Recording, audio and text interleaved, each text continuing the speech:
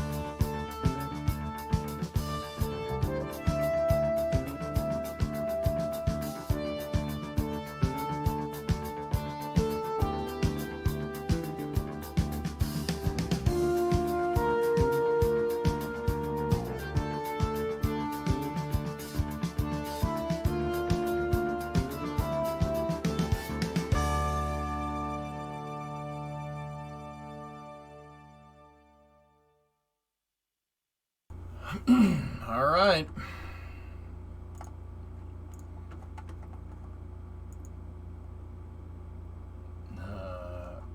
Okay, give me 1 second. Just gotta shoot a message out.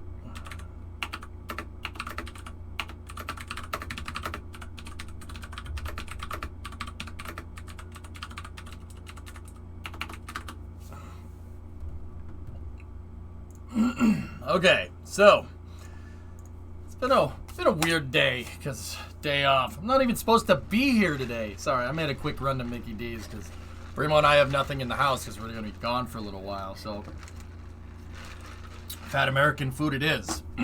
So we got to. I mean, there's a little bit of stuff here and there.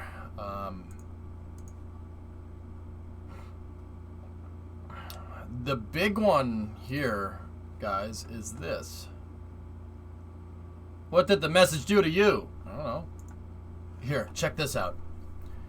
These new photos of SLS show an unobstructed view of the rocket with the retraction of the 10 work platforms for the umbilical release and retract test inside of High Bay 3. Look at that. Hey, Arch Knight. Yours is fat and sweet. Okay. Yeah, that's for... Oh, my God. Wow. That... Oh. Okay.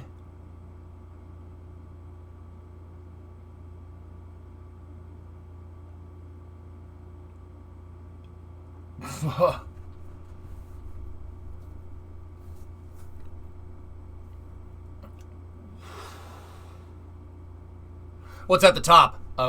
Weight. It's a counterweight. Or not a counterweight. It's a payload mass simulator. Or you could call it a boilerplate. The boilerplate is simulating the mass of Orion. The LVSA needs some time in the sun. Yeah, I know, right?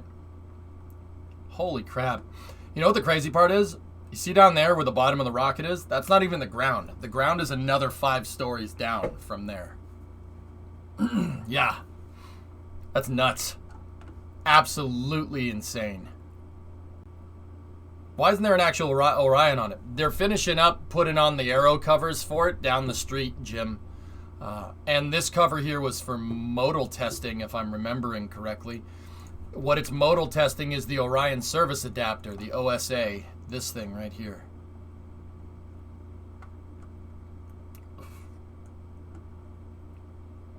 Man.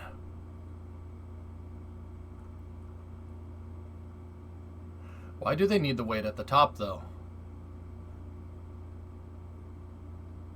What do you mean? How long until we have a rollout? But a month? End of October?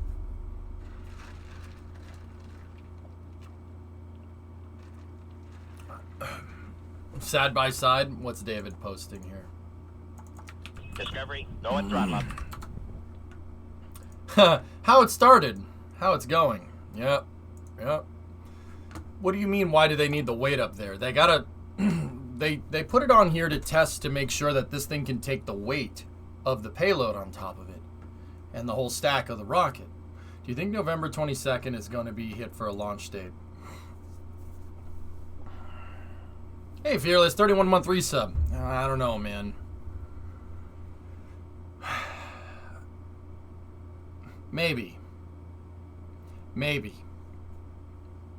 I would like, if we were going to go for a launch on the 22nd of November, I would like Orion to be on it right now. But that seems like it's going to happen in the next week and a half or so, maybe. I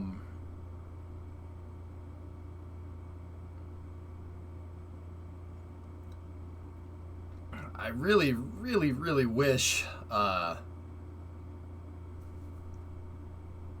it would be stacked soon, because okay, once they stack it, obviously gotta hook everything up. You gotta hook everything to the capsule. Then you gotta power it on.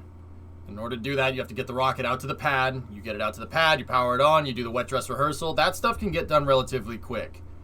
And then you bring it back to the VAB. You gotta do final checkout. Just basically finalize it, get everything ready for launch, and then send it. That's going to take about a month to do all that. Now, once again, this is the first time that NASA is doing this. It's the first time they've ever assembled this rocket. They're going slow on purpose. You go slow now, so you can go faster later. Other missions will come together a lot quicker than this. Like, a lot quicker. But for now, you gotta kind of take your time. So, if it's a month for all the wet dress rehearsals and whatnot, I don't know. Let's see. Let's say, at the very latest, it takes them about a month to do Orion, to put Orion on there. That's taking into account any snafus. It shouldn't take that long. So now we're at October 20th, and then you put another month in there for the wet dress rehearsal, November 20th.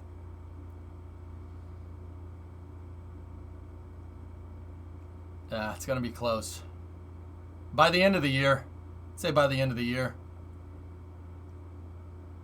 I mean, to be fair, it's on a 5-year current delay, so there isn't much place to go slower on Artemis 2. There's a 2-year gap between Artemis 1 and 2. Yeah, see, Forge, I always thought that was stupid. That's a stupid way to do things. Shouldn't they roll to the pad in mid-October, per David's rumor? It's possible, Kamir. They could.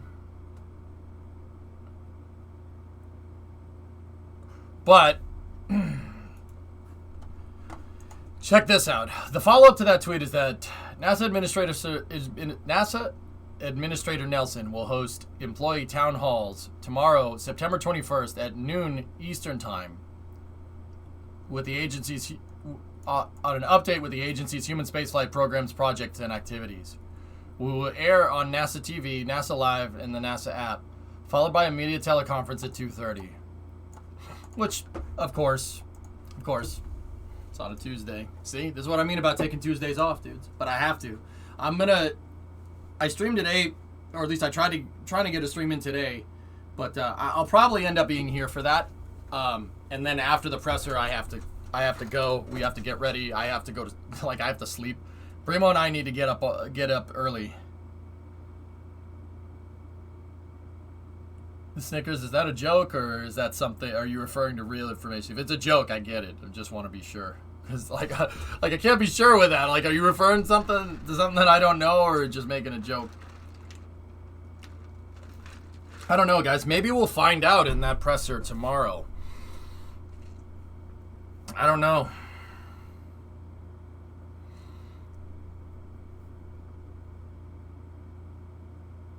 I mean, I don't think they need the NSC approval, but fully expecting that January. Yeah, unfortunately. It's just a shame.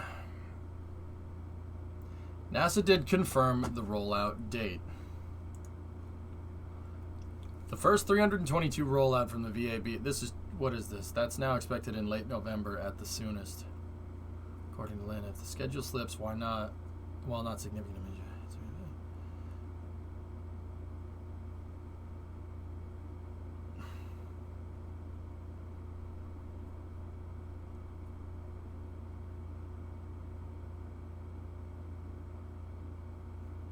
Yeah. Yeah, Snickers, I know. Full article from Spaceflight Now. Got it. Yeah, I mean, that pretty much is in line. It's going to take about a month to put that Orion on there and get everything squared away. And it's going to take another month to do the wet dress rehearsals. Was that WDR rollout? The first rollout was scheduled for net September. That's now expected in... Yeah, I don't know, man. Maybe.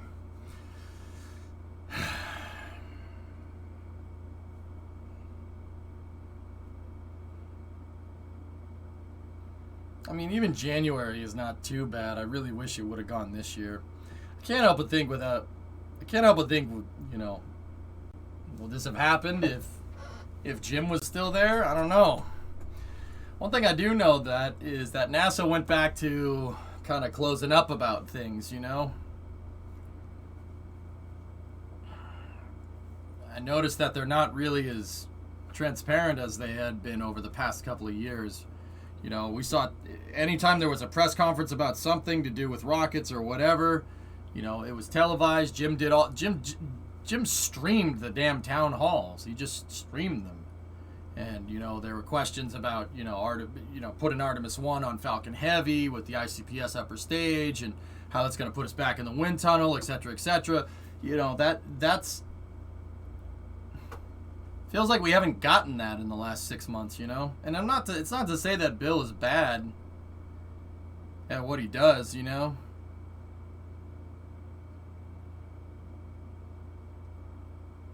What I'm really worried about tomorrow is the leadership changing Artemis goals or pushing the date. If they push the date, I'm going to be pissed. I'm going to be pissed, Forge.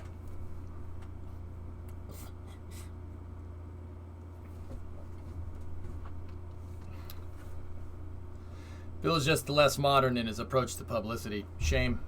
It's not good. Sorry, I mean, it's not. When do those SRBs expire? Gonna be cutting it close, man. Gonna be cutting it close. Sorry, I had something on the wall there. Bit of dust.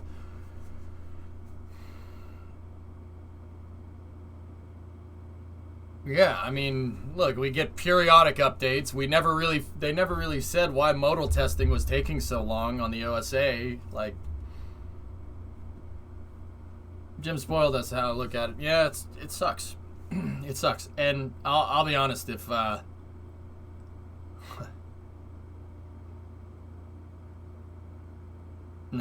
I shouldn't say that. If they move the date tomorrow, I'm going to be very upset.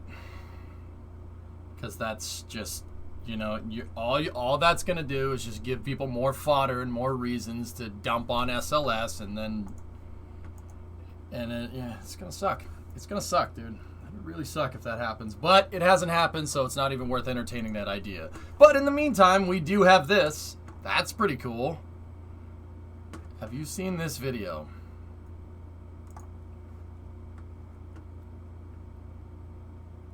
I have no words to describe the... What is this? Let's take a look. Do you think SLS is a waste of money? No. No, not at all. I think it's pretty damn good for what it is.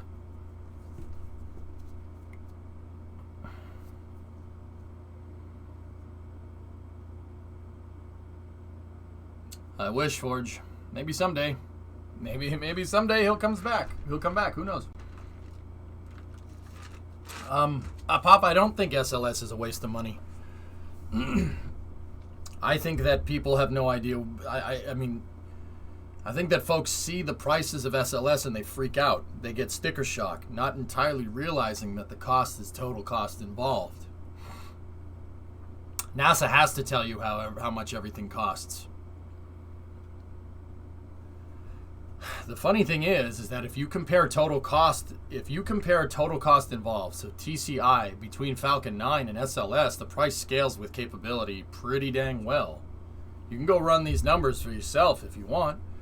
I mean, supposedly SpaceX put, I don't know, Falcon 9's like total development cost is a couple $2 billion. Now don't get me wrong, it's way cheaper than SLS, sure, absolutely.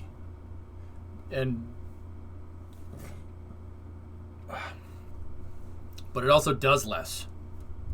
That's all. It does a lot less than SLS can do as well.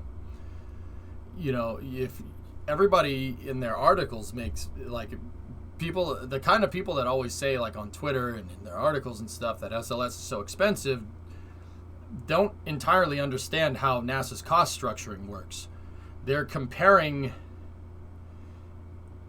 You're comparing price per launch. So when they say SLS is up to $1 billion to launch, that's a loaded statement. It's stupid.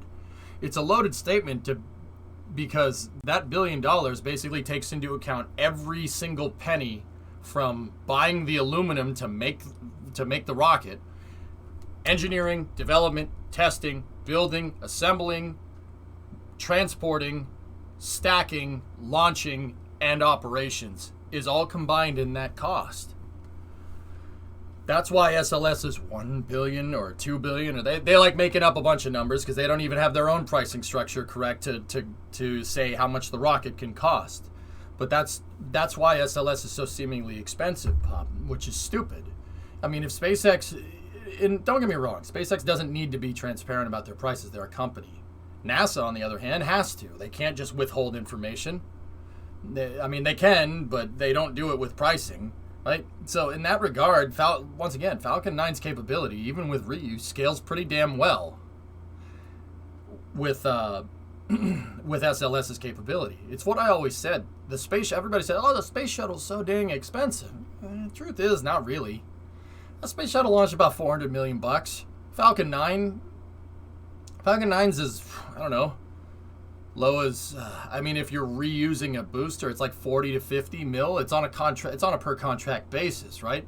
Then again, kind of so is the space shuttle. You want to do more things with the shuttle, it's going to cost more. But let's say like the shuttle, for instance, has a mean cost of like for launch operations. So stacking and launch operations.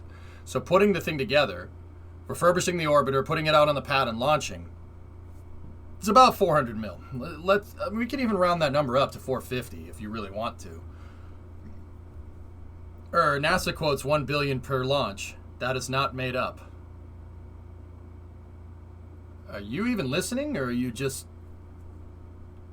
Kamer, you're doing exactly what... All right, dude, I'll be honest with you. You're doing exactly what everybody else is doing. Yeah, okay. Kamer, let me ask you this. Is 100 feet and 100 meters the same distance? Let me ask you. Is it?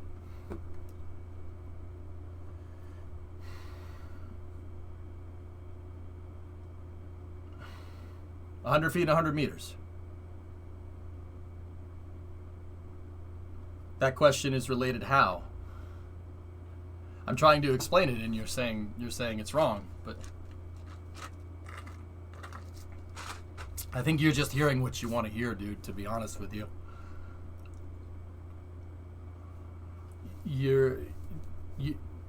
That's the mistake that everybody's made. It's not that NASA hasn't said it's $1 billion per launch. It's that NASA has to disclose every single detail. Everything. From putting the rocket together, to the maintenance tag that on all the facilities that it uses, transporting the rocket, putting it together, assembling it, testing, all the test stands that need to be built. Everything is incorporated in that cost. It's TCI. You can't compare price per launch to total cost involved. That's stupid. That's like comparing 100 feet to 100 meters and saying they're the same distance because they're both 100 of a unit measurement. That's really stupid. You were saying that people made up the SLS launch cost. No, that's not what I said. Don't put words in my mouth. Don't put words in my mouth. That's not what I said at all. I said that people can't even make up how much cost structure they want. Some spaceflight journalists quoted at $2 billion per launch. Some quoted at $1 billion per launch. Some people say it's $2 billion per launch in one article and $1 billion per launch in one other article. They don't even know. They don't know the price scaling. It's not that NASA doesn't know. I'm talking about different people on Twitter that like to spout facts about SLS that are completely irrelevant and not correct. Okay, let's go back to the VOD. Yeah, have fun with that. You're just looking for what you want to hear, dude. You can't compare total cost involved of a launch to price per, dude. It's just that's not how that works. Do you think SpaceX had a return on their investment yet? Their return on investment isn't necessarily going to come from profitability or rocket launches, Phil.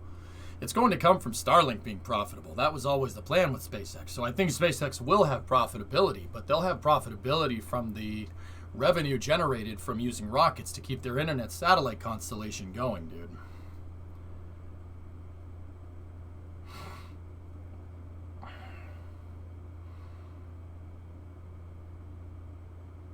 I still think it's funny that people don't realize the Starship needs SLS to build gateways so Starship can land on the moon.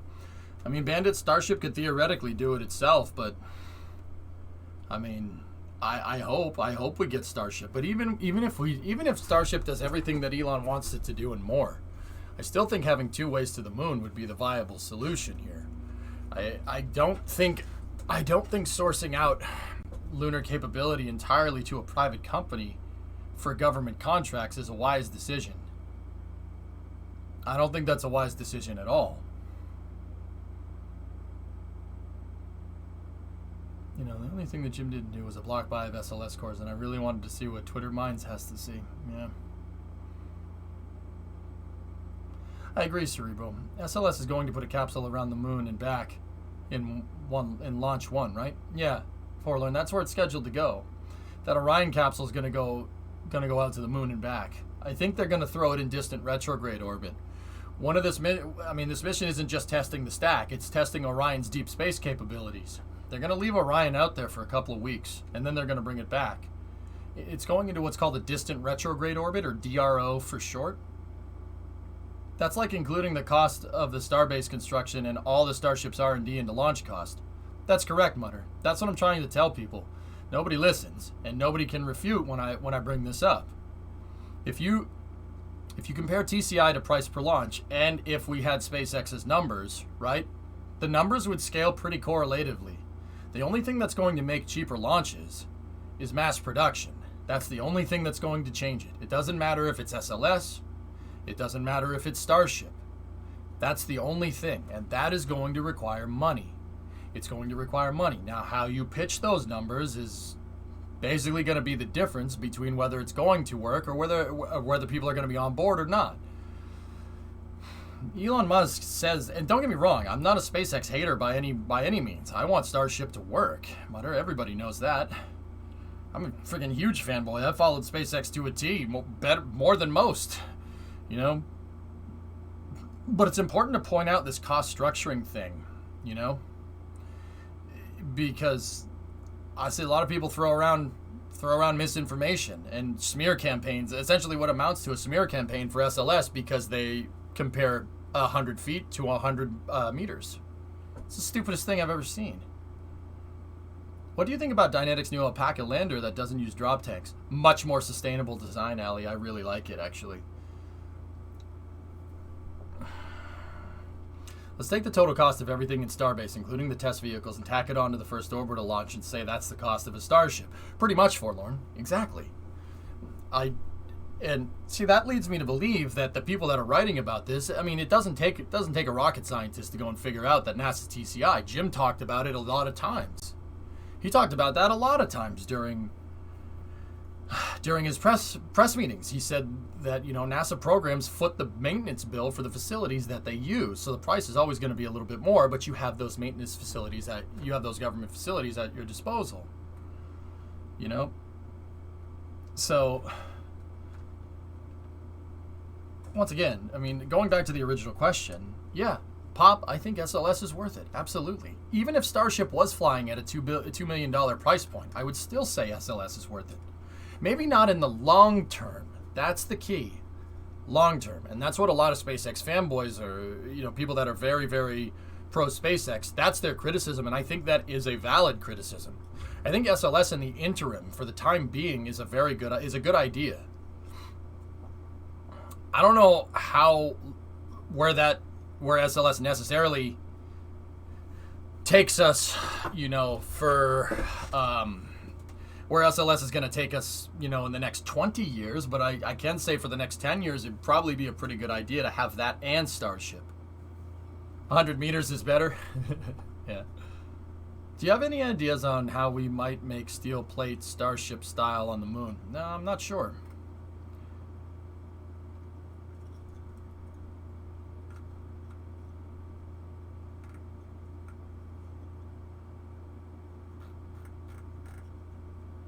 Check below. But yeah, I mean, once again, it's an important thing to understand, you know? Look, once again, the SLS program isn't without its criticisms, man. Why is it taking so long?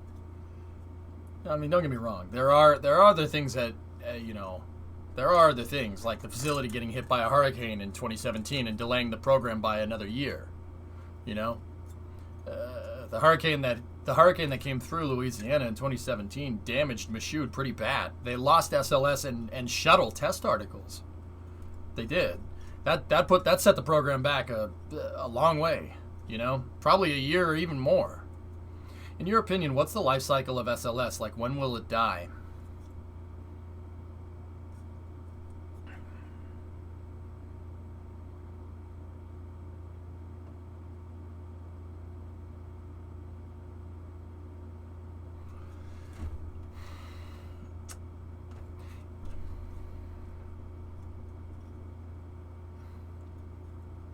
That's right, Linprod. Yeah. Good date, Wuxing. May 23rd, 2027. Nice. Because I know when Starship starts flying with Terranar and early fully reusable launch vehicles, the Rent-A-Kill SLS will start to go. Yeah, but see, all those other vehicles will. There's one difference between all those other vehicles and Terranar and whatever Project Jarvis is and Starship, etc., etc. There's a big difference. You know what the big difference is? SLS is actually built and ready to go to the moon pretty much right now. Yeah, pretty much right now. Forge, I would be happy with 20 SLS launches. I think if we block buy SLS right now, fund the exploration upper stage, get the exploration upper stage start being built, and from Artemis 3 to Artemis 23, use the EUS to create a lunar economy. Once that's finished, Starship, Terranar, Project Jarvis, whatever else can pick up the slack of that infrastructure that was built by SLS, just like SpaceX is picking up the slack that's left over from the shuttle program. I think that's a much more sustainable way forward, to be honest. You need public and private partnerships. Now where NASA goes from there, don't know. Focus on more deep space missions. But 20 SLSs, not including the 3 are in production, a block buy at 20, putting the total SLS count at about 23 would be good. That would be good right now. You launch Artemis 1 either the end of this year or the beginning of next. You launch Artemis 2 in 2023, Artemis 4 in Artemis 2 in 2022, Artemis 3 in 2024, and that is stupid. That's stupid going a number of years without, launching a rocket. That's not a sustainable program. But I digress. And then from there, once Artemis 3 proves operational capability, you field 2 HLS landers, one of them being Starship, the other one being some type of 2-stage lander. Or it could be the Alpaca or whatever. And then basically from 2024 to 2034, so that's 10 years, right? You basically send 2 SLS launches a year. Yeah. 2 SLS launches a year. Start with, start landing, get a moon base operational by 2027, 2028, somewhere around there. And then routine missions from 2028 to 2034 with a gateway, bench testing Orion, bench testing the landers, etc., etc. And then in 2030, you'd start NASA working on, you'd really ramp up the Moon to Mars program, ramp down SLS, and you either A, depending on what happens, if SpaceX is successful, right? If SpaceX, NG, what's going on? 25-month resub. If SpaceX is successful, then you could contract them to help build NASA spacecraft to go to Mars or utilize Starship's transportation system. Because Starship, if, provided everything goes correctly with what Elon wants and where he kind of thinks the space program goes, Starship will be fully sustainable. This is what I mean about SLS not being a long-term solution. 20 SLS cores going 2 times to the moon from 2024 to 2034, 2 times each year is fine. Then put a nail in it, because I think that by 2034, at the rate that SpaceX is progressing, SLS would look like we're flying a DC-3. I'm not ready to pull the trigger completely on commercial right now. That's not a good idea. It's not a good idea. All that's going to do is get us less space missions. It's not smart. That's not smart. Now, 10 years down the road from now, if Starship is doing this on the daily, yeah, absolutely. Guys, take it from somebody that had a program retired and a program canceled in their youth and no sustainable alternative coming back for another 10 years. When the shuttle went out and when Constellation went out, that made me extremely paranoid that space programs are more susceptible to cancellation than we think they are, which is absolutely 100% true. I think anybody calling for a program to be canceled under the guise of cost is an idiot. That's really, really stupid. Because every time, and that probably could get taken out of context. It's probably going to. Whatever, it's fine. What I mean by that is that every time in NASA's history where we said, let's stop what we're doing now and replace it with something else under the guise of cost, it's failed miserably. We've trended down with net capability, not up. And that's not my words.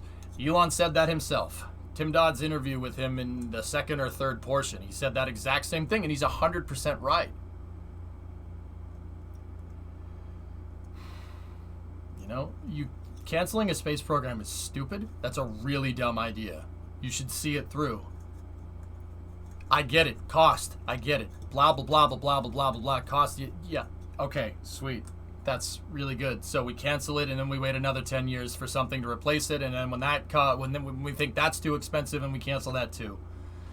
And before people say, oh, UJ, that hasn't happened, that literally happened with Constellation, and now it's happening with SLS.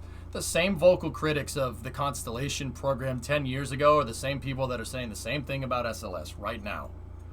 Not fully realizing the irony is that they're responsible for the predicament that we're in by saying stuff like that. It's really stupid, and it's really counterintuitive, and it's really annoying that people don't see that bigger picture. See SLS through. Trust me. Just see it through. And then in 10 years, no one's going to be able to say Starship is, SLS is a viable solution comparatively to Starship. But what I don't think is a good idea is canceling SLS now and putting all your eggs in the hopes and dreams basket that Starship is going to work. Get Starship fully fleshed out. Prove it. Prove that it's better than SLS. Prove it in capability. Then we'll see what happens. And honestly, if SpaceX doesn't hit their $2 million a flight mark, say it's $10 million a flight. Still better. Out of curiosity, is there ever room to critique fundings and budgets? Yeah, sure, Spiffy. Oh, absolutely. Dude, I could tell you all the problems with SLS right now. It's not like I'm burying my head in the sand on this one. No. No, the SLS certainly isn't without its criticisms. You know what my biggest criticism is? Is that you paid for all these damn facilities and they made a piece of junk rocket. Thing sucks. It sucks for the price. It's terrible. And I know that seems ridiculous, considering what I just said about total cost involved. But putting an ICPS on an interim cryogenic stage on top of that big freaking rocket, look, what's wrong with this picture right here? You have this gigantic freaking core stage. This core stage has a throw easily of 260, 300 tons. No problem. No problem. It's not even a judgment call. You could put another core stage on top of this damn thing and launch that into space. But no, we pick a stupid Delta 4, an extended Delta 4 upper stage. What the hell are you going to do with that? That's not a sustainable way to go to the moon. That's stupid. It should have been built with a much more powerful upper stage from the beginning. What we decided to do with the SLS program was design the core stage first, and then design the boosters after that. And then maybe down the road we'll design an upper stage. We built it for no freaking mission. That's stupid. That's terrible architecture. It's terrible spaceflight architecture. Can you imagine how dumb the Apollo program would be if they just basically did Apollo 8, where they went around the moon, and then, all right, we're good. Okay, let's wait another 2 years. Let's wait until 1970. Let's wait until 1970 to send people. It's no problem. We got to build a better upper stage for it. It's the stupidest thing I've ever heard. The architecture from a hardware standpoint is not good. That's not sustainable, and that's something I agree with the people that criticize SLS about. This is stupid. Having that stage on top of this is like putting a Falcon 1 upper stage on top of a Falcon Heavy. Useless. What are you going to do with that? That's a big critique that I have with the program. It should have been designed with a more powerful upper stage to begin with. The more powerful upper stage, the one that's actually going to be used to move anything useful to the moon, landers and not just people, that's still on the drawing board right now, even when we have a fully built rocket. My criticism isn't so much with budget. It's with the architecture of the program. But yeah, that's one of the big things. Another criticism that I have is that there's no block buy. The whole program, Spiffy, is set up to be, oh, we'll buy this, and we'll buy this and this. We'll buy we'll buy Artemis 1, 2, and 3, and then all the test articles, and then maybe we'll block buy later. That's not sustainable, dude. You have to have an end-to-end solution, like the Apollo program.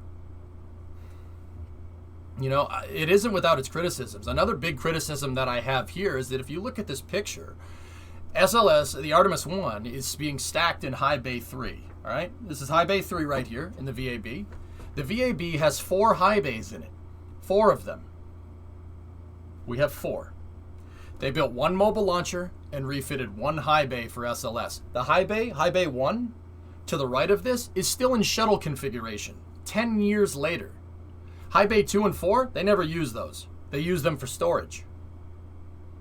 Hey, guess what's footing the bill for the maintenance? Guess who's footing the electricity bill on the VAB? Us. We're maintaining 4 high bays, and we're keeping the 4 high bays in pristine condition to use one of them.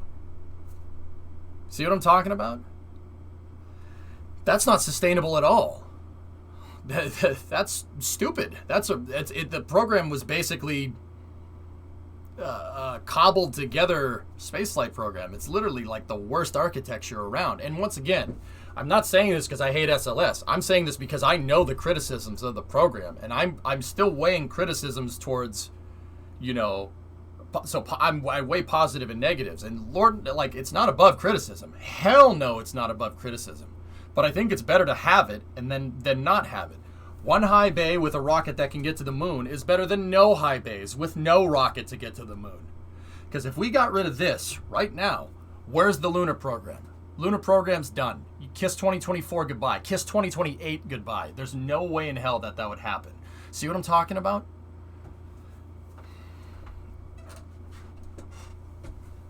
No, it's not that it is or it isn't above criticism. It's that, in order, if you really want, I like SLS, I think it's a good idea, but I'm not going to sit here and vehemently defend it at every point, because there is criticisms and they are valid. You know what I mean? What's the white part? It's a counterweight, or a payload mass simulator. That's my criticism. We have 1 high bay configured for SLS. We have 4, and the SLS program foots the bill for all 4 high bays. Is it really going to cost that much more to build another mobile launcher? To build 10 more of these damn dinner plates and refit high bay 1? Was it really going to cost that much out of the gates? I can tend to say that it's probably going to end up costing us more money if we refit 1 at a time, right? Think about if you're doing an addition to your house, right? And you do an addition to your garage, all right? I'm a car guy. I like cars, Spiffy, right? I don't think that's any damn secret. If I have my garage and I want to put a garage on, right? I don't put 1 garage door and 1 garage bay on it with the plan to expand, but build the foundation for 4, and then just build out 1 garage and leave the rest of the foundation empty. That's going to take more time in the long run. Because say I build 1 garage a year, right? And the first thing we do is build out the foundation for a 4-car garage, but we build 1 garage 1 year. And it takes 4 years to build out all 4. And say building one of those garage bays takes a month, okay? That's 1 month that the construction people come, they build it, right? And then they seal off that 1 bay, and then the foundation is just sitting there, right? And then a year later, they come back, they add. A year later, they come back, they add more. A year later, they come back, they have to lug all that construction equipment out here. What's going to cost more in the long run? What's going to cost more? You just build 4 bays all at once. Build 4 bays all at once. They move all the construction out here, and then it takes 4 months to build 4 bays, and you get it done in 4 months. That's my criticism with the SLS program. That's my problem with it. It's almost like it was designed with no foresight beyond an interim period for the next 5 years. People say jobs program, right? That's what they're getting at. That's exactly what they mean. This isn't sustainable. No way. I'll be the first one to tell you that. We need more of this. And that, you know, that $1 billion per launch, that goes down if you build 4 of these right now. That goes down. Maybe not to 250 million a pop, but it goes down exponentially. It's a parabolic curve. If you buy in bulk, the price per unit goes down. It doesn't matter if you're buying toilet paper at Costco or you're buying a rocket.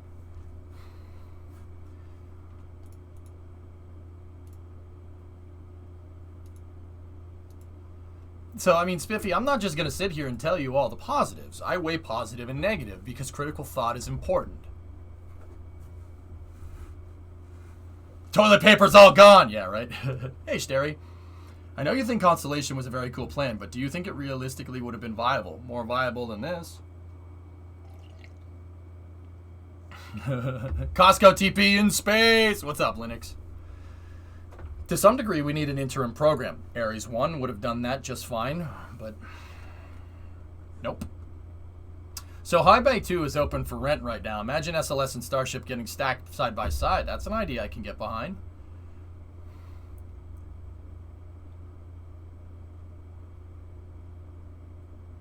Yeah, Axiom, I think that's the idea. They keep talking about outfitting High Bay 1 for SLS and then making another ML, yet it still hasn't happened. Should have just done that from the start. Isn't Constellation a low-orbit SSTO? No. Constellation was the plan to go back to the moon sustainably over time by gradually building bigger and bigger rockets over time, Reveril, not just trying to build a big rocket out of the box.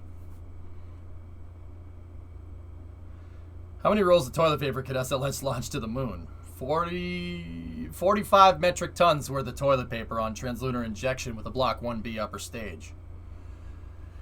That's why on the other side of the argument, if NASA had a military budget, they could build 100 VAB. They don't even need a military budget, dude. They don't need a military budget. Double.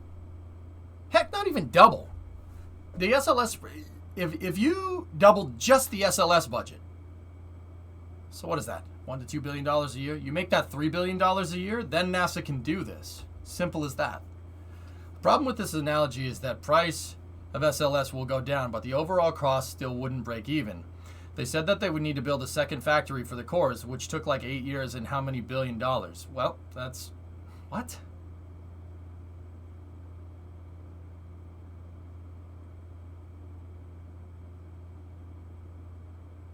What are you talking about? The overall cost still wouldn't break even because NASA's about making profit, right, Bauxy? They said that they would need to build a second factory. I never heard that ever being said. Where'd you get that piece of information?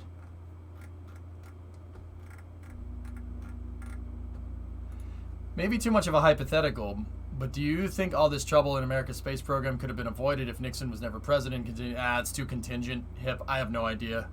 We should have kept going with the Apollo program. Where we'd be from there, I don't know. Because what's saying the next guy after Nixon, or the next guy after him, or the next guy after him wouldn't have said the same thing. It's hard. It's too hard to say. Too contingent. I know that canceling Apollo was a mistake, but that's about all I can tell you. Hard deadlines. Clear goals. I agree, Phil. Discovery, go at throttle. That's right, Allie. I agree with you. I'd be down for another MAF. Yeah, right? Novus would be good. That would be really nice.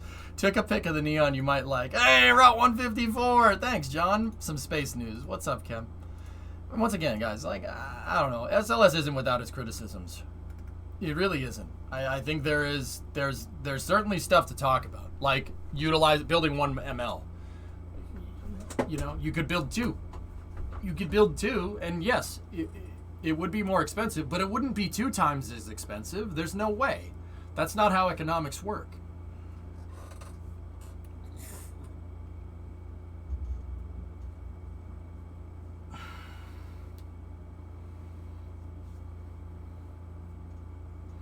Do you have the picture link? Sure. And I will say, like, despite its little dinky upper stage, it still is a really cool rocket. It's great. I just like this part down here. I'm not really too big of a fan of this guy up here. There's no point in building a mobile launcher to launch one configuration of one rocket once. That's really stupid. That's a waste of money. The ICPSU here, the interim cryogenic propulsion stage, heck, the ICPS, that's a one-off. It's a one-off, which is just one upper stage, one. Who thought of this? Who thought of this? They need to be slapped. I think I heard it on NSF that the current factory is at full capacity, so it's not just build more SLS. They would need a lot more budget. They would need a lot more budget for the ability to launch more than 3 times in 2 years.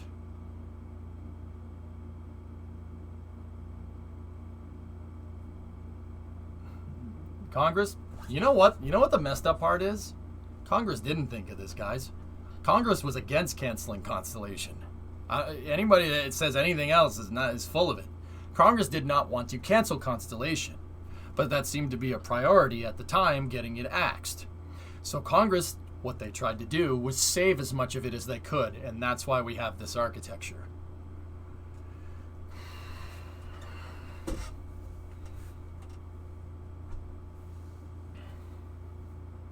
Believe it or not, Buck, you know, Bill Nelson, the NASA administrator, was one of the people that said canceling Constellation was stupid. You know who agreed with him? Richard Shelby. You know who agreed with him? Pretty much everyone else in Congress. The House and the Senate didn't want to get rid of Constellation because they didn't want the gravy train to stop. How badly did the recession damage Constellation? Don't know. It's hard to say, Pigzig. Depot Man? Yeah. Yeah, funny how that works, huh? There is an ML2 under construction. It should have been under construction from the start, Novus. So who canceled it? It was done at the behest of the Augustine Commission. If you guys want to go read about that, the second Augustine Commission. Basically, they had a bunch of people together that, you know, they got a bunch of aerospace flight analysts and former CEOs of defense contractors together who all came together and said they said exactly the same thing that everyone says now. Oh, Constellation isn't sustainable. Oh, it's not sustainable. We need a better alternative. We need a better alternative. We need to do this. We need to do that. It's the same stupid argument that happened. That's happening with SLS. Oh, we can't do it. It's not sustainable. It's not sustainable. What is sustainable? Define sustainable. What does that mean? Does that mean making a profit? Since when is NASA supposed to generate money? NASA's equity is science. That's like saying, oh, climate satellites are a waste of money. Would anybody make that argument? No, I certainly wouldn't.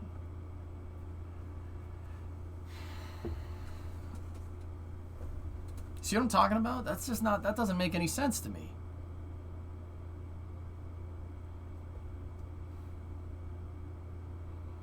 $1,000 people got laid off after the shuttle died. 1,000? Try 10. Try 10,000. 10,000 people. 1,000? Maybe 1,000 people working in one OPF. There's 3 of those.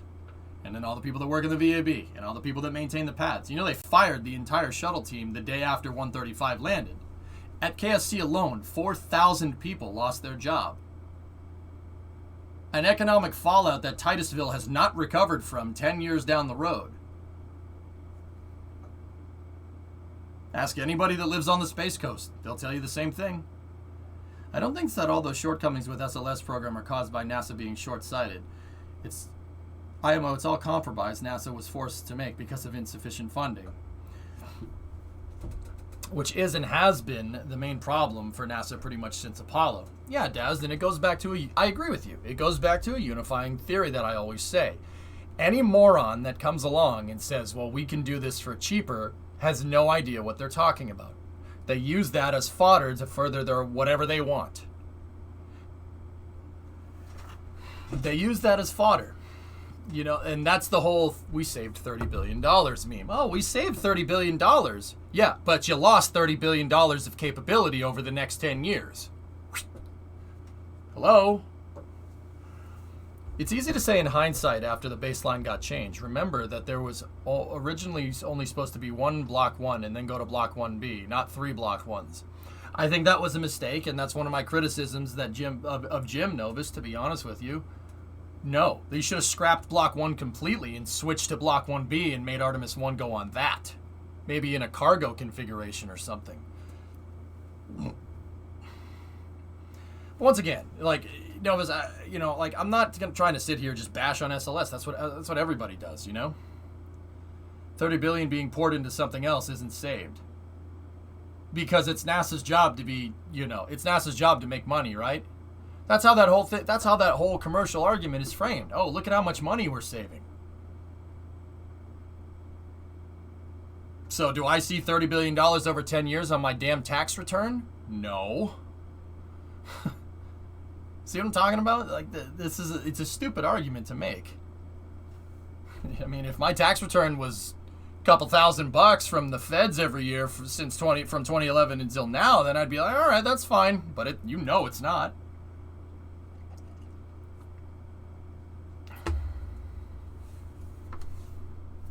The military's not sustainable. Yeah, the military isn't sustainable, but the military isn't about profit either. So, like, yeah, I mean, once again, SLS does have its criticisms. I think the pros outweigh the cons. Not by much, but they do. It's better to have this rocket than not have this rocket, you know what I mean? Especially now. Now, once again, 10 years down the road? I don't know. Depends on if Starship works, which I want to work. That would be great.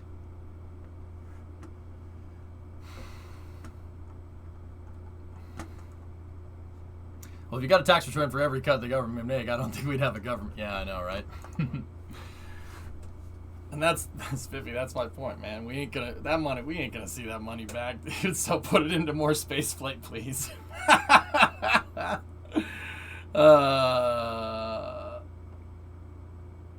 I did the calculations. One SLS Block 1B could launch 185,000 rolls of toilet paper to the moon. Enough for a colony. We should do that.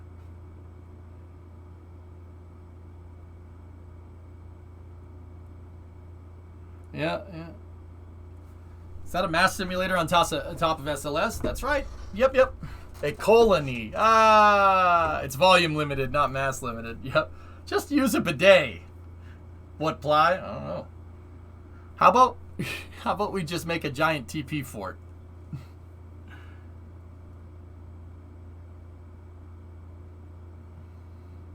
TP is wasteful. Vacuum is superior.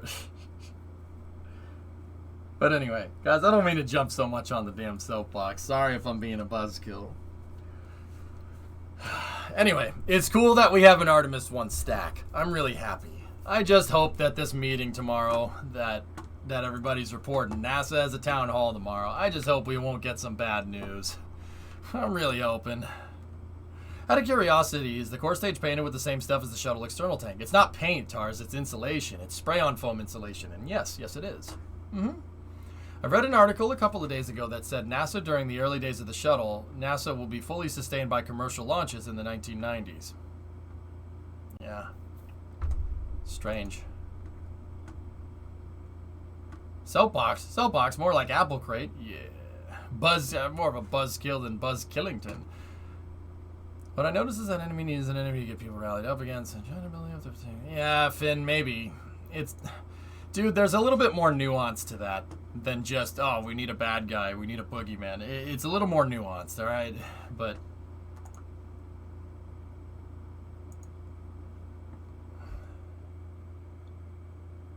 question, why is SLS so hard to make? I mean, that it's taking 15 years already. SLS looks very straightforward, simple to me. It's no shuttle.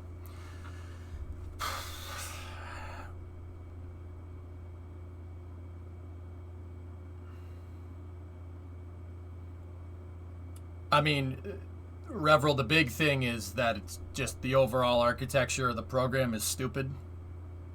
I'll say that's one of my criticisms, dude. It's taken so long because Reveril in 2011, 2012, 2013, when the SLS program first came about, they wanted to build a heavy launcher and then go to an asteroid with people. Like, what? That was the plan when SLS came about. Build it out so we can go to an asteroid with people and maybe go to Mars in the 2030s. I'm not paraphrasing. That's what the plan was. It was called JTM, Journey to Mars. The Artemis program replaced that.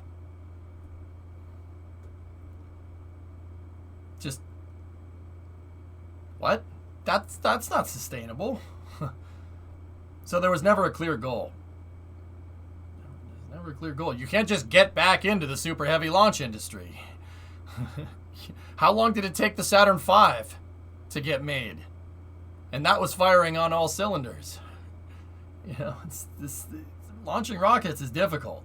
We picked one of the most complicated things to make right off the bat with no feeder program and no goal. What did we think was going to happen?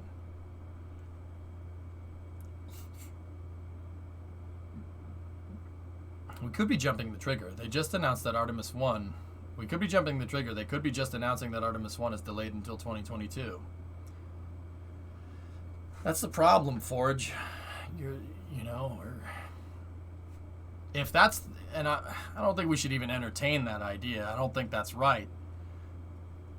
But if we're going to sit here and play those mind games, right? Oh, great. More delays. Lovely. Like, that's good. That's really good for the program, you know?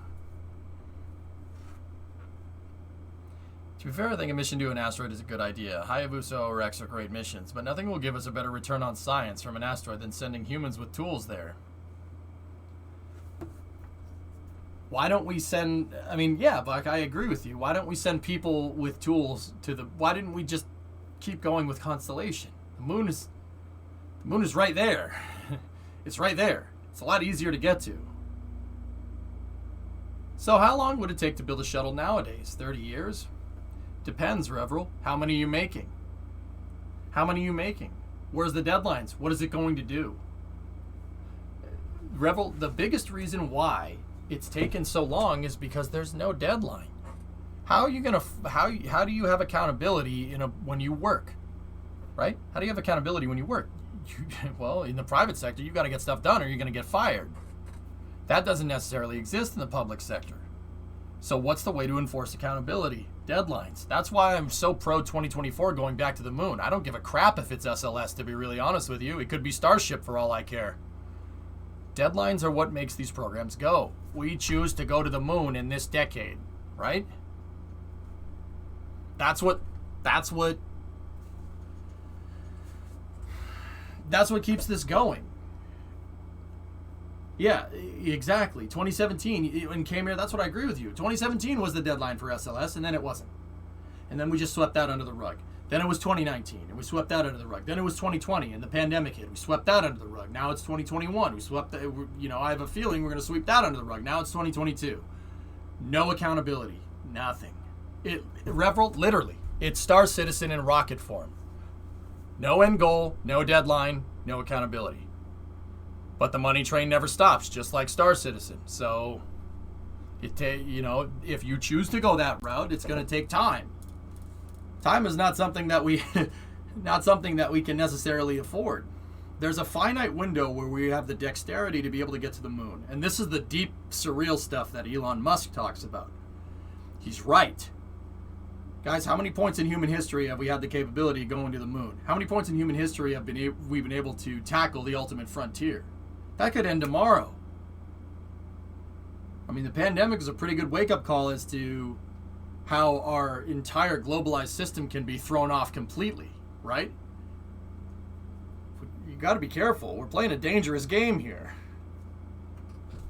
I mean, that's not even including the death toll, That's not good. I wish you weren't right. Yeah, it's a good analogy, Monty. That's what goes on, and that's why we need deadlines. That's why I was so psyched when NASA said we're going back to the moon in 2024. We're going to do it. Because that's how you... And look how much stuff fell into line. Stuff on the SLS program started to get done, and it started to get done faster. And don't get me wrong, there's other reasons for that. Everything kind of coalesced all at once,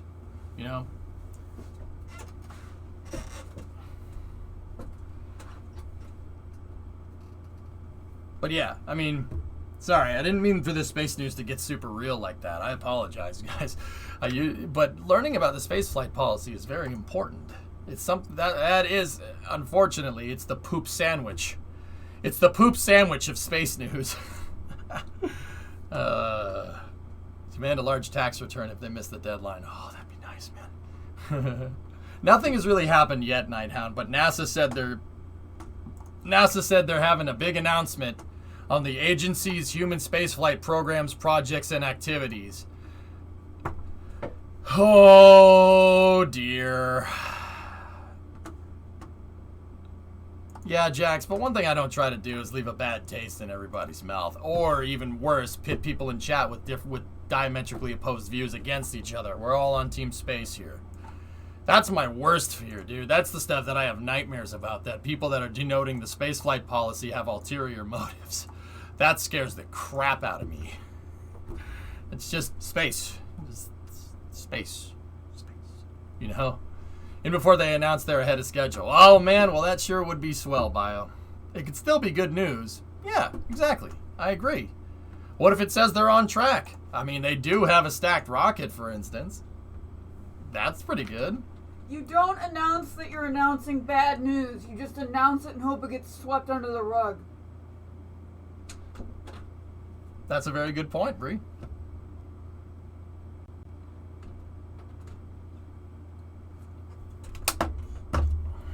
Let's hope.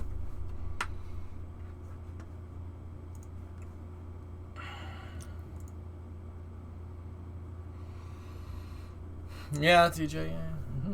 They're renaming NASA to NASA X. Ford mug. Yeah. I don't know if you noticed, Biffy. I like Ford. I wish to announce that I have good news to announce later. Unless you want to mix the bad news into a pool of good news. Could be a launch date. I hope so, Forlorn. I hope. Who is that voice of reason out of nowhere? There is no strife, no president, no national conflict in space as yet. Its hazards are hostile to us all. It deserves the conquest of, deserves the best put forth by all mankind. And its opportunity for peaceful cooperation may never come again. Found on road dead.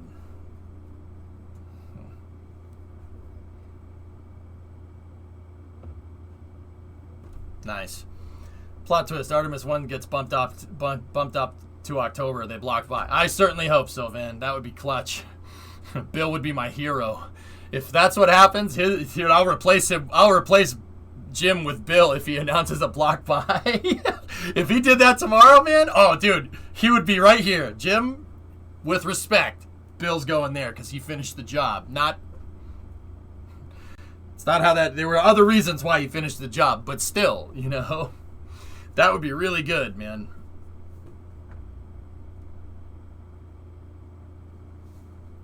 In all my time in corporate and civil service, I've never been aware I would learn something that ended up being bad news more than an hour or two in advance. Yeah, there you go. So who's driving the Top Gear backup car? Backup car? Backup car?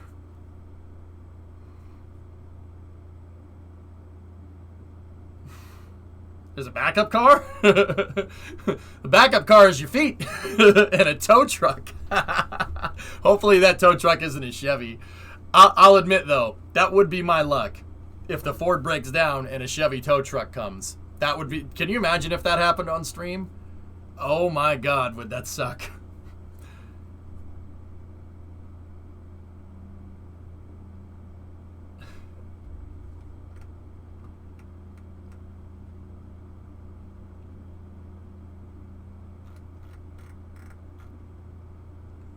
They're doing modal tests. Oh, let's check this out. Here, you guys want to see what that big tin can is at the top? Let's take a look.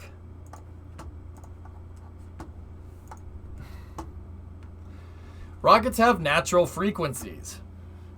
Me too. That's why you gotta wear a tinfoil hat. That was a joke. And to make sure we really understand them, engineers are conducting the integrated modal test. This will help make sure SLS safely navigates the atmospheric road to space. Read more. Don't mind if I do. Driving down a bumpy gravel road, even... Oh, good. Car references. Driving down a bumpy gravel road, even an off-road vehicle experiences bumps and vibrations, partly because of a car's natural frequency. An object's natural frequency is the frequency or rate that it vibrates naturally when struck. Yeah, RB, your Chevy doesn't work. Okay. At least my Ford runs and drives. Okay. So are you two going as fast as you can? Taco, yeah, I only have a finite window. We have to get Brimo back to Boston by the end of September. She has work. She has a regular job. So yeah, we gotta go. I gotta fix that thing as soon as possible. Rockets flying through the atmosphere, including NASA's SLS, are no different. They have natural frequencies and experience dynamic forces during launch and ascent. Understanding those frequencies and what they look like is critical to steering SLS and the Orion spacecraft's safety through the atmospheric road to space. There's video of the test. Hopefully they'll be released soon. Cool. To safely control the rocket's flight, the flight software and navigation system must distinguish the rocket's natural frequencies from the vibration frequencies experienced during flight. That's why teams at NASA's Kennedy Space Center in Florida are performing integrated modal testing to determine the different modes of vibration with the recently stacked integrated SLS rocket before the launch of the Artemis 1 mission. We will use the modal testing data for multiple purposes, said John Blevins, SLS's chief engineer. We will compare the physical results with what computer models predicted. The information will also be fed into the flight computers, so when SLS is flying, the computers know which vibrations are natural to the rocket and which are caused by external forces. The computers will use that information to steer the rocket, ensuring that it is placed in the right orbit and does not unnecessarily deplete its fuel by reacting to natural vibrations the rocket should ignore. Oh, that's really cool. I do, Eminem. Yeah, James Webb is on track. Look at UrkX's new render. Yeah, that's nice, Tiger. Absolutely. Found on race day. Wait, what?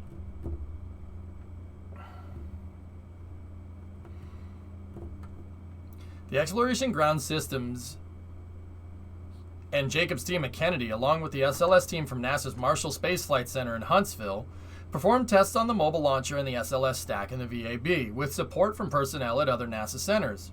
In the VAB, the assembled rocket is comprised of the solid rocket boosters, core stage, ICPS, the Orion stage adapter, and the Orion stage adapter structural testing article. That's what this piece is right here. See this second string of grid pieces? That's the OSA. That's the OSA STA. I know, acronyms. Orion stage adapter structural testing article. So that's a copy of the one that Orion is actually being put on and integrated on down the street from this rocket. They'll probably say that in the next paragraph, but that's okay. It knows where it is because it knows where it isn't. All made in Mexico. Excuse me, Forlorn. My Mustang was made in Detroit. My dad just bought a truck that was made in Dearborn, baby. The 97, though, Forlorn, is made in Mexico. Cuautitlan truck. Mexico City, basically. It's a nice truck. Nice truck.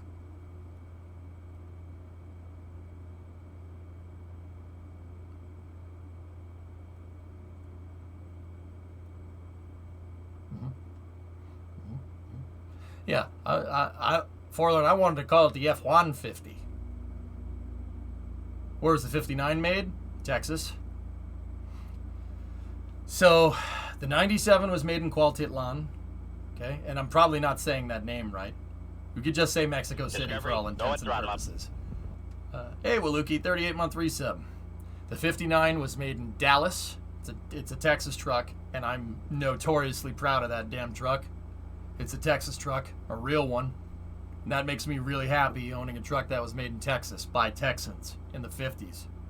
That's how you know it's good. 74 F-100 Oridon? Nice. So the Mustang was made in Flat Rock, Michigan. That's a nice truck, Oridon. Should buy it. Is that the truck that's still sitting in the garage? It runs and drives, Exer, you dick. Yes, it is. And then the 69 Coronet was made in Hamtramck, Michigan, which is on the north side of Detroit. Hamtramck. That's how you say it. It's Polish.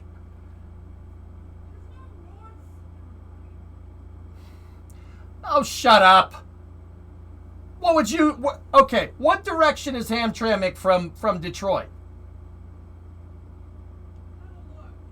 You gotta look. You know your own damn state geography.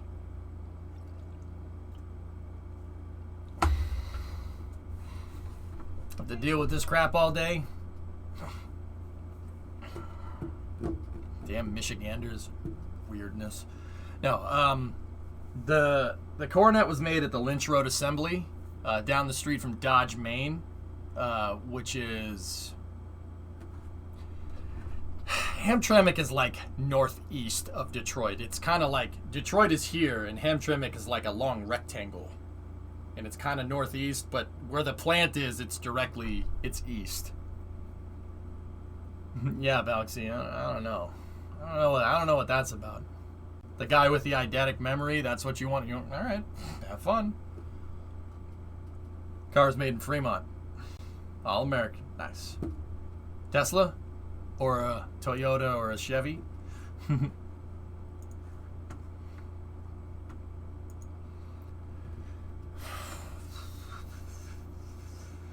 Eidetic with an E.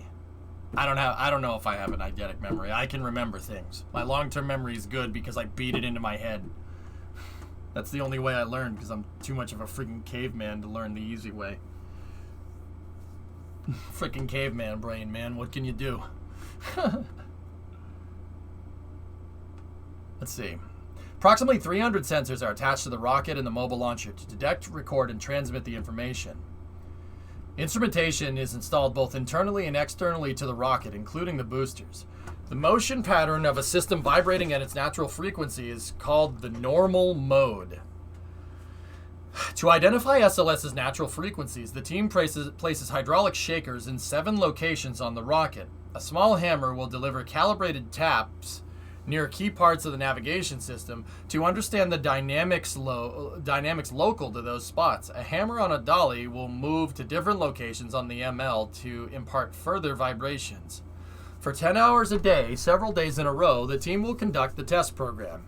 They will take advantage of the overnight shift at the VAB when activity level is low. These quiet settings help engineers verify the vibrations detected by the sensors are caused by the test and not by other activities in the cavernous facility or on nearby roads. Some of the tests involve multiple vibration frequencies at the same time, like a guitar producing multiple notes at once. Are you telling me there's some guy jamming next to SLS?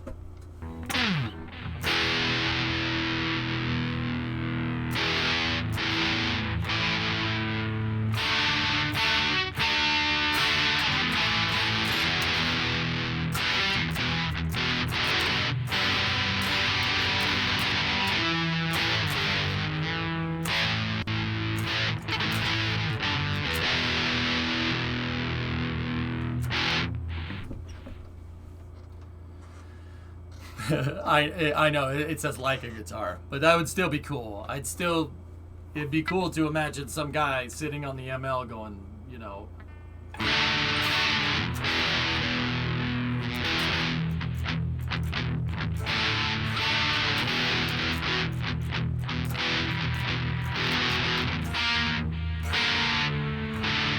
Sounds like it's a little out of tune.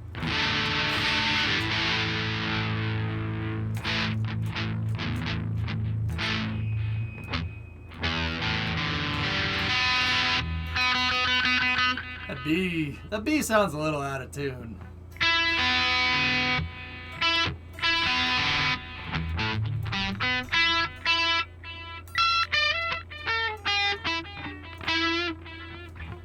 Alright. I'd like to think that that's how that's going, but it's not. Is it really so hard to believe that it was a cutting edge welding technique? Well, it's not cutting, it's welding, Novus, but yeah, I know what you're saying. Let's see. Following each round of tests, engineers will analyze the data and plan any adjustments needed for the next test. While the official test series will end after the multi-day program, the sensors will continue collecting data during rollout of the flight stack to Launch Complex 39B, which will include the flight version of the Orion stage adapter with CubeSat payloads and the Orion spacecraft. Sensors will also collect data during the wet dress rehearsal, a practice run of the launch countdown, including filling the core stages and ICPS tanks with supercool Super cooled liquid hydrogen. And liquid oxygen propelled. We're using densified hydrogen now? Why'd you stop playing such beautiful music?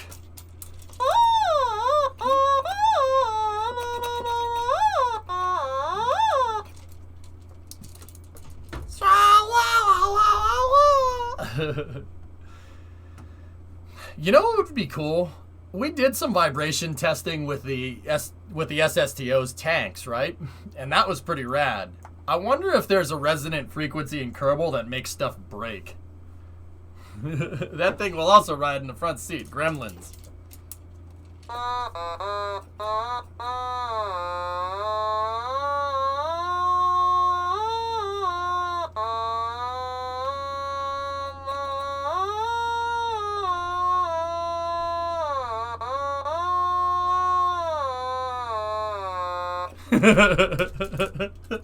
I'm sorry, I love that thing. I think it's great. We should learn. You know what we should do? We should learn to play Freebird on this.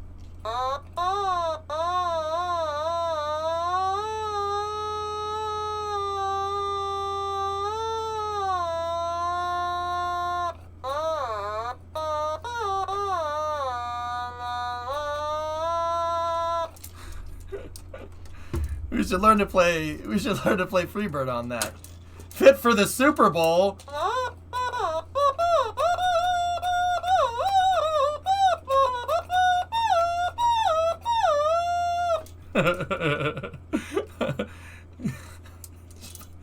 Can you play the Thunderstruck intro?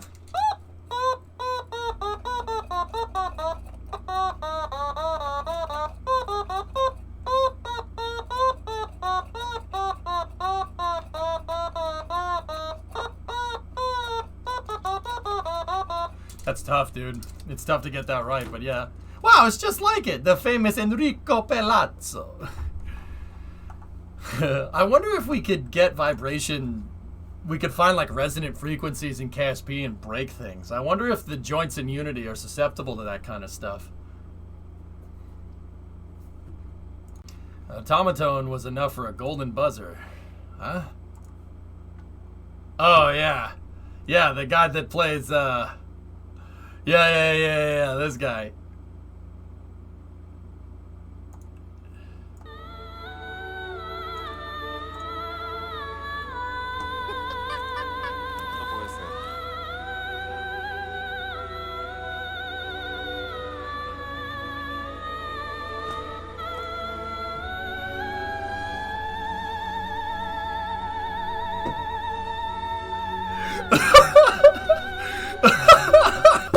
Forgot about that, man. Oh, man, that's awesome. That makes me laugh. It's Monday, man. It's freaking Monday, isn't it? Oh, God, this is why I take Mondays off now. Oh, my God. Moto, I need to take, well, I'm probably going to stream a little bit tomorrow. I want to hear NASA's announcement.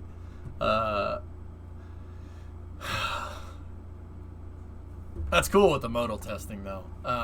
But yeah, we're doing a more regular stream today. Hey, look at this. Then and now from Jim. What do we got? A different Jim. Hey, look at that. Bro, let's go. Yeah, that's a Lightning, dude. That's an F-150 Lightning. Look at the hood.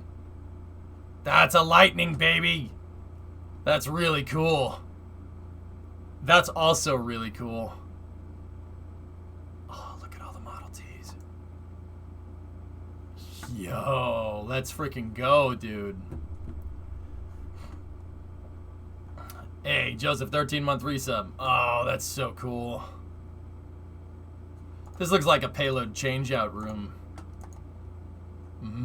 Hey, baby. That's sick. Look, there's the horn. Speaking of different frequencies. What the frunk is that? Dude, this is why I follow Jim. Okay, just quick side note. The CEO of Ford. First of all, First of all, that's what he did over the weekend. Just thought I'd let you know. Am I the only one bit annoyed by them naming it the Lightning when that was the muscle truck? I mean, Exer, I'm a little bit, but also at the same time, that's okay. It'll get up and go. It'll get up and go like the Lightning, that's for sure. See, you know, that face one, Jim ain't just there to watch. That's him right there. He drove it at Goodwood, which is freaking awesome. That just makes me really, really, really, really happy. Ooh, look. Oh, that's River Rouge, man. That's cool.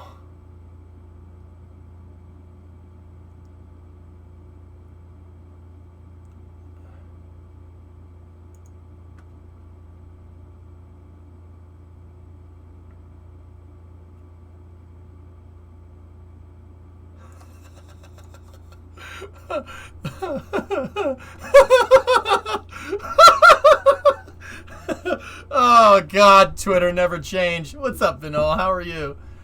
Do you have anything like Goodwin in the U.S.? No, not really. The reason that this guy is funny. The reason that this is an acceptable assembly method is because Ford doesn't plan on manufacturing very many of these. It wasn't worth building out full automation because this is going to be a niche product. That's literally the dumbest thing I've ever. That's good. Oh, look, you have a Tesla in your freaking. Yep. Okay. Oh God, that's funny. You know why it looks like they're building it on the side of the main assembly line? Who knows? Who knows why? Who knows why Ford would build the electric F-150 off of a keyword branch of the main assembly line? Prototype? I said it in the name, Reveril. The F-150 Lightnings come off the same frigging assembly line as the gasoline ones. They just have a different chassis. Same body, though, with a different hood. Man, that person's stupid. Wow. Like, holy crap. Sorry, that's awesome. That's awesome. The automaton got stuck on my headphone cable. They're building only one? Yep, that's the reason. No, they're building it on the same assembly line. They just have a little branch off the assembly line for the electric ones. I award you no points. And may Jeb have mercy on your soul. Okay, a simple wrong would have done just fine, but... Man. Twitter makes my brain hurt.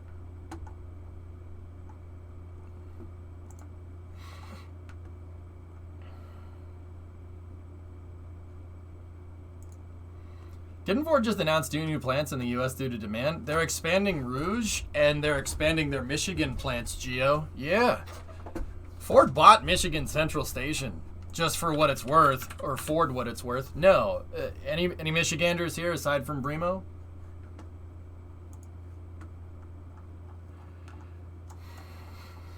Dino, I know you're here. So Michigan Central Station is this beautiful train station in Corktown. Corktown is on the west side of Detroit. So it's over here. It's along this road. Corktown is where the Tigers used to play before they made Comerica Park. So see, now I mentioned the Tigers and said Comerica Park and Michigan Central Station. That alone will perk up all the Michiganders. They'll come out of the woodwork. Watch. It's really funny, actually. It's like if you mention Tom Brady. Everybody from New England's like, huh? What? Huh? Hey? Tom Brady? From near Toledo. Close enough. So Michigan Central Station is this awesome Art Deco train station. It was the headquarters for the former Michigan Central Railroad. And Amtrak basically owned the station and operated it. And so the feds, when they consolidated the rail industry in the 70s, right?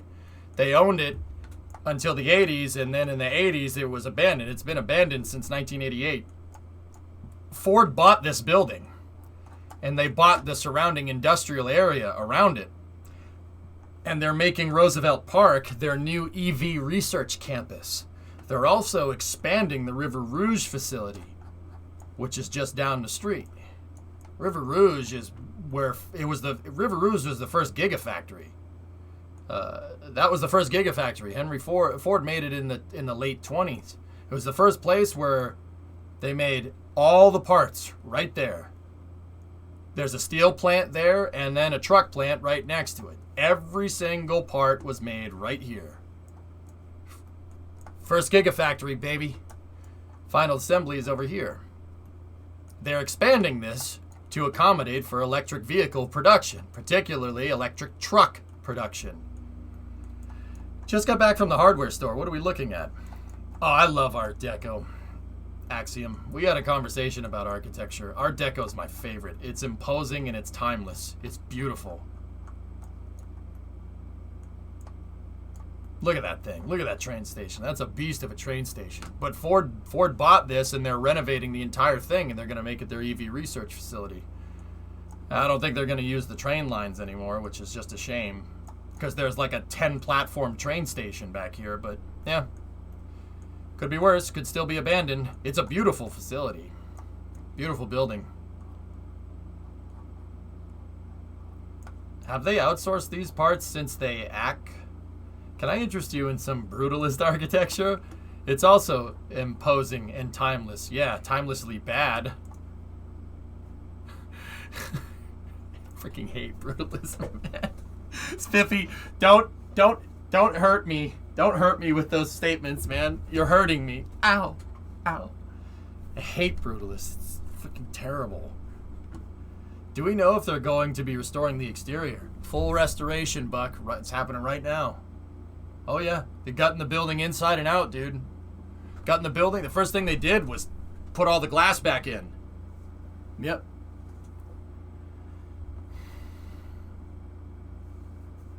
You are no longer my friend? What, you like brutalist? I went to Serbia, which is a case study on brutalism. Experienced a lifetime dose of it in 3 days. You like brutalist? Brutalist is the Cubist Picasso of architectures. I like classical architecture, guys. That's my favorite. Art Deco kind of draws from classical architecture. That's why I like it. But I don't know. I guess if you want as much abstract nonsense in a building at once, yeah, brutalist, sure. Bruh, I'm from post-Soviet territory. Brutalist is my jam. Yeah, but the palace at St. Petersburg isn't brutalist. That's classical. It's perfection. St. Peter's Basilica, that's not brutalist. That's beautiful. Classical architecture, Squishin, yes. That's pre-Soviet.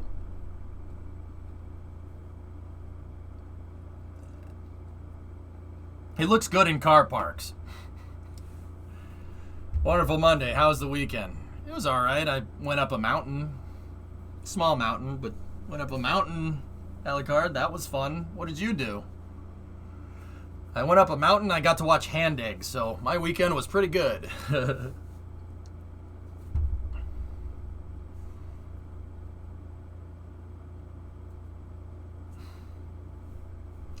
I really like Frank Lloyd Wright's architecture. Galactic Surfer, that's mid-century modern.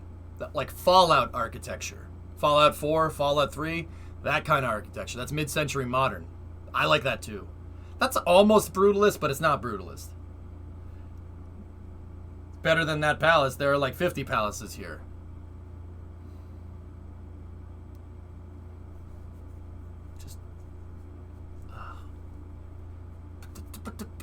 Classical architecture is better. It's better. Come to Budapest someday. We're tearing down the old brutalist buildings. Whoosh. Why do governments always want brutalist buildings? What the heck's that about? Why is that? Why is that?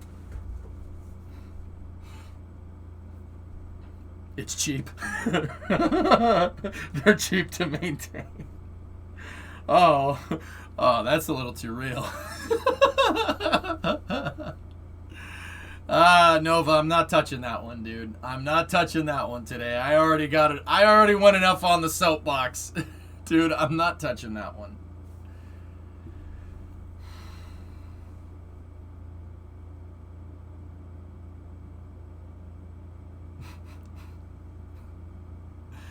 Nah, certain brutalism's okay. It's just not the type of architecture I like. But architecture is subjective because it's art. Hi, greetings from Germany. Hallo, Harry, wie geht's? Brutalism makes me feel like Quake maps can be real.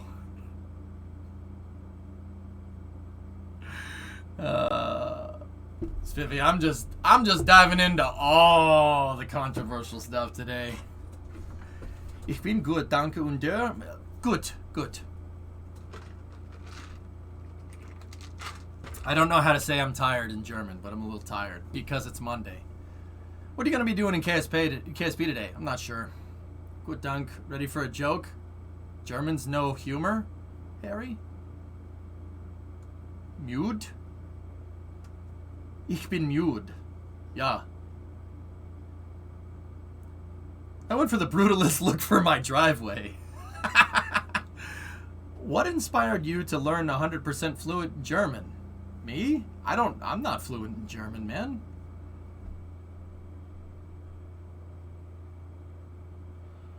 I'm not fluent in German. I know a little bit. I know how to say like, hi, how are you? And another beer, please. Hey. Hello? I'm gonna go get shoes. Okay. I'll be back in a little bit. Cheers. Cheers. Auf Wiedersehen. Ich liebe das Auto. Hello?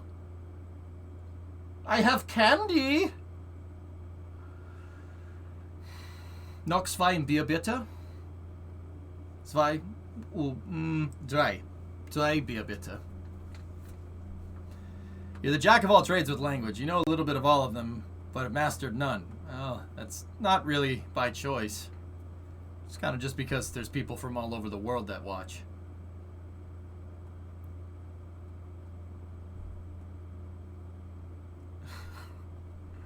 I should probably just pick one for now and get good at it. Spanish is the language I know the most of besides English.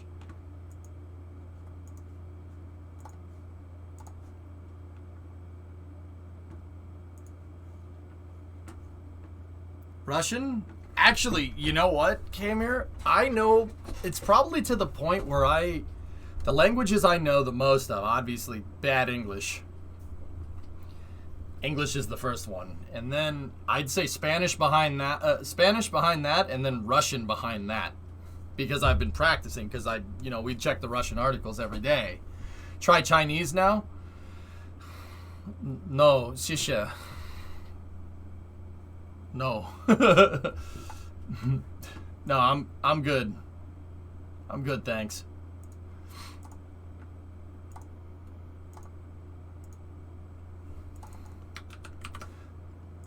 That and the Russian bros in chat teach me too. But that's because I follow the Russian space program. But also, Russian's probably not a bad language to know, I suppose. Wait, stream today? Yarg, I think we're gonna use tomorrow to get ready. Yeah, okay, hablando castellano, amigo.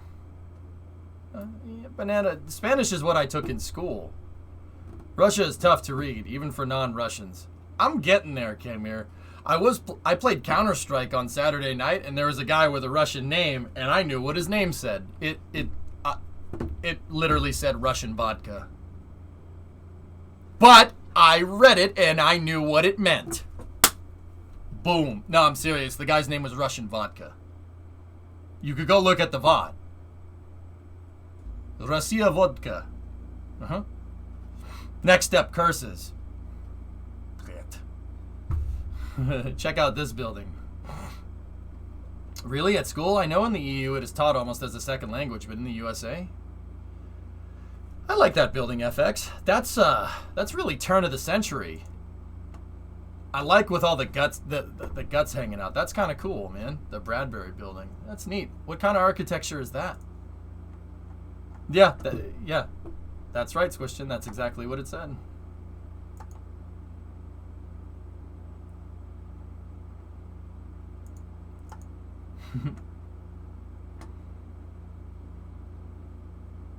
The Russian alphabet is not that hard. Space. It's really not that bad. It's the pronunciation, but reading it is not too bad. The pronunciation is definitely different. Yeah, it's different.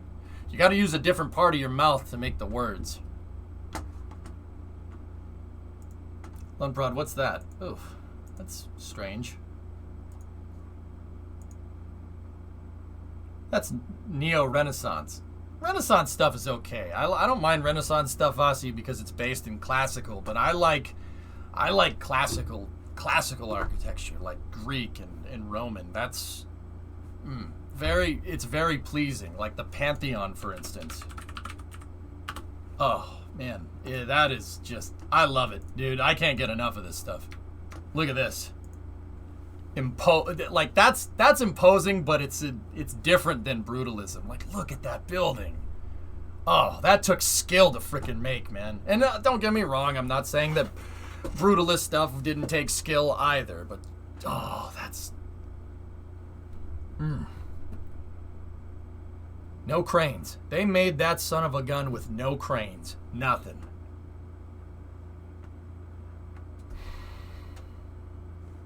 That building is in downtown LA. Nice. What I don't get is how did they make it? Police. Concrete. 20-month resub. Just pop it in. Good luck on the truck adventure. Thank you. Like, look at this. The Pantheon is still, to this day, the largest freestanding dome ever built by people. Ever. If you're ever in Rome, you should see it. It's a freestanding dome. There's nothing underneath it. It's here, look. The Pantheon is amazing. Look at that thing. Romans built that 2,000 years ago. I think it was 2,000 years ago. I forget when it was made. That's unbelievable. And it's concrete. Yep. Dude, that takes skill.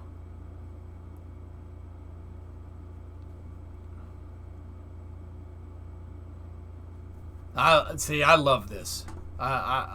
You guys know, and that's, once again, architecture and stuff is subjective. It's very subjective, obviously. It's in the eyes of the beholder. Really, it is. Like, I'm sure someone sees that and it's like, all right, it's a dome. Who cares? We could make that easily nowadays. Yeah, probably. You're probably right. But, you know, you guys know me. I'm all about that delayed gratification, right? Like, I'd prefer to really master and hone my craft over time. And that way, you know, 10 years down the road, you make something great. You really understand all what's needed and involved. And that's classical architecture in a nutshell. Like, and the Renaissance did that as well. You know, the Renaissance, they went back to doing that. You know, and I like that. And we're still riding that train 500 years later. Oh, look at this building. That's amazing. Freaking Pantheon, man. People, they built that without a damn crane. How do you build that without a crane? How are you going to go and do that? How are you going to build that without a Liebherr 11350? How are you going to build this? It's amazing. Slave labor? Well, I mean, not even slave. I mean, you still had to have some engineering skills behind it.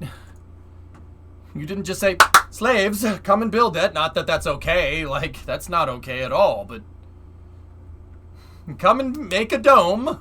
Go ahead. Go forth. Like, that's not how that works at all.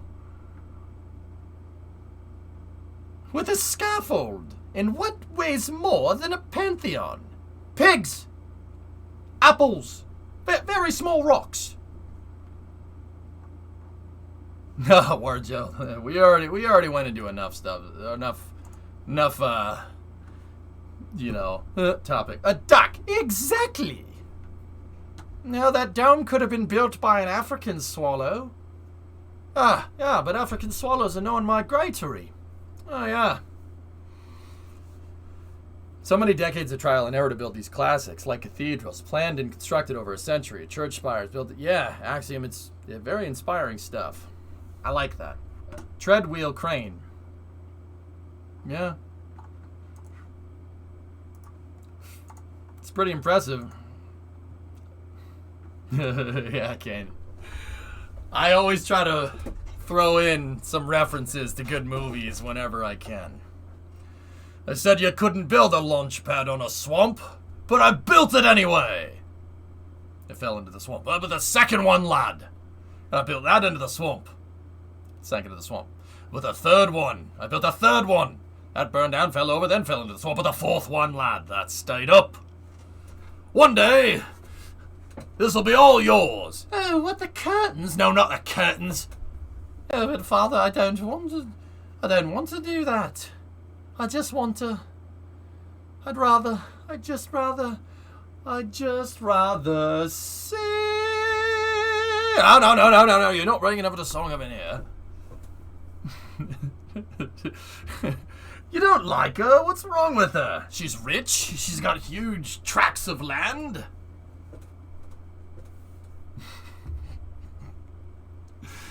That movie's the best, man. It's so funny. I think I've never peed my pants laughing, but I think with the Black Knight scene in Monty Python, that's probably the closest I've ever come. It's not Christmas yet. It's not the right time for a musical stream. Beazle, 7-month resub. So when is EJ starting his voice acting career? Roblox, I'm always available if someone wants to utilize the voice capacity that I have, that I've honed over millions and millions of years. You can do that. I'm always available. Just shoot me an email.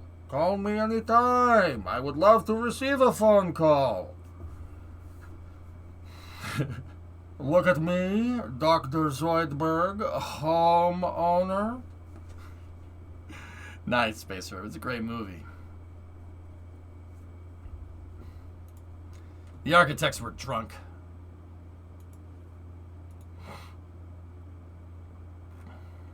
Always with the impressions. Oh. Sorry. I can't swallow that. A good news fry. It's a repository. We should use diamondium. No, Farnsworth, we should use diamondium. Ugh, Wonstrom. Farnsworth. Yeah, Strangelove. It's a great show, isn't it? Back to the space news, please. Is this your way of saying I'm a bad voice actor? Would the VAB be considered brutalist or just utilitarian? I don't think the VAB is utilitarian. I don't know. All right, Jim, I'll meet you in the middle. Here, NASA VAB architectural style. I think the VAB is mid-century modern. I think. Yeah, just industrial. But the launch control center next to it is definitely styled in a certain way. You know, the LCC is very. I don't think it's necessarily utilitarian. What would you call that? What would you call the launch control center? That's very space age, dare I say? Space age?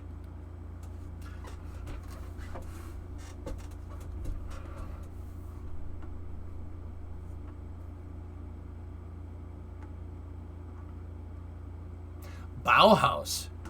I think it's Bauhaus? Interesting. That's very PlayStation. Yeah. Burger box building? Right. I don't know. Hard to say.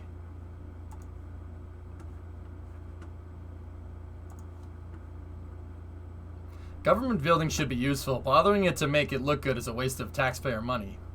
Well, that explains brutalism a little bit. A mix of brutalism with the columns and mid-century modern with the windows. Yeah, space age, I guess, said Mena. I did. Okay. My hate for brutalism aside, I kind of think that's cool. The integrated fire escape, that's cool. With the load-bearing column exposed, that's pretty neat. That's pretty neat. I dig it. And man, yeah, it seems like the brutalism vibe that I get, like, okay, here, you know, Vasya was saying, you know, he likes brutalism. So how about this?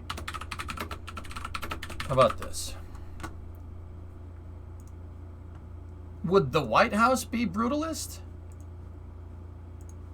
This thing? I don't know. What kind of architecture is that? See, I don't mind that. That's okay. I don't mind that. That's a nice looking building. I don't like the flag at the top, but that's a nice looking building. I can admit that. Yeah, anesthesia. I'm pretty hyped on it too. It's just typical steel building. Yeah, pretty much.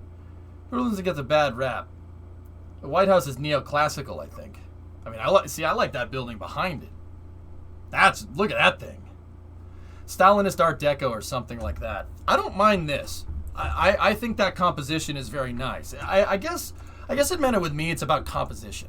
I don't like, and that's probably why I don't like brutalist, because brutalist is, once again, it's Cubist Picasso, dude. Everyone just makes an abstract piece of crap and then calls it art.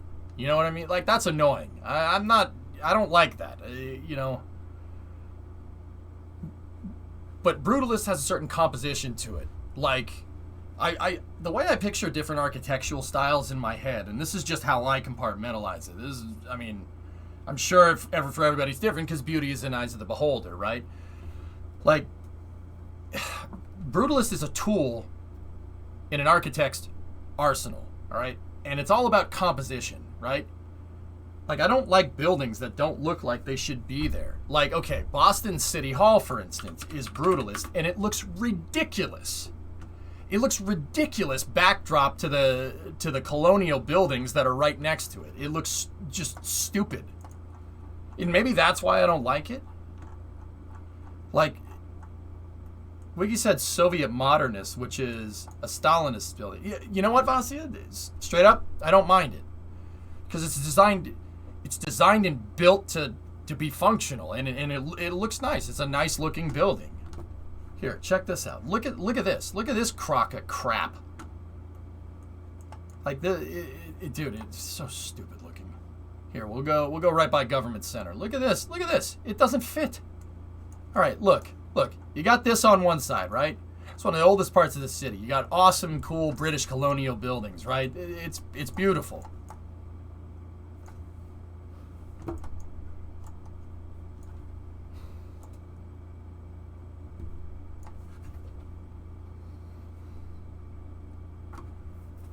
Like,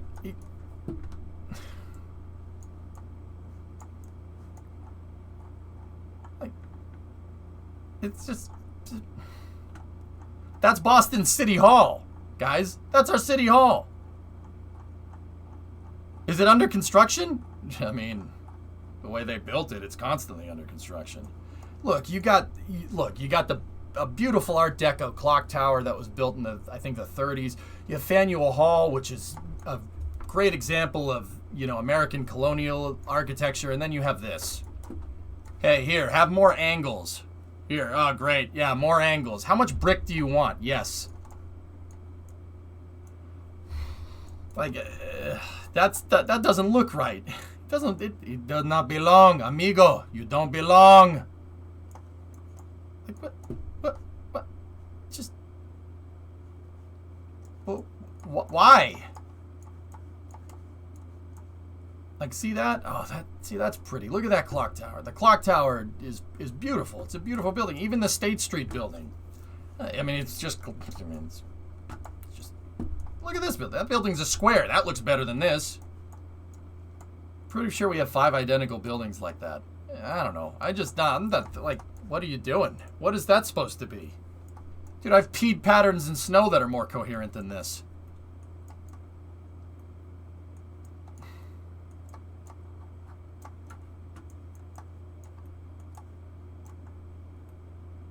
It looks like a Soviet library. Why do I have this in my America, PY? What the hell is this? What the hell is this? Ship it back. Send it back. Send it back to Moscow, damn it. Your America? More like our America, am I right? Why do you have Moscow City in your I don't know, man. I don't want this. I didn't ask for this. Thoughts? Use a link shortener. That's my thoughts, Neo. What is that building? It's Boston City Hall, dude. Boston City Hall. You have Boston, the birthplace of the American Revolution. The birthplace of American Revolution, the birthplace of colonial architecture, right? The start of America. That's what you make. A frigging Soviet bloc. Oh, look at the State House. That's the Massachusetts State House right there. That's the capital of my state's government, right? Look at that building. That building's beautiful. Just build another one of these. It was built in the 60s, late 60s, early 70s, Pythos. Go home, Boston. You're communist. Too close to home, Thron. Too close to home. That's the best you could come up with? A frigging founding father is buried a block away. Sam Adams is buried in that graveyard right there. George Washington would hate this. I'm mostly just making a joke. I don't care as long as the building does its job. Did they tear down the old City Hall? No. This used to be Scully Square. They basically eminent... So Boston in the 50s and 60s... Yeah, they eminent domained entire neighborhoods and replaced them with government buildings and stuff. Yeah, and that was part of it. This was called Scully Square. Yeah, they demolished all the classic buildings in here in the 60s and replaced it with that. Brutalist residential block. Yeah, I don't mind that, Cerebral. That's okay. That's what I mean about composition. This just looks wrong. That looks like that shouldn't be there.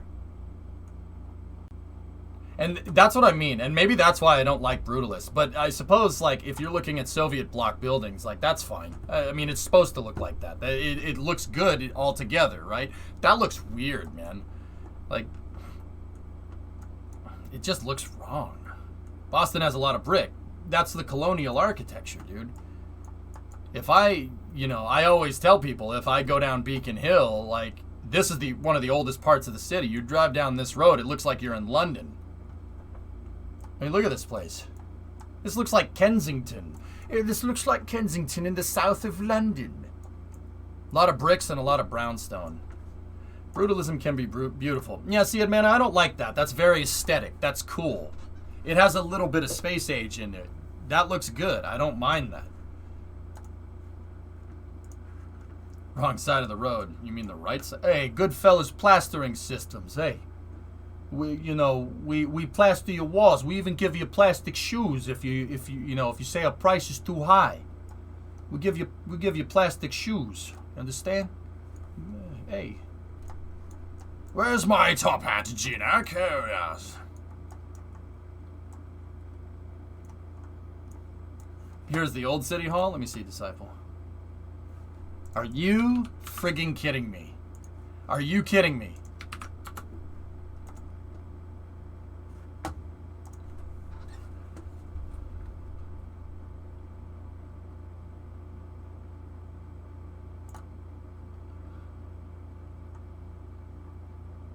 We replaced that with that.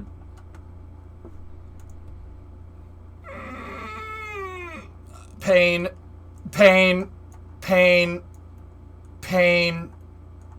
Help. Pain.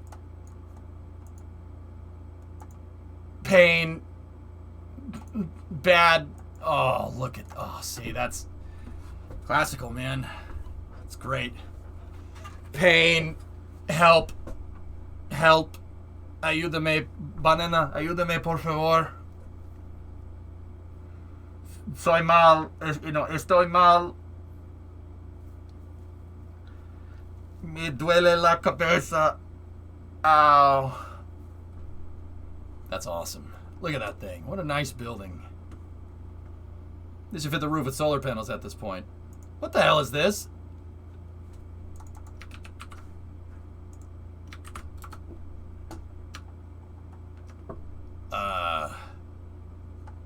least there's a ladder, I suppose.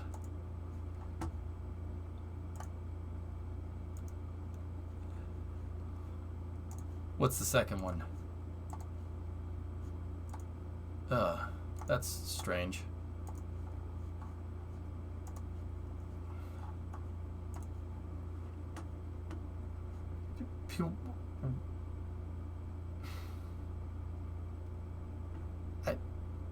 I don't...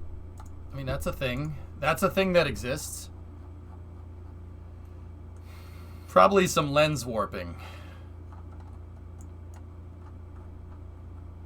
It has nothing on the MIT AI building, though.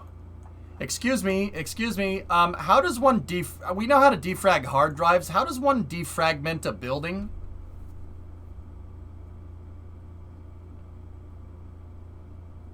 What about the State Police building in Boston? I bet you love it. Town Hall needs to be defensive brutalist to be a refugee place in case of future zombie attack. Yeah, maybe. Did it melt? Excuse me. How do I defrag my building?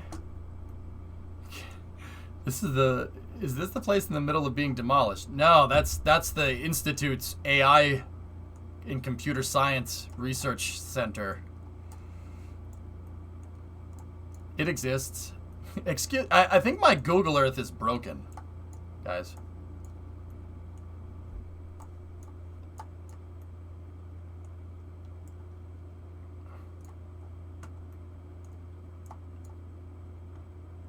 Why are your buildings melting? Excuse me, sir, I think your building is melting.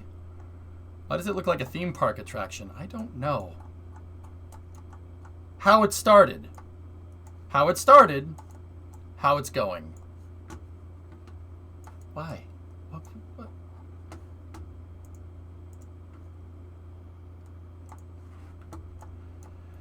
Yeah, how much of that is the actual shape? And how much of it is Google Earth being drunk? You asked for this, Yarg. You didn't ask for this, Yarg.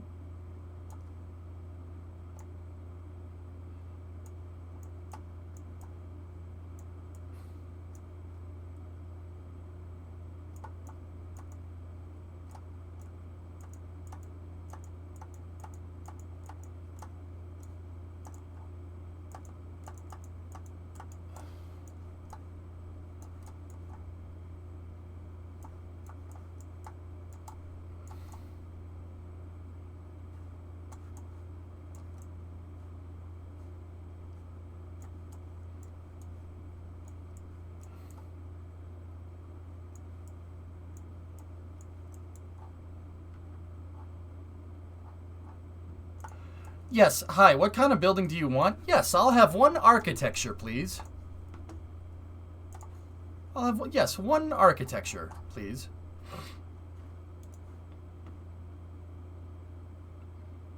How would you like to see that outside your window every day? I wouldn't. I'd literally rather look at a crater in the ground. Hired, what's that?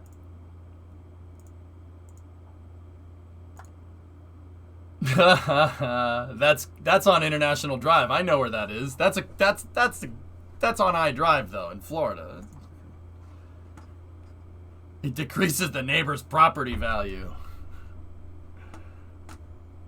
And yeah, see, going back to it. So Stalinist architecture. I'm confused. Let me take a look. Mostly known forms of these block Stalinsky. Socialist class, Elizabeth.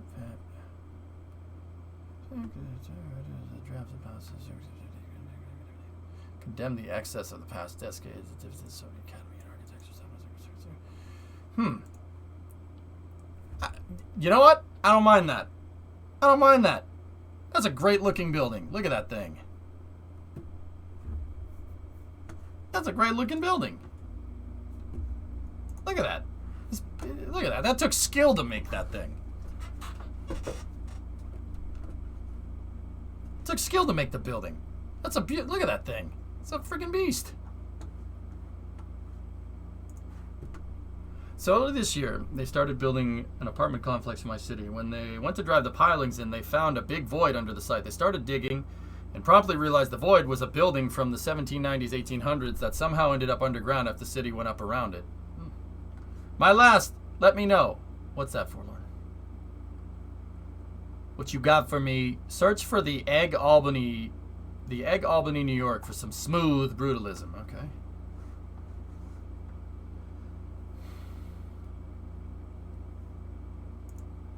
The weirdest house ever. Look at that thing. So the egg, Albany egg in New York. All right, we're only gonna do this one or two more times, and then we'll jump back into space news, guys. There's a rocket hidden inside those buildings. Probably. I mean, PY, it's probably not a rocket. There's probably a shelter underneath to defend against the rockets. I wouldn't be surprised. Forlorn, where am I going here? Albany? I like the New York State Capitol building. I think the State Capitol building is cool. See that? That's a cool building. Look at that. The Empire State Capitol. That's really cool.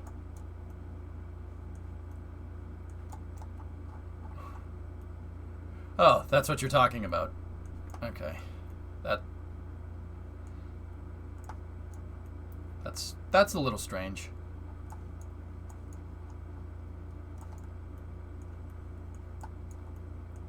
Forlorn, somebody was telling me, I think it may have been you, that they built a highway to go underneath this and the highway doesn't go anywhere.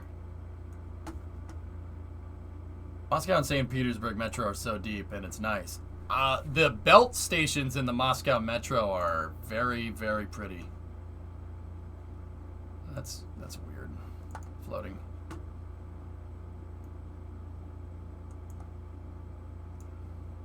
It's 180 loop. It's a 180 degree loop, and it goes to underground parking. No, there was supposed to be a highway that went in here. I forget. Somebody was telling me about it. It may have been you. It may not have. I think it's this highway right here. I think this highway that ends right here was supposed to go underground and go into the other side of the Capitol right there. Because if you look right here, see how the highway kind of turns a little bit? See how it's turning? It was supposed to be Albany's inner beltway, and it was supposed to turn and go over here. What's that, Chris? Oh, gosh. Hey, Theo. What's up, man? Thanks for the host. What the heck is that, Chris? It looks like a Disney World attraction. What are we looking at? We got a little side thing about architecture. Moscow Metro is not that deep. Yeah, what about Metro 2? How do I know about that? How do you know about that? I don't know. Joe, what's going on, man? See the race of Laguna Seca, dude. Grosjean, man. What a beast. He's still got it. I guess they didn't want to destroy all the old houses, only some of them. Yeah. See, Forlorn? See how it kind of curves? Yeah, the Beltway. It was supposed to, somebody was, I forget, it must not have been you. Somebody else from Albany was telling me that this road was supposed to go like this. It was supposed to turn. And there was supposed to be a highway that at Washington Park.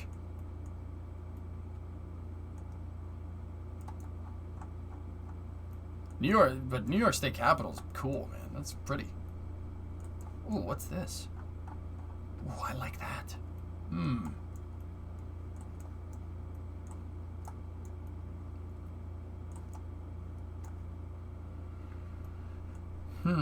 Very nice.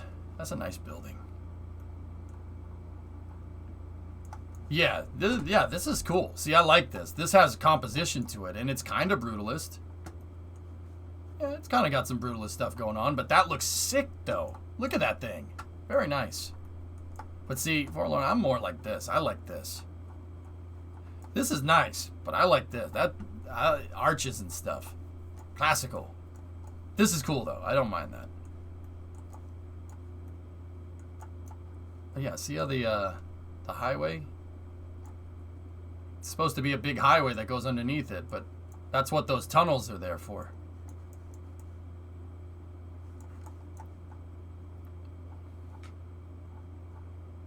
This is brilliant, but I like this. Yeah. Yeah. Ugh. Ugh.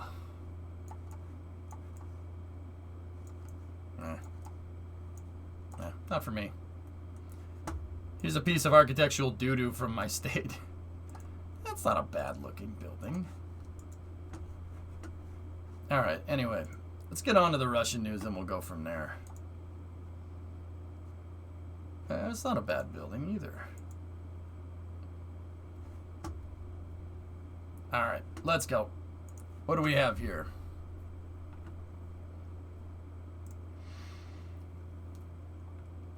Main and backup crews at MS-19 began training on the spaceship which they're going to fly on.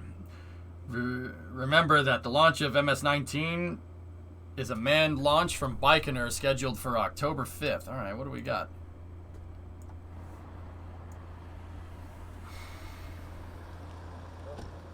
It's a shame how many neighborhoods got wrecked for the state capital.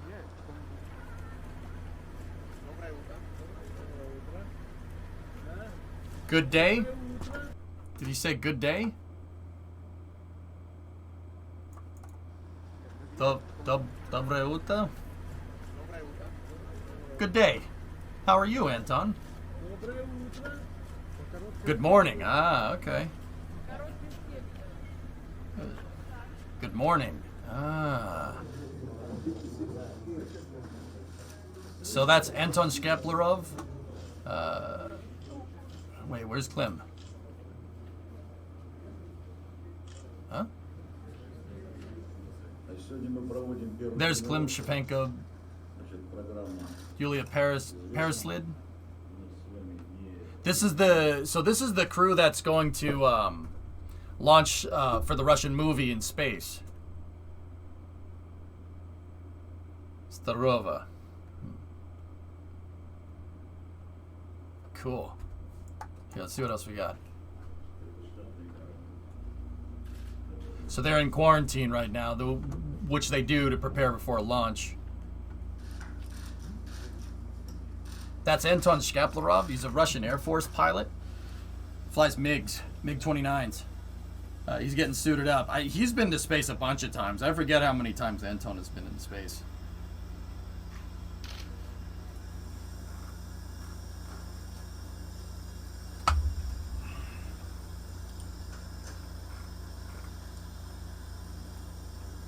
Look at that, does doodles. Jeez, that's a building. Are they allowed to film in the U.S. section of the ISS? I don't know.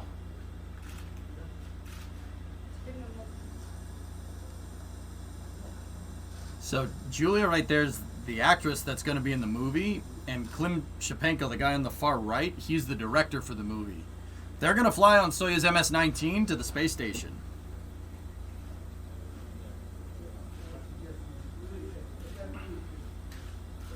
Shkap's cool. He's one of my favorite cosmonauts flying today. The waste of a flight? I guess. Tom Cruise won't go up first.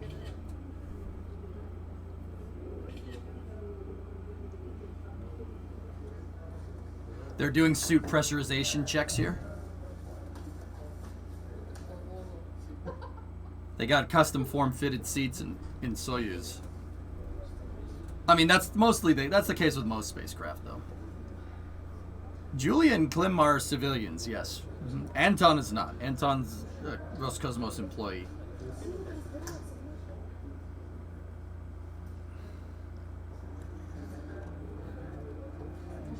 Is it just me, or do they Slav squat in their seats? You have to Slav squat to get in seat. I agree, John. Yeah, that'd be good. So they're in... This is in... I forget if this is Baikonur or not. Seems pretty cramped. Not a lot of room in Soyuz. It's very utilitarian, but it works. A little old, but it works.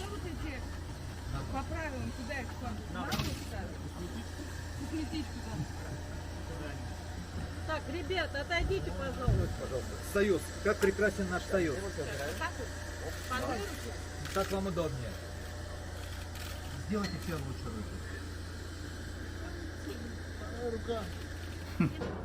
There's the fairing for the Soyuz right there. What is that blue box in their hand? The blue box.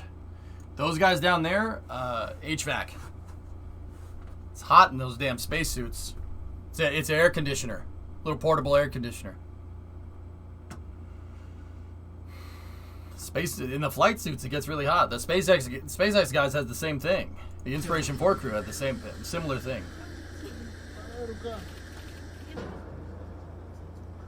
That's Soyuz's fairing. There's the capsule. When the capsule is ready to go, these decks right here, these things, they'll fold out, and that whole jig that Soyuz is sitting on will turn this way, and then they'll sleeve it in the fairing. The fairing's in the integration position. They'll take the whole capsule and they'll sleeve it inside of the fairing, and then bolt it to the fairing. And then after that, they install the not the traction motors. They'll take it and install the third stage, and then they'll install the launch escape system, and then it'll go on to the big rocket. But this is not yet integrated. It's close, but you're not there yet. They're doing fit checks inside of the capsule here.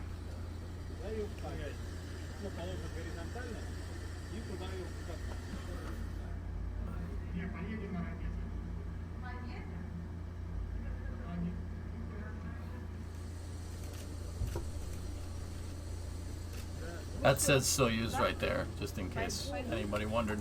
That's the Russian word for union. Oh, don't hit your head. Seems difficult to get in and out of. Soyuz is very functional green. It's not really designed to be anything but. Very utilitarian capsule. But it works, and it's a good design. And you don't change what works. That's the problem that we have, remember? So it looks like Julie's going to sit right seat. There's two seats next to her there. Anton is going to sit in the center, and Klim is sitting left seat.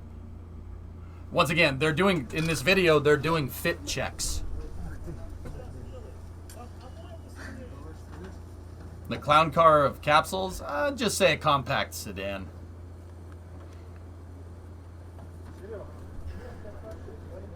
It's the hot hatch of capsules. Capsule only has 3 seats, Malachi. It was designed for 2. The Soyuz capsule is basically the Soviet and now Russian. That's their Apollo capsule. This is the capsule that Sergei Korolev designed for their moon rocket. It was supposed to only have 2 people in it because of mass constraints, because the Russian upper stages on the N1 rocket only use Kerolox. They didn't have hydrolox. That's like one of the big differences between the American space program during the space race and the Russian one. Russians didn't have hydrolox mastered. They still really don't to this day. They're working on it though. The Saturn V, so the Saturn V first stage had RP1. They had kerosene and liquid oxygen, so it was semi-cryogenic. But the Saturn V second and third stages are fully cryogenic hydrogen with the J2. The Russians didn't have that. So that ended up giving the N1 more characteristic energy at short range. Long story short, the N1 had more payload capacity than the Saturn V, but the Saturn V got better fuel economy, believe it or not. That would be the plain English way of saying it. For the nerds, because of the less energetic, more efficient reaction of hydrolox as opposed to kerosene for your upper stages, and you're able to be afforded higher specific impulse in your engine. So the J2s had over 400 second specific impulse, making it super, super efficient. So the Americans moved 3 people and had a lander for 2. The Russians and the Soviets had a 2-person capsule with a 1-person lander, the Zond lander, Z-O-N-D. But the Soyuz capsule was designed for 2 people. After that, they came up, when the moon program kind of went out, they figured that the spacecraft design was great. So they kept using it and outfitted it for 3 to do station missions like the Salyut missions, and then later to Mir, and then now to the ISS. They've been slowly upgrading the capsule over time.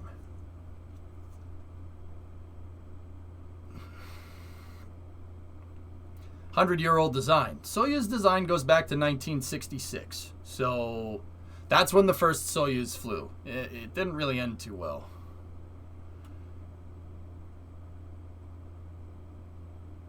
So it's a little bit snug inside of there, but that's because it was originally designed for 2 people. But it's like a compact car. It's like having a compact 5-door hatch. Yeah, there's a lot of room, but the thing is super freaking reliable. It's a great spacecraft. It really is. It's a very, very good design. Korolev really knew what he was doing. I've said that once. I'll say it again. The guy really knew what was up.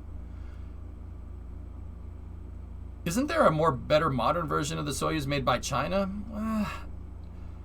Menu, I'll be honest, the Chinese crew spacecraft is based off of Soyuz. It's very much based off of Soyuz, but in terms of performance, I don't know, man. I don't know too much about their manned capsule, to be honest. I know it's Soyuz derived, but that's about it. Even the rocket that it launches on, the Long March 3, is completely different than Soyuz. I used to think they were very similar designs. They're not. They're not even close. So, I don't know. I would defer to somebody that knows a little bit more about China's capsule than me. That judgment, I guess.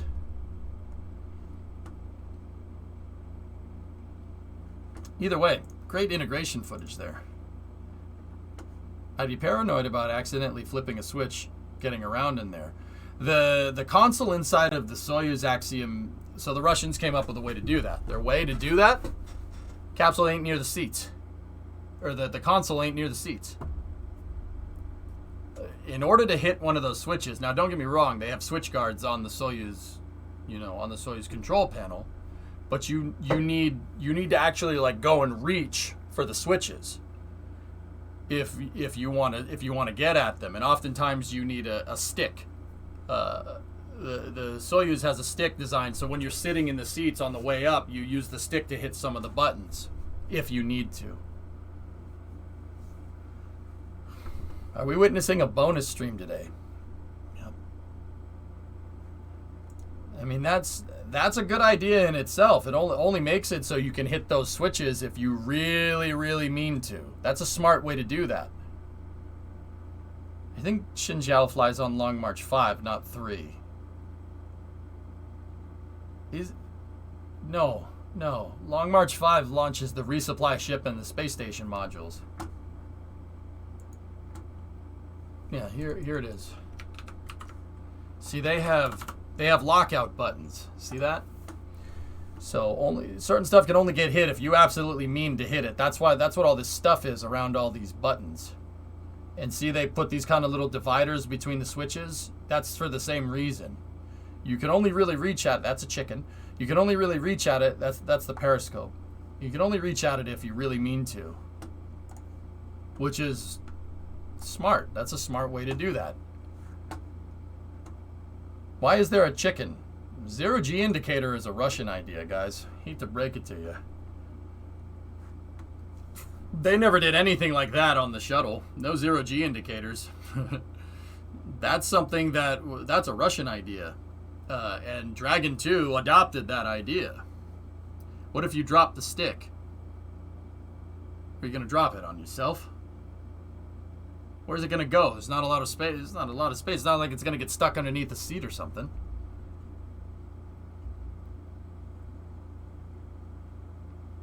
I mean, that's what I mean about the Soyuz being an oldie but a goodie. It's very smart. It's very, very smart. Very smart idea. All right, what's the next bit of space news here?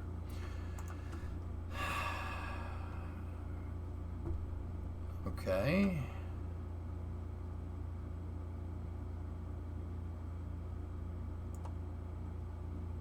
So that's the Prichal, that's the Uzlovoy module. So the utility module that's going to the ISS. They're doing vacuum chamber tests. Vacuum chamber tests on the Prichal module to launch later this year. Once again, the Prichal module is a 6-axis node that's going to attach to the bottom of the Naulka module, the science module. And it's commonly, the name of the type of module is a utility module or just a nodal module. it has a bunch of Soyuz docking ports on the outside. These are SSVPs right here. And then it has 5 female SSVPs. So they're the receiver ports. And then the top one is a male SSVP that's going to hook onto the bottom of Nauka. This makes it so you can dock a lot of different spaceships to this thing. Is this the last stream before you leave forever? I'm probably going to stream the NASA thing tomorrow, serious. But how much is 350,000 gallons of water? 350,000 gallons.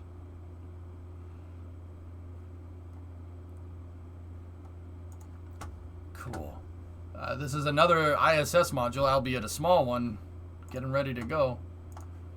Preparation of the nodal module continues at Baikonur. The Prichal module, the Russian segment. Yeah, Prichal, yeah. Okay. Prichal. Yeah, Prichal. The Russian segment of the International Space Station. Today at the technical complex, the module was transported to a vacuum chamber for leak tests. There you go. Oh, see, that's the active Soyuz docking port, and then there's the passive ones behind it. What G's do cosmonauts experience on Soyuz compared to that of Dragon? 3 to 5 G's, Jackery, depending on the ascent regime. So, how the G-forces work on a rocket, first stage, you know, you launch, and then you go up, stage, and then you go down, and then you go up, as you drain fuel, and you go down and up. That's why they say 3 to 5 G's. Anywhere, I think it's not, Soyuz is not that bad of a ride. It's a very smooth ride. The shuttle was a little bit of a violent ride on the way up. That's because of the SRBs. The SRBs give off crazy resonant vibrations. You just, you're in a pain shaker for 2 minutes. Is this one going to make the ISS do a cartwheel again? Yeah, of course. You got to keep people on their toes, right?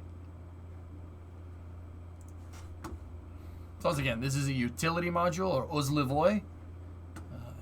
It's a 6-axis node. Yeah, I'll try spinning. That's a good trick. Hey! Ooh, there's a lot of good stuff going on in this picture. Just think. You want to know something weird? See that progress in that Soyuz? That's progress. Soyuz. Prichal. One of these could dock to this up at the space station. It's totally possible. That's totally a thing. One of these spacecrafts could end up docking right there. These are the active SSVPs right there, and the passive one is there, and they will. These could dock to that. This is why I was asking about water. I was reading this. That's a really cool picture. I like that picture a lot. Wouldn't that be something? This progress, I think that's progress MS-18 or 19, and that's Soyuz MS-20, I think, right there. I think 19 is behind us in this picture. It's entirely possible that could dock to there, up at the space station once that module is installed, one of these future Soyuz or progresses. I think your Steam is asking to be restarted. Okay, thank you. All right, what's this? As described previously, if used for sound and vibration suppression, SpaceX would store deluge water in the tanks at the vehicle at the orbital launch site. During launch-related activity, SpaceX would discharge up to 350,000 gallons of water per static fire or launch event. In addition, pressing the vehicle tanks for static fire or launch requires a minimum volume of 60,000 gallons of water.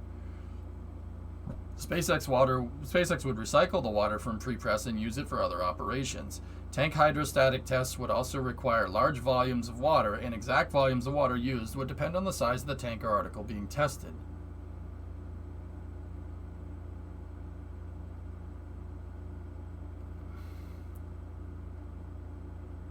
I haven't heard anything about that, Squishin. 1,636,593 liters. It's a lot of water. And 1.6 million liters is 1.6 million kilograms, so that's over 1,000 tons of water. It's a lot.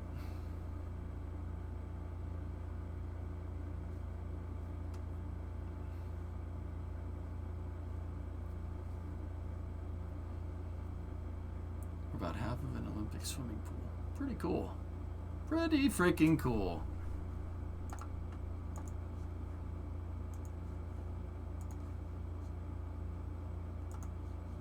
Neat.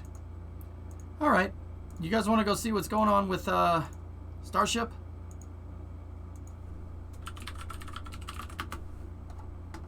Which holds 660,000 of these weird volume units. No. Serious, why are you being such a twat in my chat? Notice the last couple of weeks. Just taking a piss? You taking a piss, mate? Is it gonna hop again? I don't know. Maybe.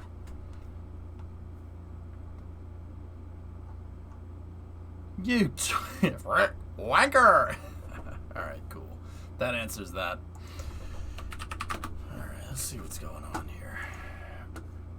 They moved the quick disconnect VSS to the pad today. Oh, alright, let's see what's going on.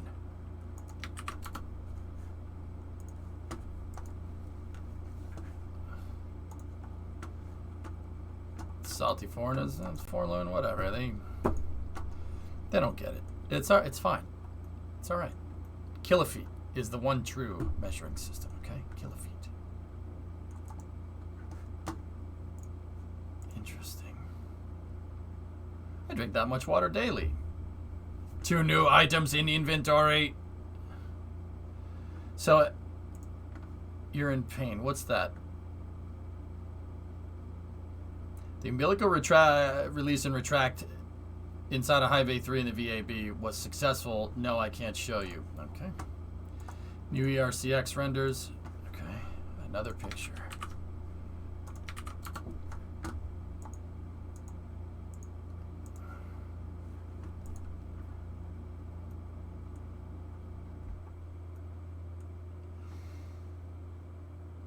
See, typical. Chevy's sitting there and watching. Ford's doing the actual work. It's all right. Ford and the Tesla doing. I see how it is. Well, Chevy. I mean, that's kind of weird. All the Chevys are sitting on the side of the road. It's like those Chevys are found on road dead or something. It's strange. Strange. You know, the Chevy's just sitting on the side of the road doing nothing. The Ford's actually doing something. I see how it is. I see how it is. I'll take the Tahoe, though. That thing's cool. Yeah. Coincidence? I think not. I like those rims. Is that bad? I like the rims. I think the rims look nice. Those are cool steelies. Alright, so we left off right here. So, I think. I don't think I've seen this one. We don't need to watch NSF Live. Let's see what we got. As a note, it was built and moved upside down. Upside down. Okay. Here, I'm gonna run these at 1.5 times the speed, if that's okay. Bzz, bzz, bzz.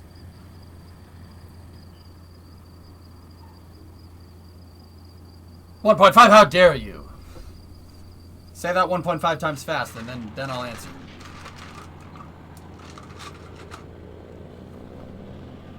Sears, prepare to fast forward. Fast forward. Fast forwarding, sir.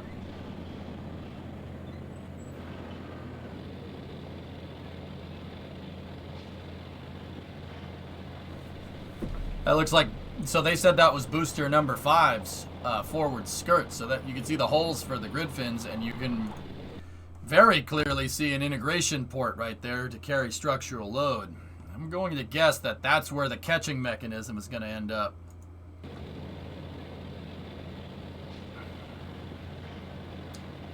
$15 HWDREOUIR.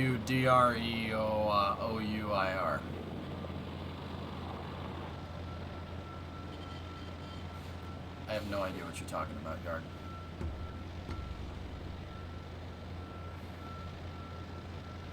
Must be pretty confident in the booster's design. I don't think it's so much confident in the booster. Kitty! Chevy with a broken bumper. I don't think it's so much the booster's design, so much as, you know, put something out and see what it works. What's with all this garbage?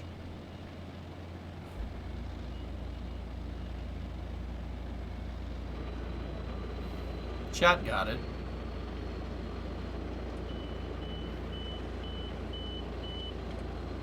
Ah, there we go.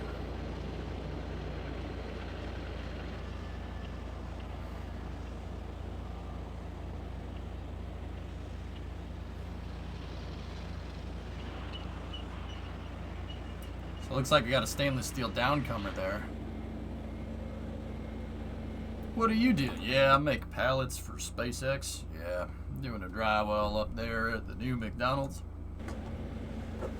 So this looks like a pickup, tank pickup, something that you'd find at the bottom of the bottom of top or fuel of the fuel tank. That's a huge transfer tube. Ferd, Dodge, Yodas. Interesting. Most likely Booster 5 related. What the heck is this thing? So this kind of flower petal thing design is what SpaceX has used for mounting brackets on the like on the common bulkhead. So I'm gonna go out on a limb here and guess that, like you said, Thomas, well, you said it's already Booster 5 related. We know that this is probably the common bulkhead, the CBH downcomer. What does that mean? So Super Heavy is, at its base element, 3 components. Actually, 4 if you really want to be technical. At the top, you have your forward skirt, which is that piece. That's the forward skirt. And then you have your methane tank. And then there's a bulkhead that looks like a hemisphere. Then you have your oxygen tank, and that's connected to the thrust segment, which has all the engines, right? This right here is at the bottom of the methane tank. The bottom of the methane tank is the top of the liquid oxygen tank. In rocket design, that's called a CBH, or a common bulkhead. Instead of having a tank here, and having the bottom of the tank here, and then having the top of another tank right here, and separating it out with what's called an intertank. I know, engineers, great names, very, very descriptive. The piece that's between the tanks is called an intertank. To save mass, what SpaceX is doing is it has a CBH design, something that comes from the Apollo program, believe it or not. I mean, and before that, the Centaur program. Centaur was the first one to use the CBH, if I'm remembering correctly. Either that or an Atlas missile. Doesn't matter. Anyway, so this, because it's at the bottom of the methane tank, and the methane tank's fuel line, which is that big pipe that attaches to this, goes through the liquid oxygen tank, and it comes out at the bottom, and it just splits 29 different ways, literally. This is the pickup. This is where all the liquid methane is going to go down and in. Now, on Starship, the pickup right here is spherical. It looks like a sphere because Starship has the header tanks. Super Heavy doesn't need the header tanks for landing. It could just use the regular fuel tanks like a Falcon 9, hence the different downcomer design.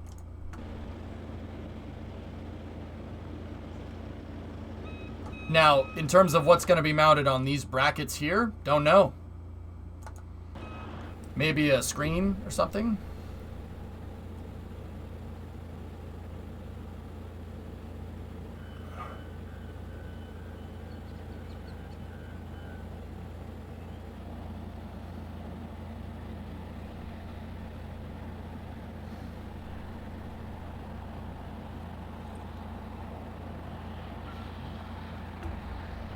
Anti-swirl baffles, rocket guy? You think so?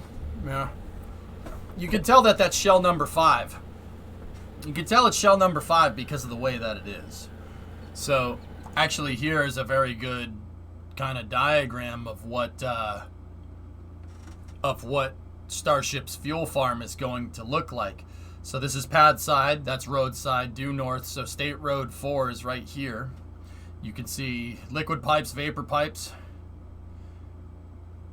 And other things. So let's take a look. So if I'm remembering this right, we have there 3 of these tanks are liquid oxygen, 2 of them are liquid methane, 1 of them is water, and 2 of them are nitrogen. Shell number 5, which is this one, that's nitrogen. I think that these 2 over here are methane, and these 3 are oxidizer. I think that these ones in the center here are, I think one of them is water, and I think there's 2 liquid nitrogen tanks. I think. Yeah, cerebral. Mm-hmm. There is black text that says what they are, but it's hard to see. Yeah. I know that there's 2 nitrogen tanks, 1 water tank, 3 LOX tanks, and 2 methane tanks. I don't know the exact configuration. It's hard to see. So we know that this one right here, we know that that's nitrogen. I think it's methane, nitrogen, liquid oxygen, water, liquid oxygen, I think. And there they are moving the cryo shell. And then they moved this structure here. That looks like a Raptor service gantry or something. I'm not exactly sure. Left of that is also LN2. Okay. Hello. So, what are these cryo shells? What are they? Why do they call them cryo shells? Well, these are going to go on top of the propellant tanks at the fuel depot. So why cryo shell? What does that mean? Is that thing holding fuel? Well, yes and no. The cryo shells are going to sleeve the fuel tanks at the fuel farm. Why would you do that? Because the thing is basically a 10-story tall vacuum sealed thermos. Literally, that's what that is. It's exactly the same as this Yeti here. No, I'm not sponsored. It's the same as this vacuum thermos. The vacuum thermos is stainless steel. So, you have an inner stainless steel, right? Note how the inside of this is not necessarily the thickness of the outside. In between them, there's a medium. What's in that medium? Nothing. Literally nothing. Vacuum. Vacuum is one of the best insulators around. Vacuum tubes is a good example of why. Actually, there's nothing. That means that there's, you're not exchanging heat with anything. It keeps the tanks cold, basically, just like a thermos would keep liquid warm. The only thermal medium that you get here, the thermal transfer, comes out of the top where there's no vacuum seal. You get nothing. You lose. Good day, sir. Okay, I got my CH4 and my LOX tanks backwards there. I hate it when I zigged when I should have zagged.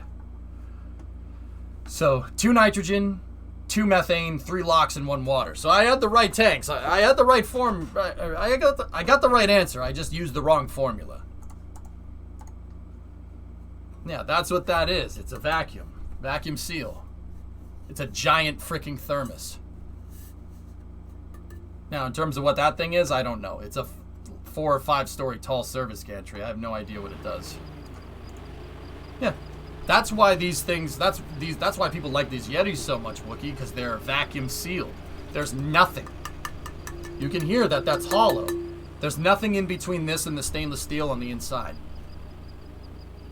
That's why Yetis can, and that's why thermoses can keep stuff cool or warm for a long period of time. Because the only heat transfer or thermal transfer that's happening is out the top when you open it.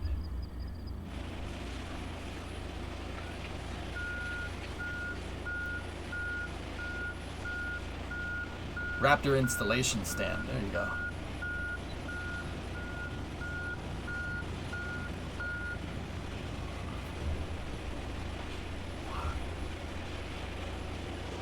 Look at that thing. That thing ain't small.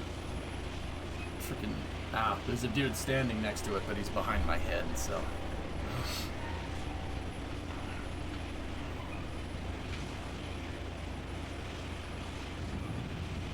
They removed Raptor 67 and installed Raptor 64. Interesting. Yeah, see? They still have to sleeve some of these tanks. Some of them have been sleeved, some of them have not.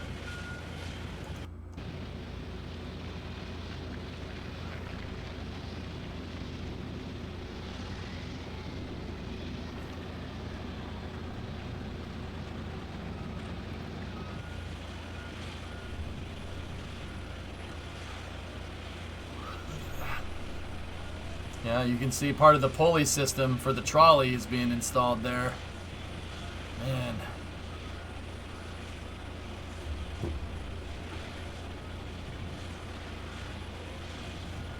I think so, Ando. Yeah. I want to see the carriage construction here. Oh, right.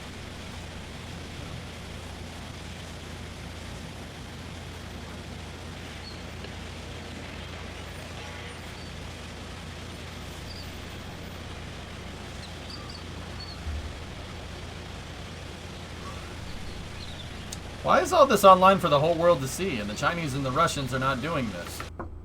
Well, Dunpeel, the Russians actually show off a lot of their space program, more than most. Roscosmos shows everything. They show all the... Dude, the only thing they don't show is the real testing. They show all the integration. All the Soyuz being put together, you know, encapsulation, assembling the rocket. They show it in actually extreme detail. The Chinese, I don't know. They don't want people knowing, I guess. I don't know. Commies, maybe? I have no idea. SpaceX is by far and away the most transparent about this. They let people film them all day, which is kind of... Alright. I mean, it's kind of nuts, but yeah. I mean, different space programs have different reasons. The reasons why NASA doesn't show you some things is because of national security or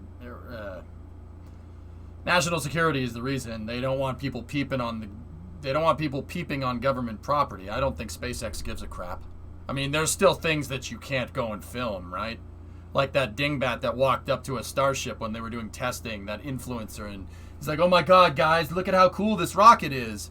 Literally with like no trespassing signs behind him. Look at this. Wow, this is so cool. There's the blasters that are the thrusters at the bottom. Like, I'm like, God.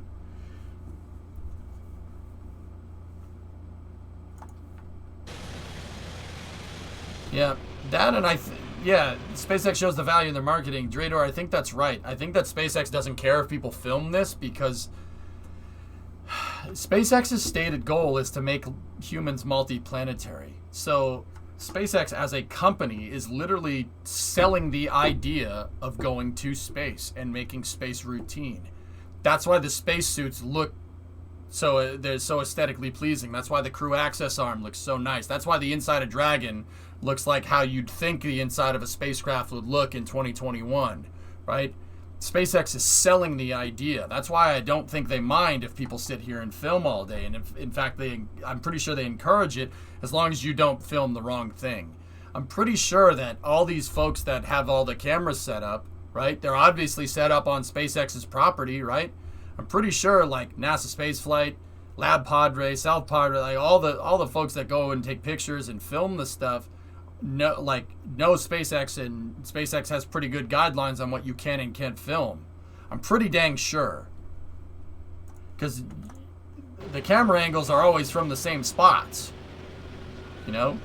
There's stuff, like we've never seen the paths from certain angles, you know? And there's probably a really good reason for that.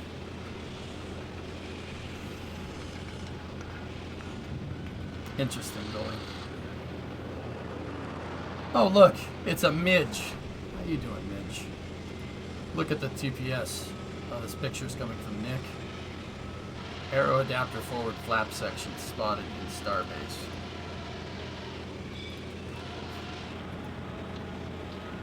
The SpaceX bans filming at McGregor. Yeah, because rocket propulsion technology is one of the... they're putting the tread installer, or the tread guide. Hang on, I gotta pause this. I gotta explain what that is. SpaceX bans filming at McGregor because that's the international trafficking arms regulation stuff. Rocket propulsion is the key. That's why people don't show that stuff. So, like, the equivalent would be, Forge would be, like, with my space program in KSP, not telling people about the benefits of hierarchy and why building your craft a certain way is a very important way to make it act. If you build it the wrong way, it'll blow up when you go and land it. Oops. I missed one minute detail. Sorry, I always screw up some mundane detail. No. Propulsion is the key. That's the key. The propulsion stuff is very, very closely guarded on purpose. Anybody can build a rocket body. You really, it's not that big of. That's not the hard part. The hard part is getting the rocket engine to work. Hey, if we were still talking launch pads, I found this old image of 39A. Let me see, Mr. Vulcan.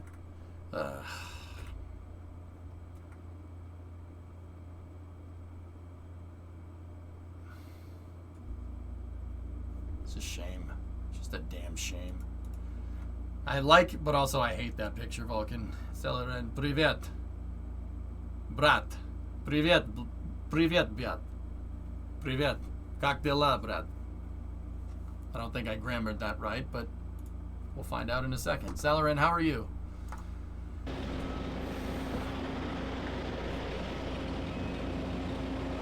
I wonder how much NASA could have achieved if Boeing hadn't siphoned off ungodly amounts of money in the past decade. Well, we talked about that a little bit at the beginning of the stream.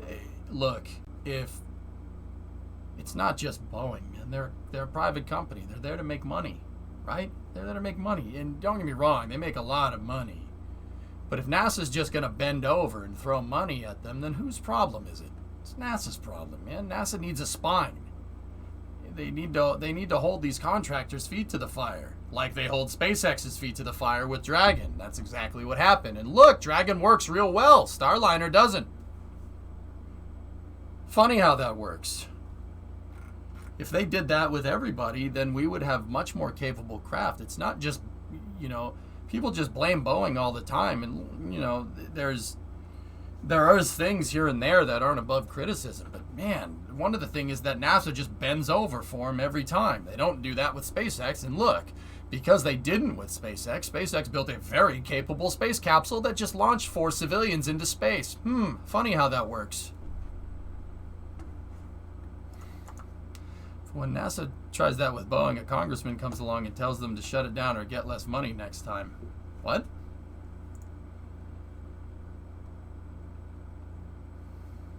What?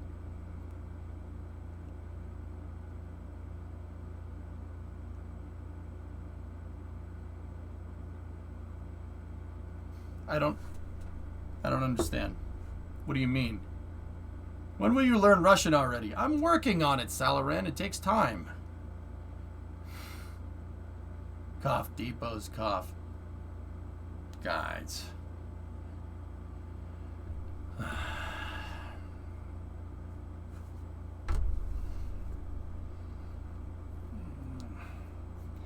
It's much more complicated than that, and you know it.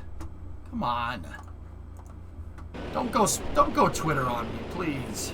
You know it's a lot more nuanced than that, right?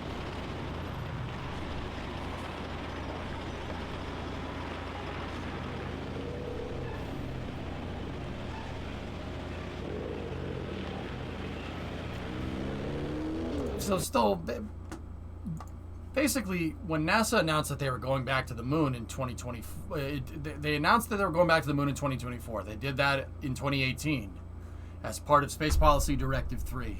The transitional and Space Policy Directive 3 came through the Transitional Authorization Act of 2017. No, I'm not just mentioning a bunch of random things to sound smart. Basically, what that entailed is deadlines. That's the accountability that we need. Deadlines. It honestly doesn't matter how you structure the contract. You could have firm fixed pricing, you could have cost plus, you could have cost plus incentive. Once they came in there and they said, we need to go back to the moon by 2024, did you notice how stuff from SLS just started materializing?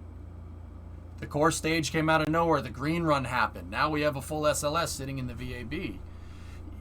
That's the accountability. That's holding their feet to the fire. That's what I mean. You can't just say, hey, we'll build a rocket and we'll think about the mission later.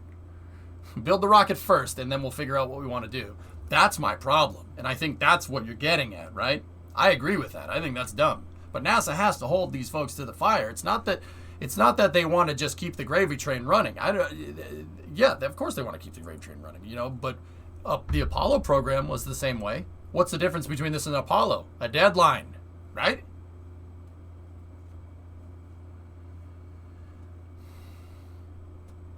SpaceX got $60 million for an orbital refueling test. That's the same amount Boeing charges for a new cup holder. Dude. Still, you're talking about contract structuring, and I'm not sure you understand what you're talking about. But it's a little bit of hyperbole, am I right? I get it. You know, Boeing seemingly has made tons of money off of this, and you know, SpaceX produces results, right? I mean, the thing is that we get to see what SpaceX does every day. I understand the hyperbole, and you know, we talked about this in the beginning of the stream, believe it or not, in the beginning of the Space News segment, probably about an hour ago. And look, I agree that Boeing needs to do better, and you know what? They would agree with too. But NASA needs to hold their feet to the fire. That's the problem. Where are your sunglasses and cap? I'm just going straight today. And still, it's a lot more complicated. There's a lot more nuance to this than one might let on. You know, like, you know, I get it. It's really easy to dump and point, you know, and say that, oh, Boeing's the problem why NASA hasn't done anything. Boeing's the problem. Well, NASA isn't totally only, you know, not above judgment or criticism in that regard, dude. You know, and with stuff like, okay, so we're choosing to combine political science and aerospace engineering in one. That's going to be really difficult, right? It's a little more nuanced than that. It's always more complicated. Don't get me wrong. We need to launch SLS. SLS should have launched 5 years ago. Like, I'm with you on that one, right? But this stuff does take time. It does take time, but deadlines are the way to get stuff done. That's the way to do it, man. You know what? If NASA should shop around, you know, like what Jim did. Jim Bridenstine, he did a town hall in 2018 about the Artemis 1 mission. And you know what he did? Somebody asked him a question about whether we should launch the first Orion capsule to the moon on a Falcon Heavy. And he said, we could do that. Sure, maybe we should do that. And everyone went, what? And Boeing went, no, don't do that. We'll get this done. No, don't even think of, no, don't do that. We'll get this done. And then an SLS core was ready out of the blue somehow. Funny how that works, huh? That was only a couple of years ago. Oh, no, now it's in the VAB, right? That actually happened, dude. I'm serious. That's what I mean about holding them to the fire. You know, Boeing's going to be like, oh, it's going to cost another $100 million, I think. Oh, is it? Or am I going to pay $100 million to launch the thing? Oh, no, that actually costs 10. Yeah. See what I'm saying? It's that kind of stuff, dude. It's not just on Boeing. NASA needs to hold them to the fire. NASA can't just play games, you know. That's something I've had a problem with for a long time. Yes, it's hyperbole, but Boeing hasn't delivered in the whole of the last year. No deadlines. No deadlines, my brother. I'm telling you. I'm with you. I'm with you on that one. I'm trying to tell you why they need deadlines.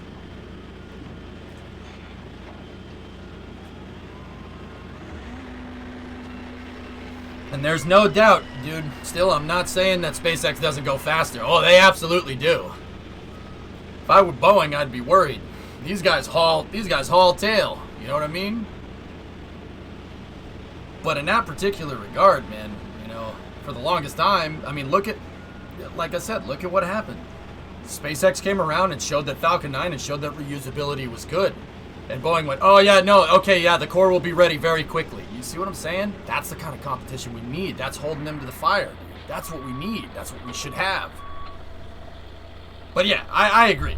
I mean, SLS should have launched a long time ago. It's kind of ridiculous that it hasn't. But it's actually a pretty decent rocket once it gets its better upper stage. That's coming because of that accountability, because of those deadlines, dude. There's a whole nuance to this thing, man, and I've studied it for a long time. There's a whole nuance to this. There's a game that needs to be played, no doubt. Now, I'm not sure I want to play the political science game. I literally think aerospace engineering is easier. You know why? Because there's no room for subjectivity in aerospace engineering. You're either wrong or you're not. You know? I like that. I think that's really nice. Political science, I don't know, man. That's based off of how you feel, man. I don't know if I'm about that.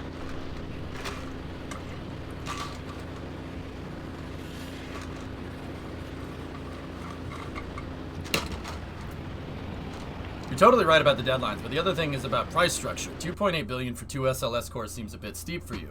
Well, still, that's because the SLS cores are total cost involved. They're called TCI. And I already talked about this. I won't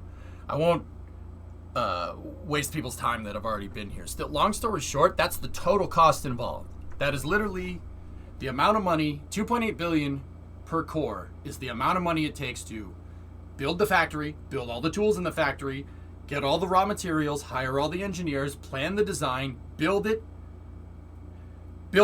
test it, build it again, test it again, build it, test it, and then fly it. That's why the core stage price tag is so high, because it's the end-to-end cost. We're not talking per unit cost. Per unit cost, I don't know, for a core stage, 100 million? Something like that, about 100 million. I mean, I'm pulling that number out of my tail, but I'd say that's a realistic number. Bottleneck is propulsion, always has been. Got to make more shuttle motors. You have a finite amount of motors, so the price goes up, right? This simple economics stuff, you know? But yeah, once again, the SLS program needs a good kick in the pants. You give it a good kick in the pants, then we'll be good. $154. Yeah, right. They're working on another test article here, it seems like. So right here, what they're putting on the chopsticks, on the catcher arms, this seems to be a holder for the track mechanism that SpaceX is going to use for when they catch the booster to be able to move the booster back and forth. Yeah, 100 million done, Peel. For an SLS core, I'd say that's about right. Yeah, seems about right. Once again, like 60% of that is the damn engines. But that's what I'm telling you is that's in line with most rockets. The only thing, fellas, that's going to bring the price per launch of a rocket down is mass production. That's the only thing. There's no way to get around it. You have to, you have to be able to manufacture more rockets. If you can manufacture more rockets, you can fly more rockets. You fly more rockets, the price goes down. Just like SpaceX. SpaceX has built, almost 70 Falcon 9 cores, right? They're up to like 1068 or something. They've built over 70 of them over the last decade. So 70 Falcon 9 cores, 9 engines a pop, mass production brings the cost down. NASA can do the same thing. Just somebody has to give them a good kick in the pants. You take NASA and you just pull down the pants and you spank it. Till it gets, you kick it in the pants until it does something. And that's what deadlines do still. Don't get me wrong, the SLS program ain't above criticism, but I understand why it's there. I basically, the way I describe SLS is it's not bad. I need you to do a little better. You need to do a little better. You know, it's like when your boss, takes an employee and they're like, NASA, we need to talk about your flare. You see, SpaceX over there has 30 pieces of flare, right? They have 30 pieces of flare. Now, if you think that the bare minimum amount of flare is enough to express yourself, okay. But, we want you to express yourself, and wearing more flare, we encourage that.